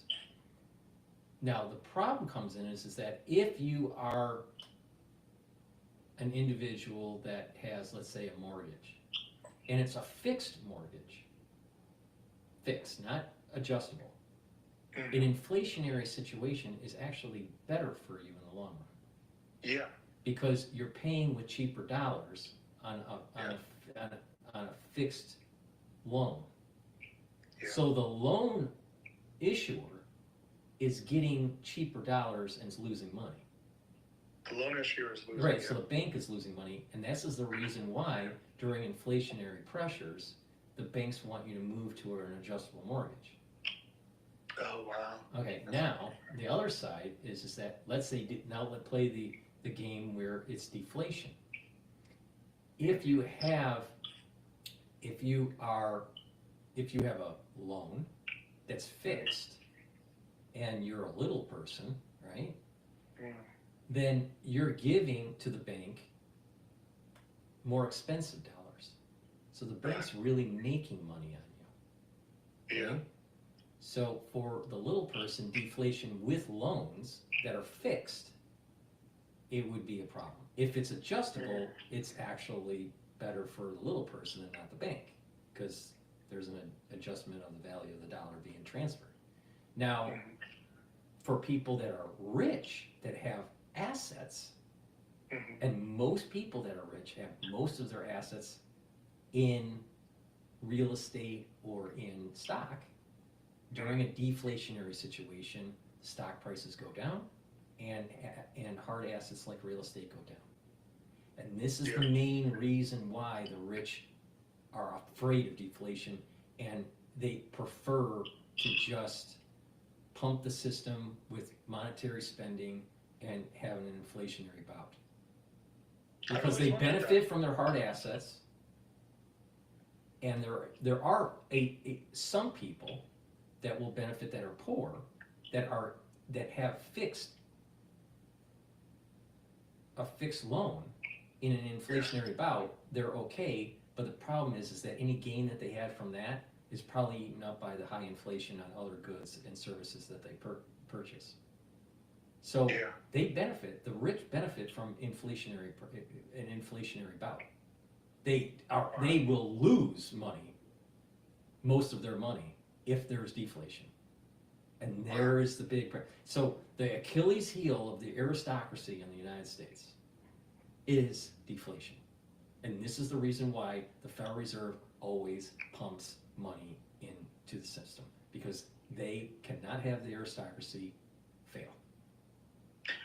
Well, and that's why they said that they said that the prices that we see now will never go down. No, it'll never. I mean, in economic terms, we call it sticky. Prices are sticky, or inelastic is the more scientific way of saying it. But the thing is that their prices are inelastic. Most prices are inelastic, and they're sticky. So what happens is that when you have an inflationary bout, it's not going to come down. And so what happens is the only way to recover is to slowly increase wages to kind of grow into that inflationary situation, the monetary inflationary bubble. So it's kind of like in the cosmos. If you look at it from just like cosmic inflation, so you have space that inflates, and then eventually you have matter that moves into that new space. So the economy is kind of like that. The monetary base inflates, that's like space. And then the real economy, activity of human beings, right, starts to get more and grows into that inflationary regime. Oh, wow. Right? So it will never go down. It will never go down. unless there is something like major plague, lots of people die, where it's 10% of the, or 30% of the world population truncated, and then you have a wealth transfer that takes place through that deflationary mechanism. But that's it's war, like not just like the wars that we have today, like a world war like 1 or 2, where there's millions of people that die, right? And the wars that we have today, millions of people around the world may die, but not in not in 3 battles. So it just serious levels of death and destruction would have to take place that causes a supply-demand dynamic difference that forces everything to become cheaper. So, and the last time that mankind really saw that, where a huge shift in wealth from the aristocracy to or the monarchies to the poor, was during the Dark Ages, where you had plague and then a collapse of the system. There weren't enough workers to work as serfs, and eventually income levels grew. But then it came back. Then eventually there was a new aristocracy that was established, and then and then the division between the poor and the rich started to divide again. So you have to have mass destruction for it to make the system fair. Wow. So it'll never come back. Eggs are going to stay at $8, or whatever it is. It's now if you're looking at commodities like oil, it's going to fluctuate. Sometimes it's going to be $100 a barrel. Sometimes it's going to be $55 a barrel. Because of supply and demand dynamics. But the actual price of different services or certain goods, it's always going to be higher. Think about it. If you're a company and you're constantly telling your investors that you need to have a better bottom line and top line growth, the only way to do that is sell more goods and or increase the price of each of the services or goods that you sell. Yeah. So inflation, it's not transitory. It's that, sometimes it is transitory when you have, all right, a couple months high oil price, all right, and then it comes back down. So gasoline prices go up, so it costs more to fuel your car, and then people get upset, and then maybe stop driving, and then maybe they don't drive as much or whatever, they don't do vacations, and then the demand for the gasoline goes down and the price goes down. But if it stays up long enough, it gets baked into other goods and services that stay permanent. And that's what we have now.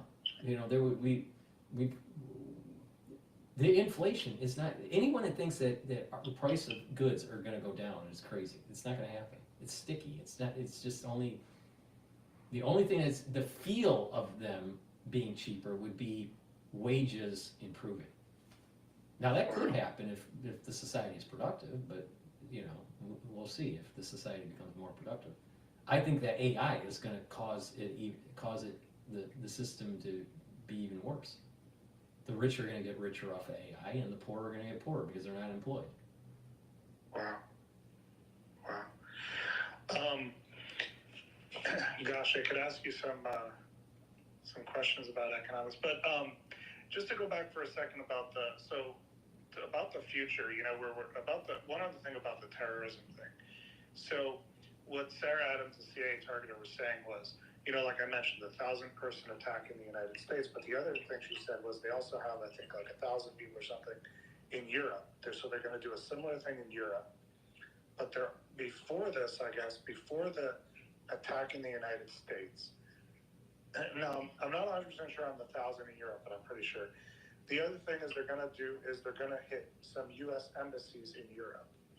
So they're going to target U.S. embassies in Europe. So it's going to be, I guess, like ISIS small attacks like we've seen on January 1st. That totally makes sense, because think about what Trump wants to do. He wants to force Europe to pay their way in NATO. He wants to pull away from NATO. But if incidents take place in NATO, then it forces Trump's hand, and he still has to do defense spending for NATO. And what happens is that individual countries within NATO will start to ramp up their defense spending. Wow. We're going to be marching into war. This is marching into World War. World War III? Yeah. Well, where do you think, so when you draw the lines on World War III, where do you think Turkey ends up in this picture? Whose side are they on? You know, you're bringing up, you know, historically, they've always had one foot in Western culture and another foot in Eastern culture, Middle Eastern culture. They've always been that way. So you bring up a great point. I mean, you know, which way will they fall? You know, I would suspect whoever is winning at the time. If the Western powers seem to have the upper hand, Turkey will align with the Western powers. But if the Middle Eastern powers have the upper hand, then Turkey will align with the Middle Eastern powers. What about, do you think Israel survives this war? I personally think Israel is going to take out Iran, and there's going to be a greater Israel. Right. Yeah, I just see this happening. I think what we are starting to see is biblical. That makes sense. I mean, Iran it seems pretty weak. By weak, I mean their ally in Syria is gone. So Sunni and Shia. So my understanding, Sunni is Saudi Arabia, Shia is Iranian. Now, you still there? Yeah, you're still there. Shia is Iran. Yeah. So, Iran, right. So Shia, the theocratic leader of the Shia movement is the Ayatollah. I believe that Israel is going to decapitate the Shia movement by killing off the Ayatollah, and we're actually going to see the kind of the death of the Shia movement and the legitimacy of the Sunni, and that the Sunni part of Islam, and that they're going to align, that the Sunni part of Islam is more aligned with Ishmael, and Ishmael is going to be aligning with Jacob, and that Shia is more aligned with Esau, not Ishmael. And that the evil part of Esau is going to be decapitated. Yeah. Do you think that if China tries to take Taiwan, do you think America steps in? If China tries to take over Taiwan, I think the United States has to support Taiwan because of the lanes for shipping. Right. And the semiconductor industry. I mean, it's going to take decades for it to be transferred to the United States. Do you think that there's, say, a world war kicks off, which is basically everything you just said makes sense, and I agree with. If a world war kicks off, I guess you were saying that people, like if there's 1,000-person attack, Al-Qaeda attack in the United States, people are going to run to the recruiters. So maybe they won't need, I guess, because we have discussed this previously, like when I brought up the draft, they might not even need a draft. If you have 1,000-person There's going to be such an emotional knee-jerk reaction that many people, early 20s, even 18-year-old males are going to enlist. Yeah. I think you're going to have a similar dynamic that happened right after 9/11. Recruiting was not an issue right after 9/11 at all. I guess my question with recruitment was, if you didn't have the Middle East situation and you just had the China attack on Taiwan, then would they need to do a draft? That's a different story. If it was just the Taiwan situation, and there was no domestic hit, then I think that the recruiting would be harder. There has to be a domestic hit. Yes. And It's crazy because, Paul, I mean, if big things were to happen, you know, whether you call it messianic, biblical, whatever, or, you know, fourth turning, it seems like they're going to happen over these next 4 years because, you know, there's a guy on Twitter I follow, Cernovich, Mike Cernovich. I don't know if you've heard of him, but I mean, he used to be interviewed on Alex Jones' show. Yeah, and I would, you know, years ago, and I would watch some of those episodes, those segments. He's kind of cocky.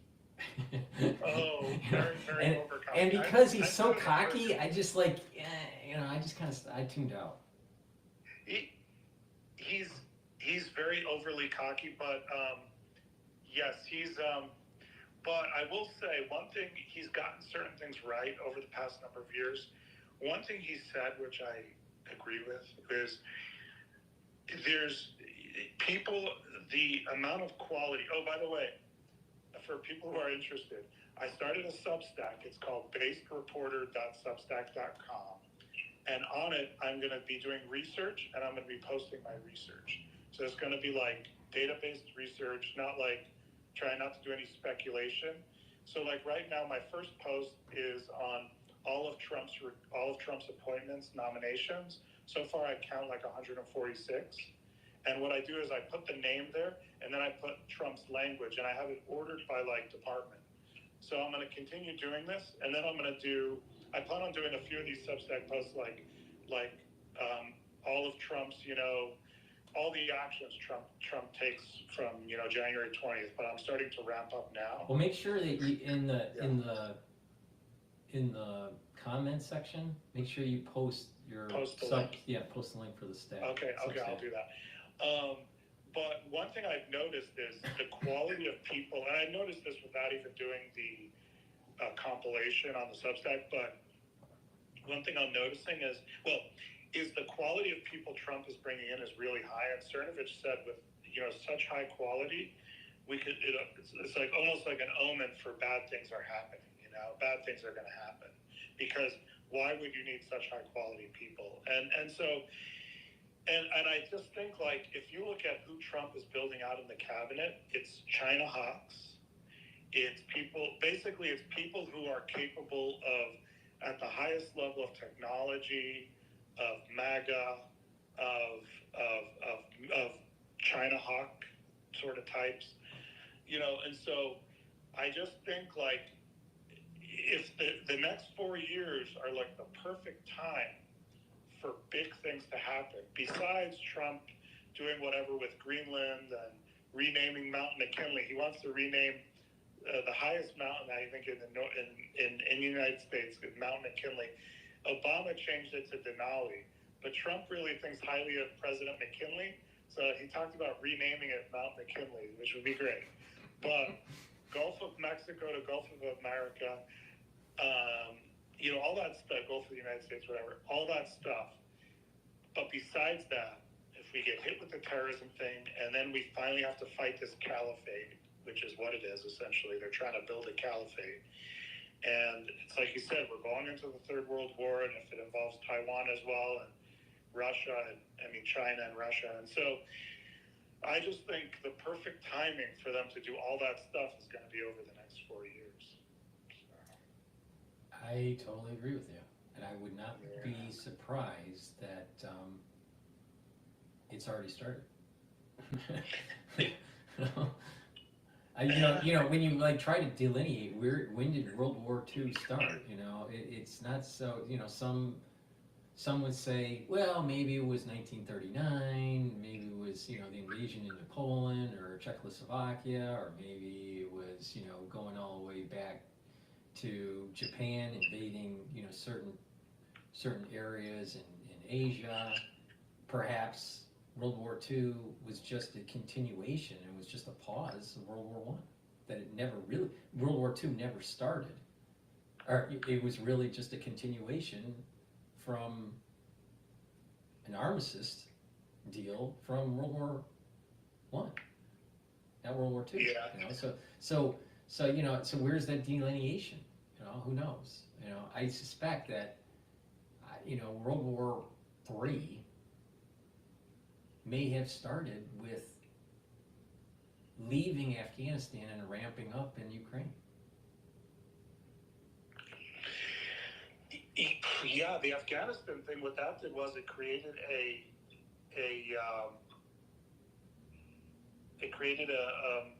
an empty space. And, or maybe we are in a 30-year war. You mean that started in 9/11? Yeah. Oh, I think so. Maybe this is our 30-year war. And it never ended,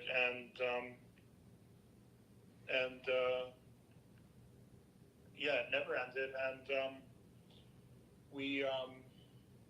but what's interesting is did fighting Russia actually help for what's going to come? Because Russia Yes, definitely. If it wasn't for fighting, see, I was against fighting Russia, right? Because I believe that NATO's expansionism caused the problem. That's my take on this, all right?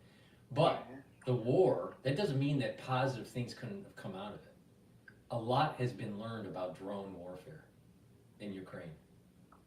And that is going to be very important in the Middle East, and that's going to be very important using drone warfare against China, especially with naval battles. The knowledge gained in the battle space with Ukraine is invaluable.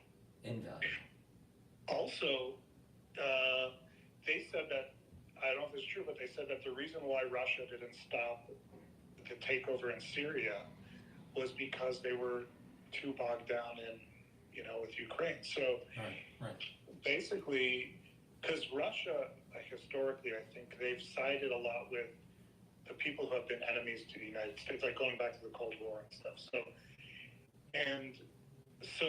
like Russia sides with Iran, sides with Syria, sides with, all this stuff. And so it's interesting, maybe they did actually have a plan, and maybe this is why they were trying to weaken Russia, was so that they could then deal with the Middle East and China and things. I don't know. I mean, I think a better play would have been aligned with Russia and do a two-front war with China. I agree with you on that. Yeah, like apparently back during when Russia first, when the wall came down, Russia wanted to join NATO. This is what I heard. I never researched it, and why not? But I think you're right, because I do remembering something coming up, but I'm not sure if they were serious or they were just trying to test the United States. That's a good point. And was Russia? Because what's the point of NATO if Russia is part of it? Yeah, if Russia, right. Because the whole point of NATO is to fight Russia. Yeah. So, wow. Well, Paul, as we talked about the past few weeks, or back even further, this is what we were expecting. January 1st was what we were expecting, and we're starting to see where it's dripping out, and soon we're going to have, the water's going to come out much faster, stronger. And it's going to be in different fronts. It's going to be a biological front. It's going to be, there's going to be, there's maybe some domestic terrorism front. Yeah. I mean, but I definitely feel this year is going to be packed full of events. I mean, it's only the 7th day of the year, and we're already changing maps. and Trump is already, they're having a party in DC.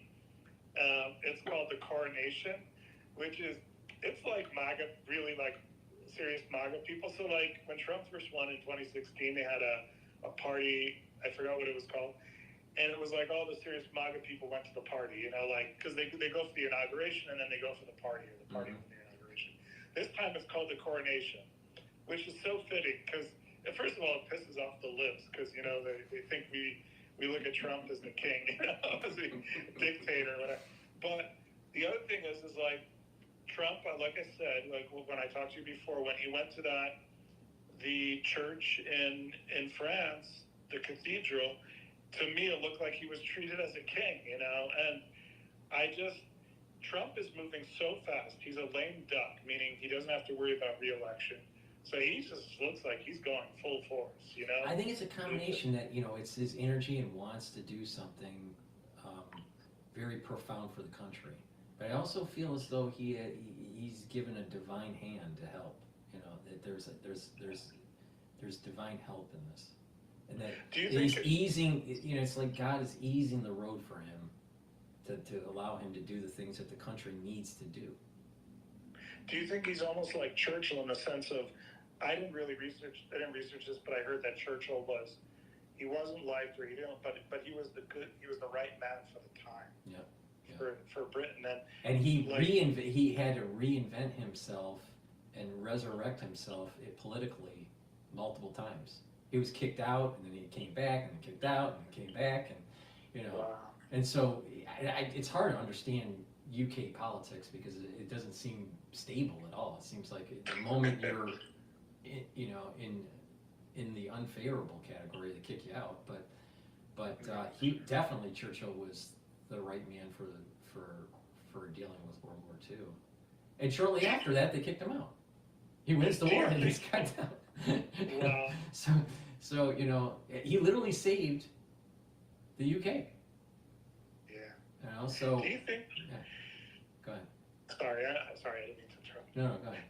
Do you think that we're going to see sort of a right-wing wave in Canada, France, the UK? Do you think Nigel Farage is going to be elected in the UK as the new Prime Minister? Do you think that Paul Poilievre, or however you say his name, is going to be elected in October, or whatever it is, when they have their next election in Canada?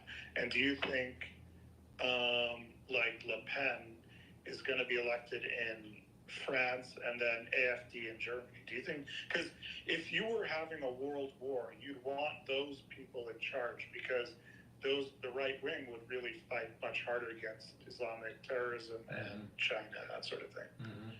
Yeah. I think that just overall, the pendulum between socialism and conservatism, the pendulum is swinging towards conservatism. That's true. So I think that it's just, you know, it's just the pendulum was too far to the socialism and this, you know, some of the problems that come with socialism. So I do feel that there's a trend. Now, part of it is economic. You know, the big elephant in the room is the United States, right? And the United States is saying, hey, you know, fair trade, not free trade. And so maybe this conservatism pendulum in other countries is swinging more due to economic concerns than really some sort of social dynamic that's happening in the country. But I do think that you zoom out to the 50,000 foot level, I just think that conservatism is on the upswing. Yeah, that makes sense. I'm just looking at the latest tweets to see if there's anything before we finish, just to see if there's anything interesting out of like about Greenland or let's see. I did see that Trump had said that some of the people that went to Greenland were his reps, were his representatives. So I think it is the start of something real. I think I think it's going to evolve, and you know, CNN is kind of trying to demonize it a little bit, saying that it's more of a political stunt. But I do think that there's some traction to this, and you know, the military wants it. I mean, you know, it makes sense to have Greenland in our orbit, you know. And then we should also talk about Panama. I just see a tweet here about Panama. America has to control Panama. Absolutely. I mean, if we're going to have a war with China, it makes zero sense that the operator of the Panama Canal is China. Now think about that. Trump is probably already thinking, if Taiwan gets hit, we're going to war with China. Now, does it make sense to allow China to be the operator of Panama? So why not push for control of the Panama Canal before the war starts? But I'm sure that our Navy could take the Panama Canal in a day. Oh, you know, take control of it. So I don't, you know, maybe 2 days, but I mean, just, you know, I'm not, you know, so I don't, but we should have never gave it away. And I didn't know it was Carter that gave it away. President Carter was the one that gave it away. I mean, how much more can So he dies, Carter dies, right? Yeah. And it's almost like the sun has set on bad foreign policy, and now the sun is rising for better foreign policy with Trump. And he's like, it's almost like, okay, we gave the Panama Canal back, or, you know, under Carter.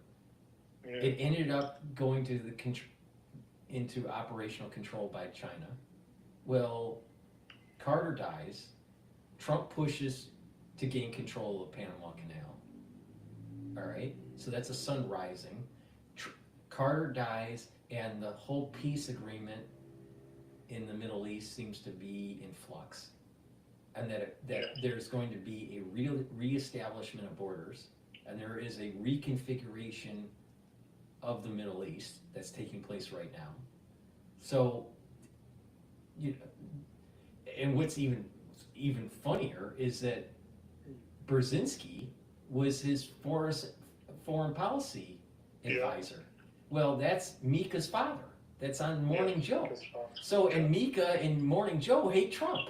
So Trump is literally trying to unravel Mika's father's foreign policy that was a catastrophe under the Carter administration. And wasn't the Carter, it was under him that the whole Iran thing happened too? Yeah, right. The Iranian hostage crisis. Paul, here's an interesting tweet. It was during the press conference. I guess somebody asked him, "Can you promise not to invade, to take back the Panama Canal?" And Trump said no. That's funny. No, you should have said no. Next question. Yeah. After this, I'm going to go watch the. See whether there's any more interesting tweets on my feed just quickly. But let's see. Oh, reporter. Can you assure the world as you try to get control of Greenland? Oh, there's the question. Can you assure the world that as you try to get control of Greenland and the Panama Canal that you won't use military or economic coercion? And Trump says no. Let's see. But I don't think he needs to be forceful with Greenland. I think there are many people in Greenland that want to be subsumed by the United States. Could you believe that we're sending like millions and millions, like tens of millions of dollars a week to the Taliban? It's crazy. You're right. It is crazy.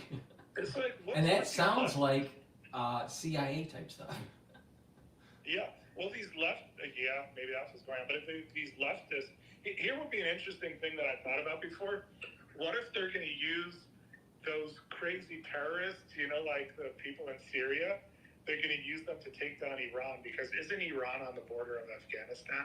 And what? So when you say the crazy terrorists, you're talking about the HTS? Yeah. Well, because like you wonder, why did they leave all that equipment there? And one thing I've wondered to myself is, for many years, I guess I've wondered, is I wonder if they purposely left the equipment there so that those terrorists could fight Iran. That would be interesting. Well, yeah, that's possible. But you know, if you don't have maintenance on this equipment, it breaks down. So you know, we left Afghanistan in what, 2020, in 2021? Yeah, I think it was 21.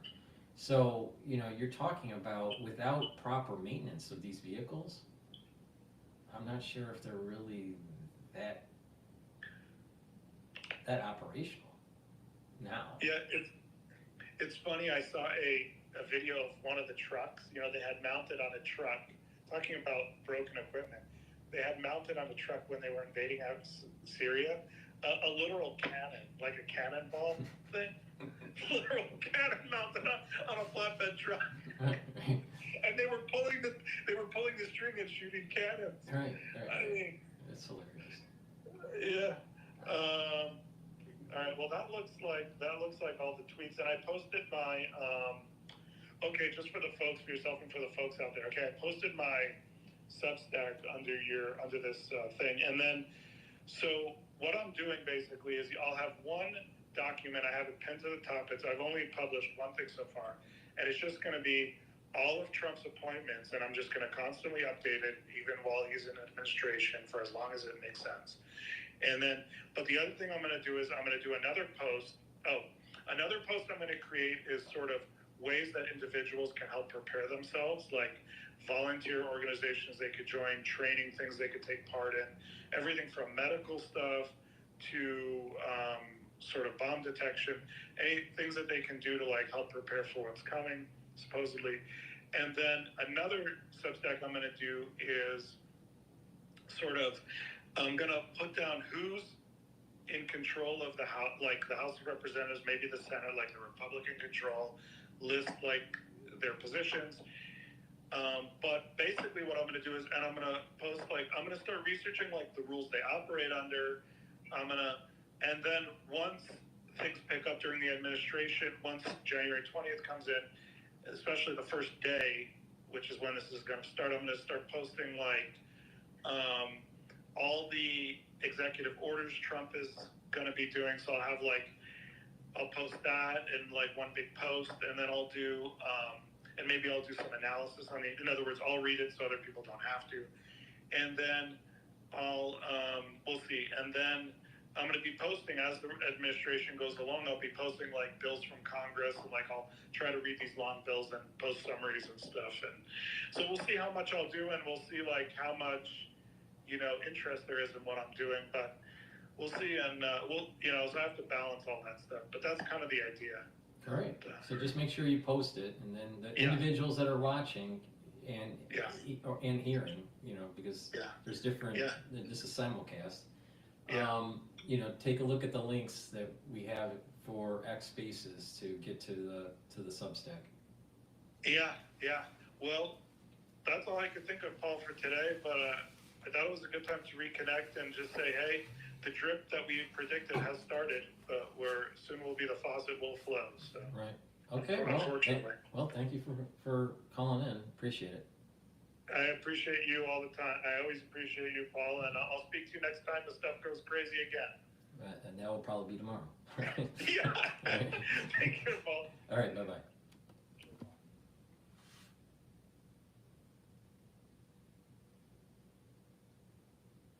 Okay.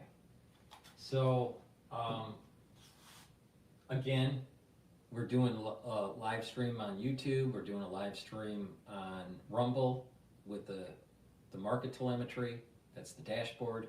And then you can do a call-in on X Spaces. It's a great way to participate. This is supposed to be interactive. Let me just do a recap on the market, the financial markets. So the S&P 500 is trading at 5,911. VIX is increasing, now it's at 18. So there's a little bit of stress in the market. There is a little bit of a sell-off in equities. Not too bad. Europe, the Euro USD currency trade is at 1.03, so the dollar relative to the euro is strengthening. Oil is trading at $74 a barrel and 35 cents. Bitcoin, BITO ETF, long, is trading at 23.41. The last I looked, I think Bitcoin was trading at 97, maybe $96,000 a coin. I'd have to look exactly. And the USD yen trade is trading at 157.75. So, we have a little bit of a sell-off in the equity market. Everything's stable. It's nothing crazy. Again, it's only Tuesday. Before I jump into what Bloomberg is talking about, let me just plug 2 supplements here. Please help support my work and your health by getting the supplements that I offer on my website, the-studio-reykjavik.com. The supplement that I'd like to talk about is Myotrol. Myotrol helps to build muscle and maintain muscle. It's for people that are older, but also people that are athletes. Okay, so if you're athletic, you're younger, you'll benefit from Myotrol. But if you're older, you got to be careful that you don't atrophy and lose muscle mass. So you have to do some resistance training, you have to do exercising, right? And take supplements that will help maintain and build muscle. Myotrol will do that. It will also help with mitochondrial health. You need that because you need a lot of ATP to maintain muscle and build muscle. So go to my website, the-studio-reykjavik.com, and get Myotrol. Make sure that you use discount 5, all caps, discount and the number 5, and you'll get $5 off. Another really important supplement that you should be taking on a regular basis is lignans. Now, lignans can bring down inflammation, and it's an antioxidant, so it's soaking up free radicals, and it'll help the immune system and your endocrine system. So please go to the store, the-studio-reykjavik.com. The link is in the description of this video. I must have said that 1,000 times, maybe 2,000 times, maybe 3,000 times. All right, and get lignans. All right, you really need to take this. It's a powder. You mix it with food or just mix it with filtered water. Take it every day or regularly throughout the week and boost up your immune system.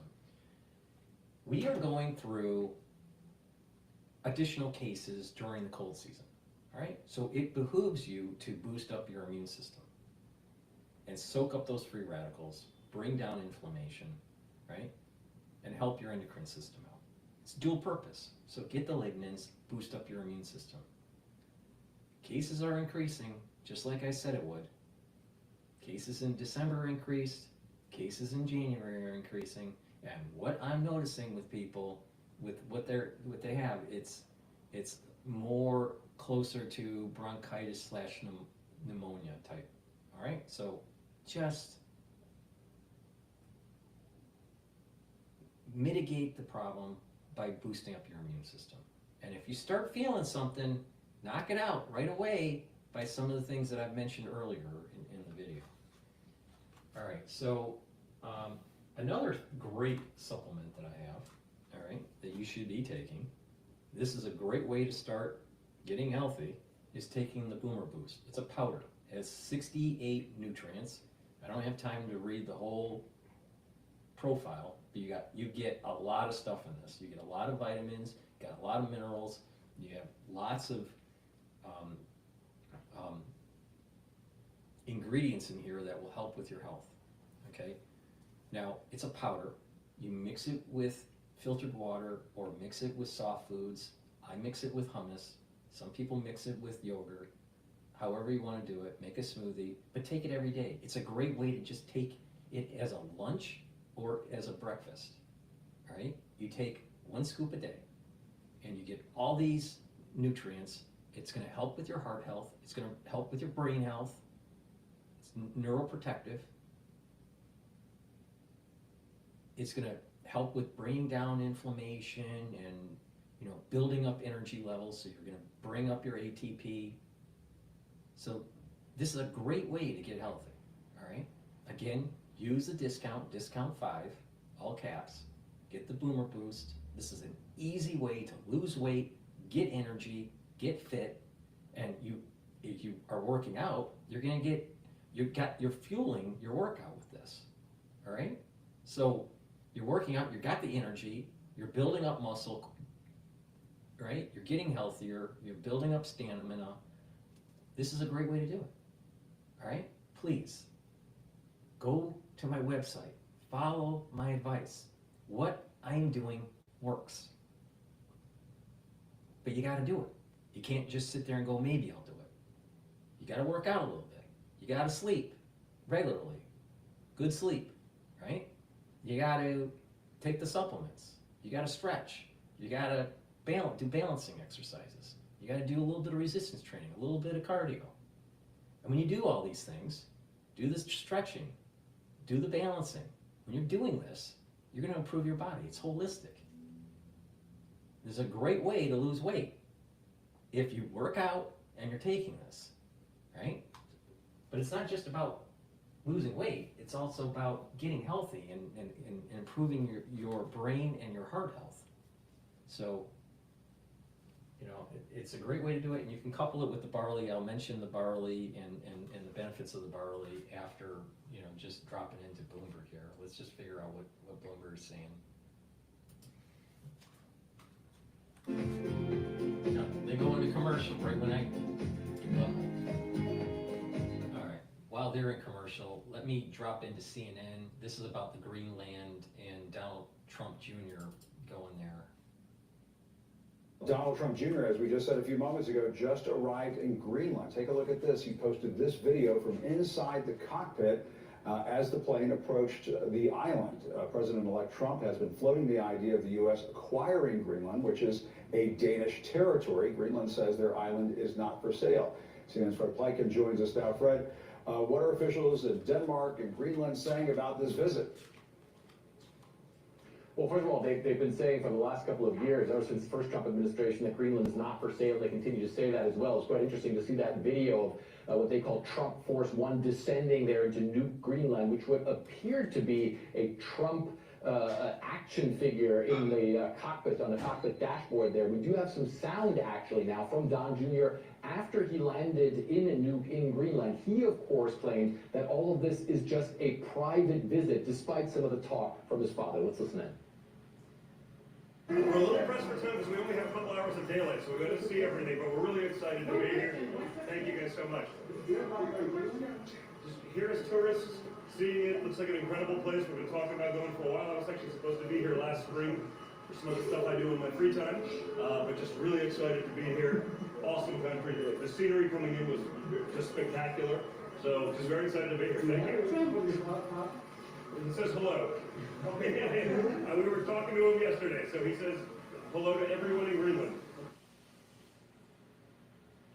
Now, he was asked afterwards, after that took place, whether his father still wants to buy Greenland. He refused to answer that question. He simply sort of went on and left the terminal building there. But of course, we have heard on social media posts from the president-elect that he believes that having Greenland become part of the United States is, as he puts it, a necessity for the U.S. He also says he believes, or he has heard, that Greenlanders are MAGA, as he put it. And again, Jim, this is something that really stems from the first Trump administration, when at that point in time, he believed that acquiring Greenland was nothing more than a large real estate deal. Of course, both Greenland and Denmark see that very differently. Both of them have said that the island simply is not for sale, despite the fact that, of course, it is in a very strategic location. We do have to point out, the U.S. does have substantial military assets on Greenland, like the Thule Air Base, but also a missile defense radar as well. Another thing that's very concerning for the U.S. is that the Chinese have also tried to get in on Greenland as well. Denmark's foreign ministry says that Donald Trump Jr.'s trip is not an official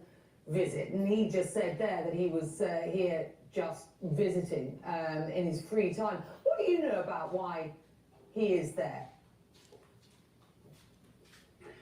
Well, what I know about it is that my good friend has been in the U.S. and met with the Trump administration and knew about his private visit here, and he's chaperoning him right now.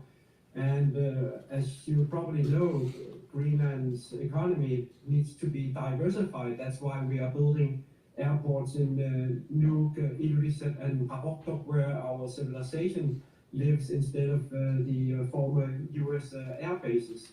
So Donald Trump Jr. and even his father and other administration from the U.S. are extremely welcome here in Greenland as visitors, of course, and also maybe more officially in the future, indeed. Well, you say that he's meeting Erik Jensen, the leader of your party, who you say, am I right in saying, has spent some time with Donald Trump at Mar-a-Lago. Who else will Donald Trump Jr. be meeting? Is it clear? No, there's nothing official, no official meetings, only private meetings, I guess. So it's all the way up to Donald Trump Jr. to meet whoever he wants privately. And as far as I know, there's no official meetings at all. But yeah. but you have suggested that there might be more official meetings in the future. Greenland's Prime Minister says the territory is, and I quote him here, not for sale and will never be for sale. How do you feel about Donald Trump suggesting that it might be for sale? He'd like to buy it as the US president. Well, you know, what if people that are living in Greenland decide, you know what, we don't want the Danish anymore. We just want America. We want to be part of the land of the free and the home of the brave. Maybe there's going to be an uprising, peacefully, but maybe there's going to be an uprising that just forces the issue. Because I'll tell you, when it comes to Trump, it's chaos. And so you just can't use like just standard logic, all right? Because just chaos emerges and different dynamics. You just can't model, all right? And you got these libtards on CNN that think that they're going to be able to use some sort of Westphalian logic and say, well, these are the borders and they must be, you know, etched in stone. You know what? What if the will of the people in Greenland say, we don't want the old regime, we want something new, something brighter, something that has rock and roll and blue jeans?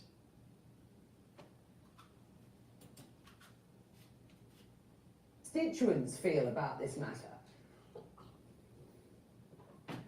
Of course, we know about Donald Trump's rhetoric, and we absolutely understand that rhetoric. And it's about how you define what he's saying. In regards to controlling Greenland, we are, of course, aware of the geopolitical situation in the world. And we can see that with the Bitchute space base, which is a US air base in the North Greenland, should be quite important for the American security and also Canadian and Greenland and maybe also the world. That is absolutely true. So we understand that we need to protect this island and also our allies and North America. In regards to ownership, we can disagree here quite a lot, because we are working on creating a sovereign country, which is Greenland, and we want to create the state of Greenland, but we would like to cooperate even with Denmark and the US, maybe in a double compact of free. Instead of the territory, they establish themselves as a state and they get subsumed into the United States. I'm sure that if you went there and polled them, if you were a state, you know, would you like to be part of the United States, or would you be, you know, would you prefer some other European nation? And I'm pretty sure that majority of them would say, you know what, the United States seems like a great idea.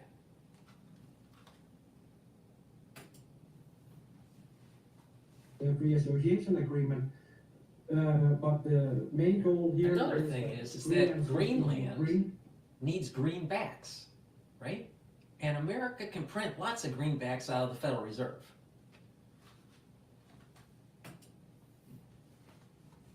There's a decision on what kind of state we would like to be, and also who we should cooperate with. And our nearest allies, which, you know, we have been under the Danish realm for many years. They annexed us in 1953 without referendum. And of course, we would like to give the Greenlandic people the possibility of a referendum for independence or statehood or any kind of political organization.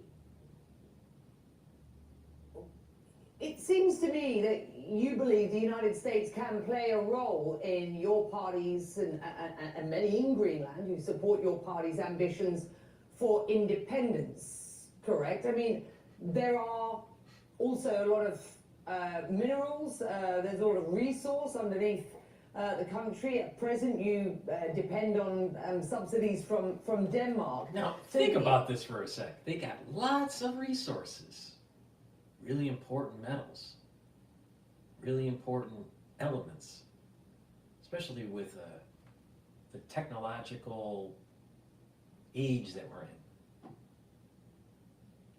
massive amounts of investment would come to Greenland if they were a state for the United States. Do you think massive amounts of investment in the order of Greenland if it was the Danish? Not so much. So the people in Greenland would benefit with aligning with the United States. And the way our system works, they would be a state. They would have control of their land through their own state constitution and then be wrapped up into the greater United States.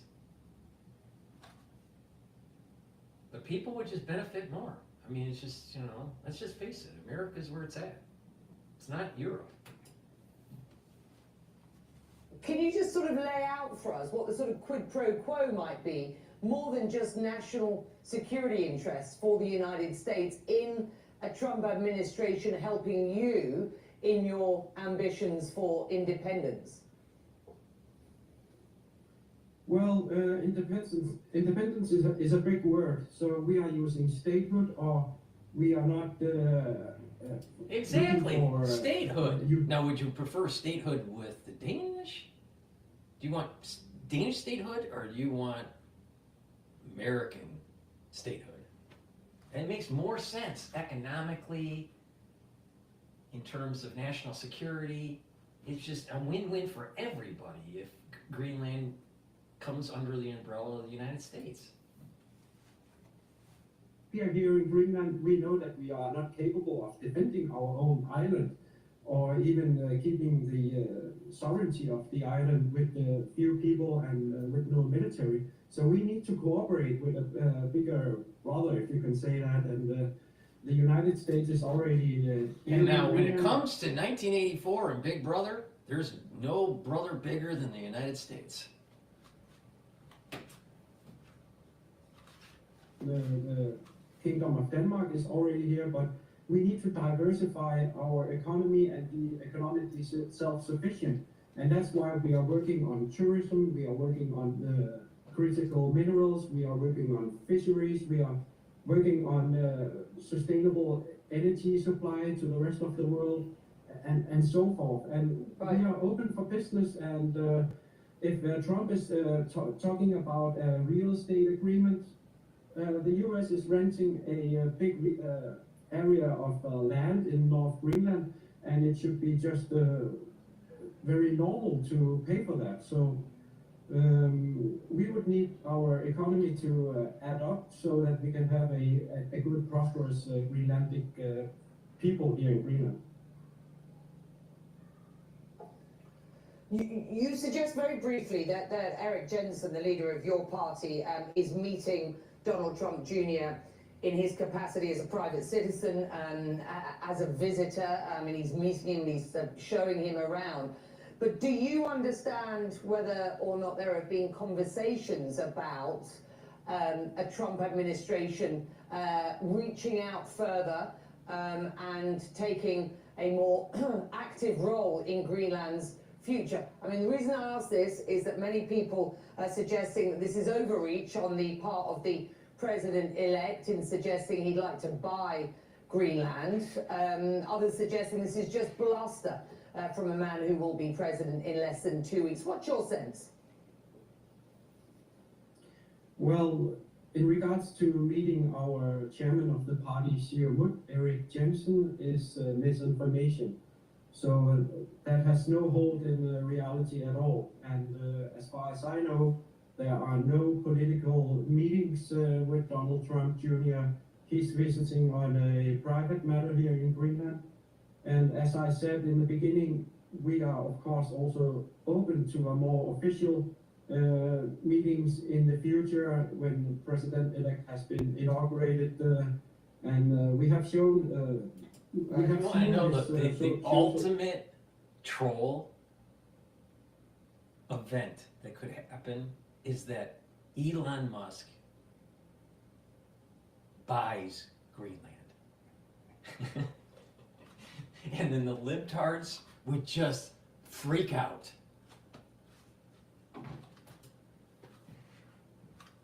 social media posts, and we of course interpret them in different kinds of ways, but according to what kind of rhetoric he has been showing in the past, we are absolutely ready and easy in regards to maybe negotiating with the US in the future when Greenland has decided on what to become an independent or what kind of state we want to be.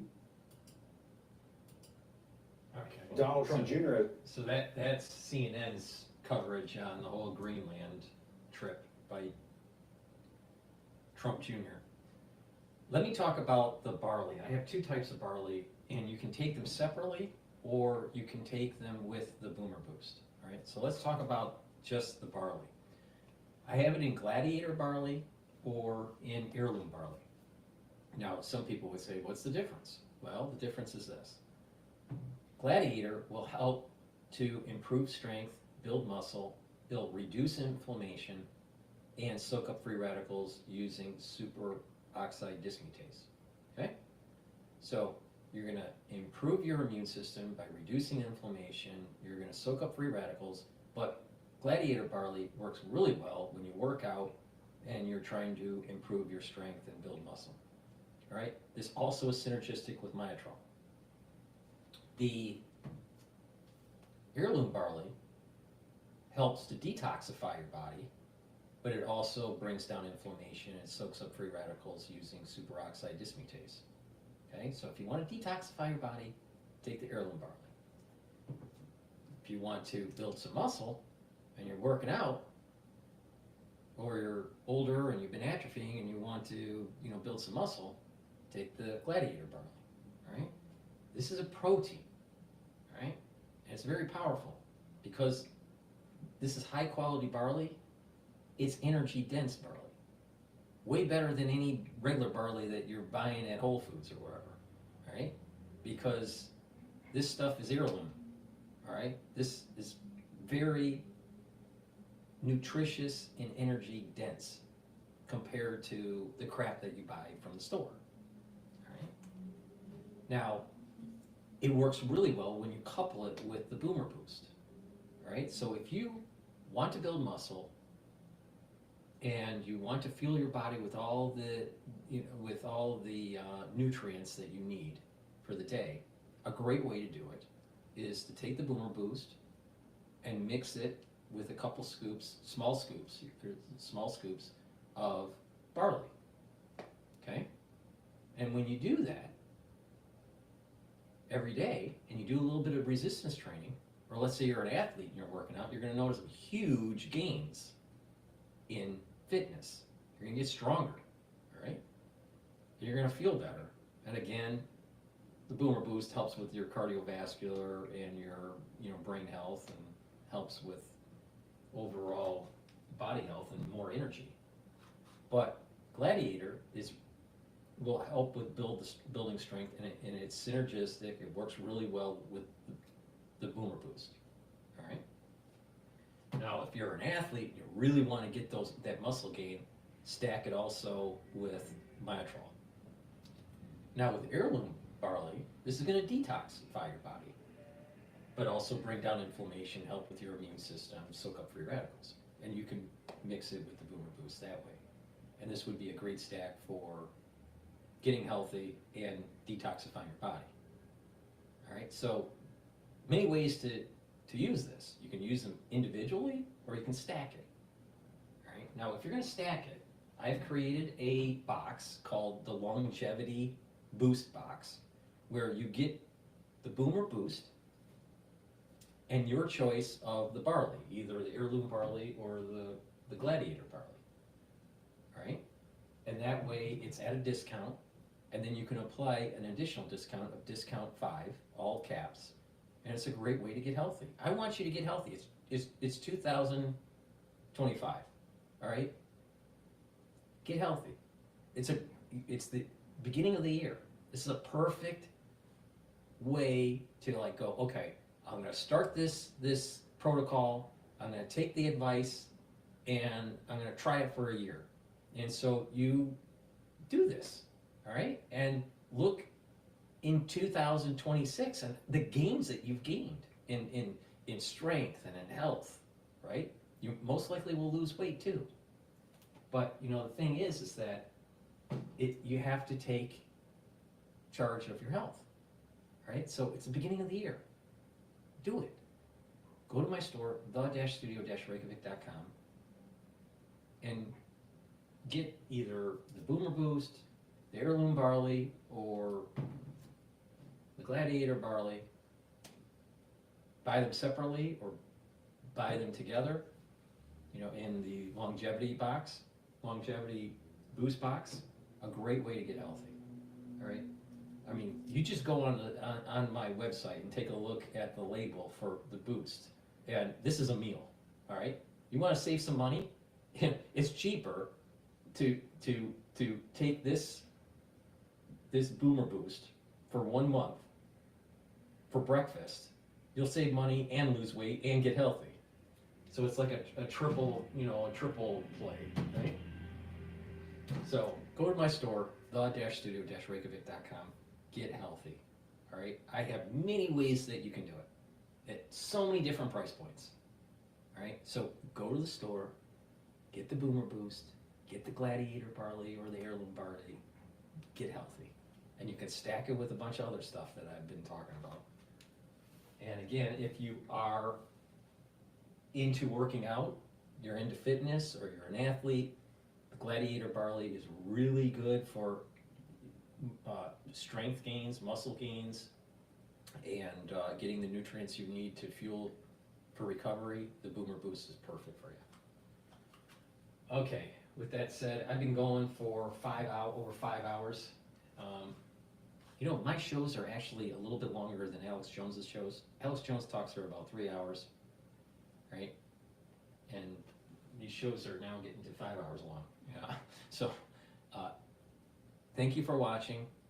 Thank you for watching on YouTube. Thank you for watching on Rumble. Thank you for listening on X Spaces. It's supposed to be interactive for the ones that are watching. You know, please don't be afraid to get on X Spaces and ask questions, or just tell me what you think. It's supposed to be interactive. Thank you for listening, and have a nice day.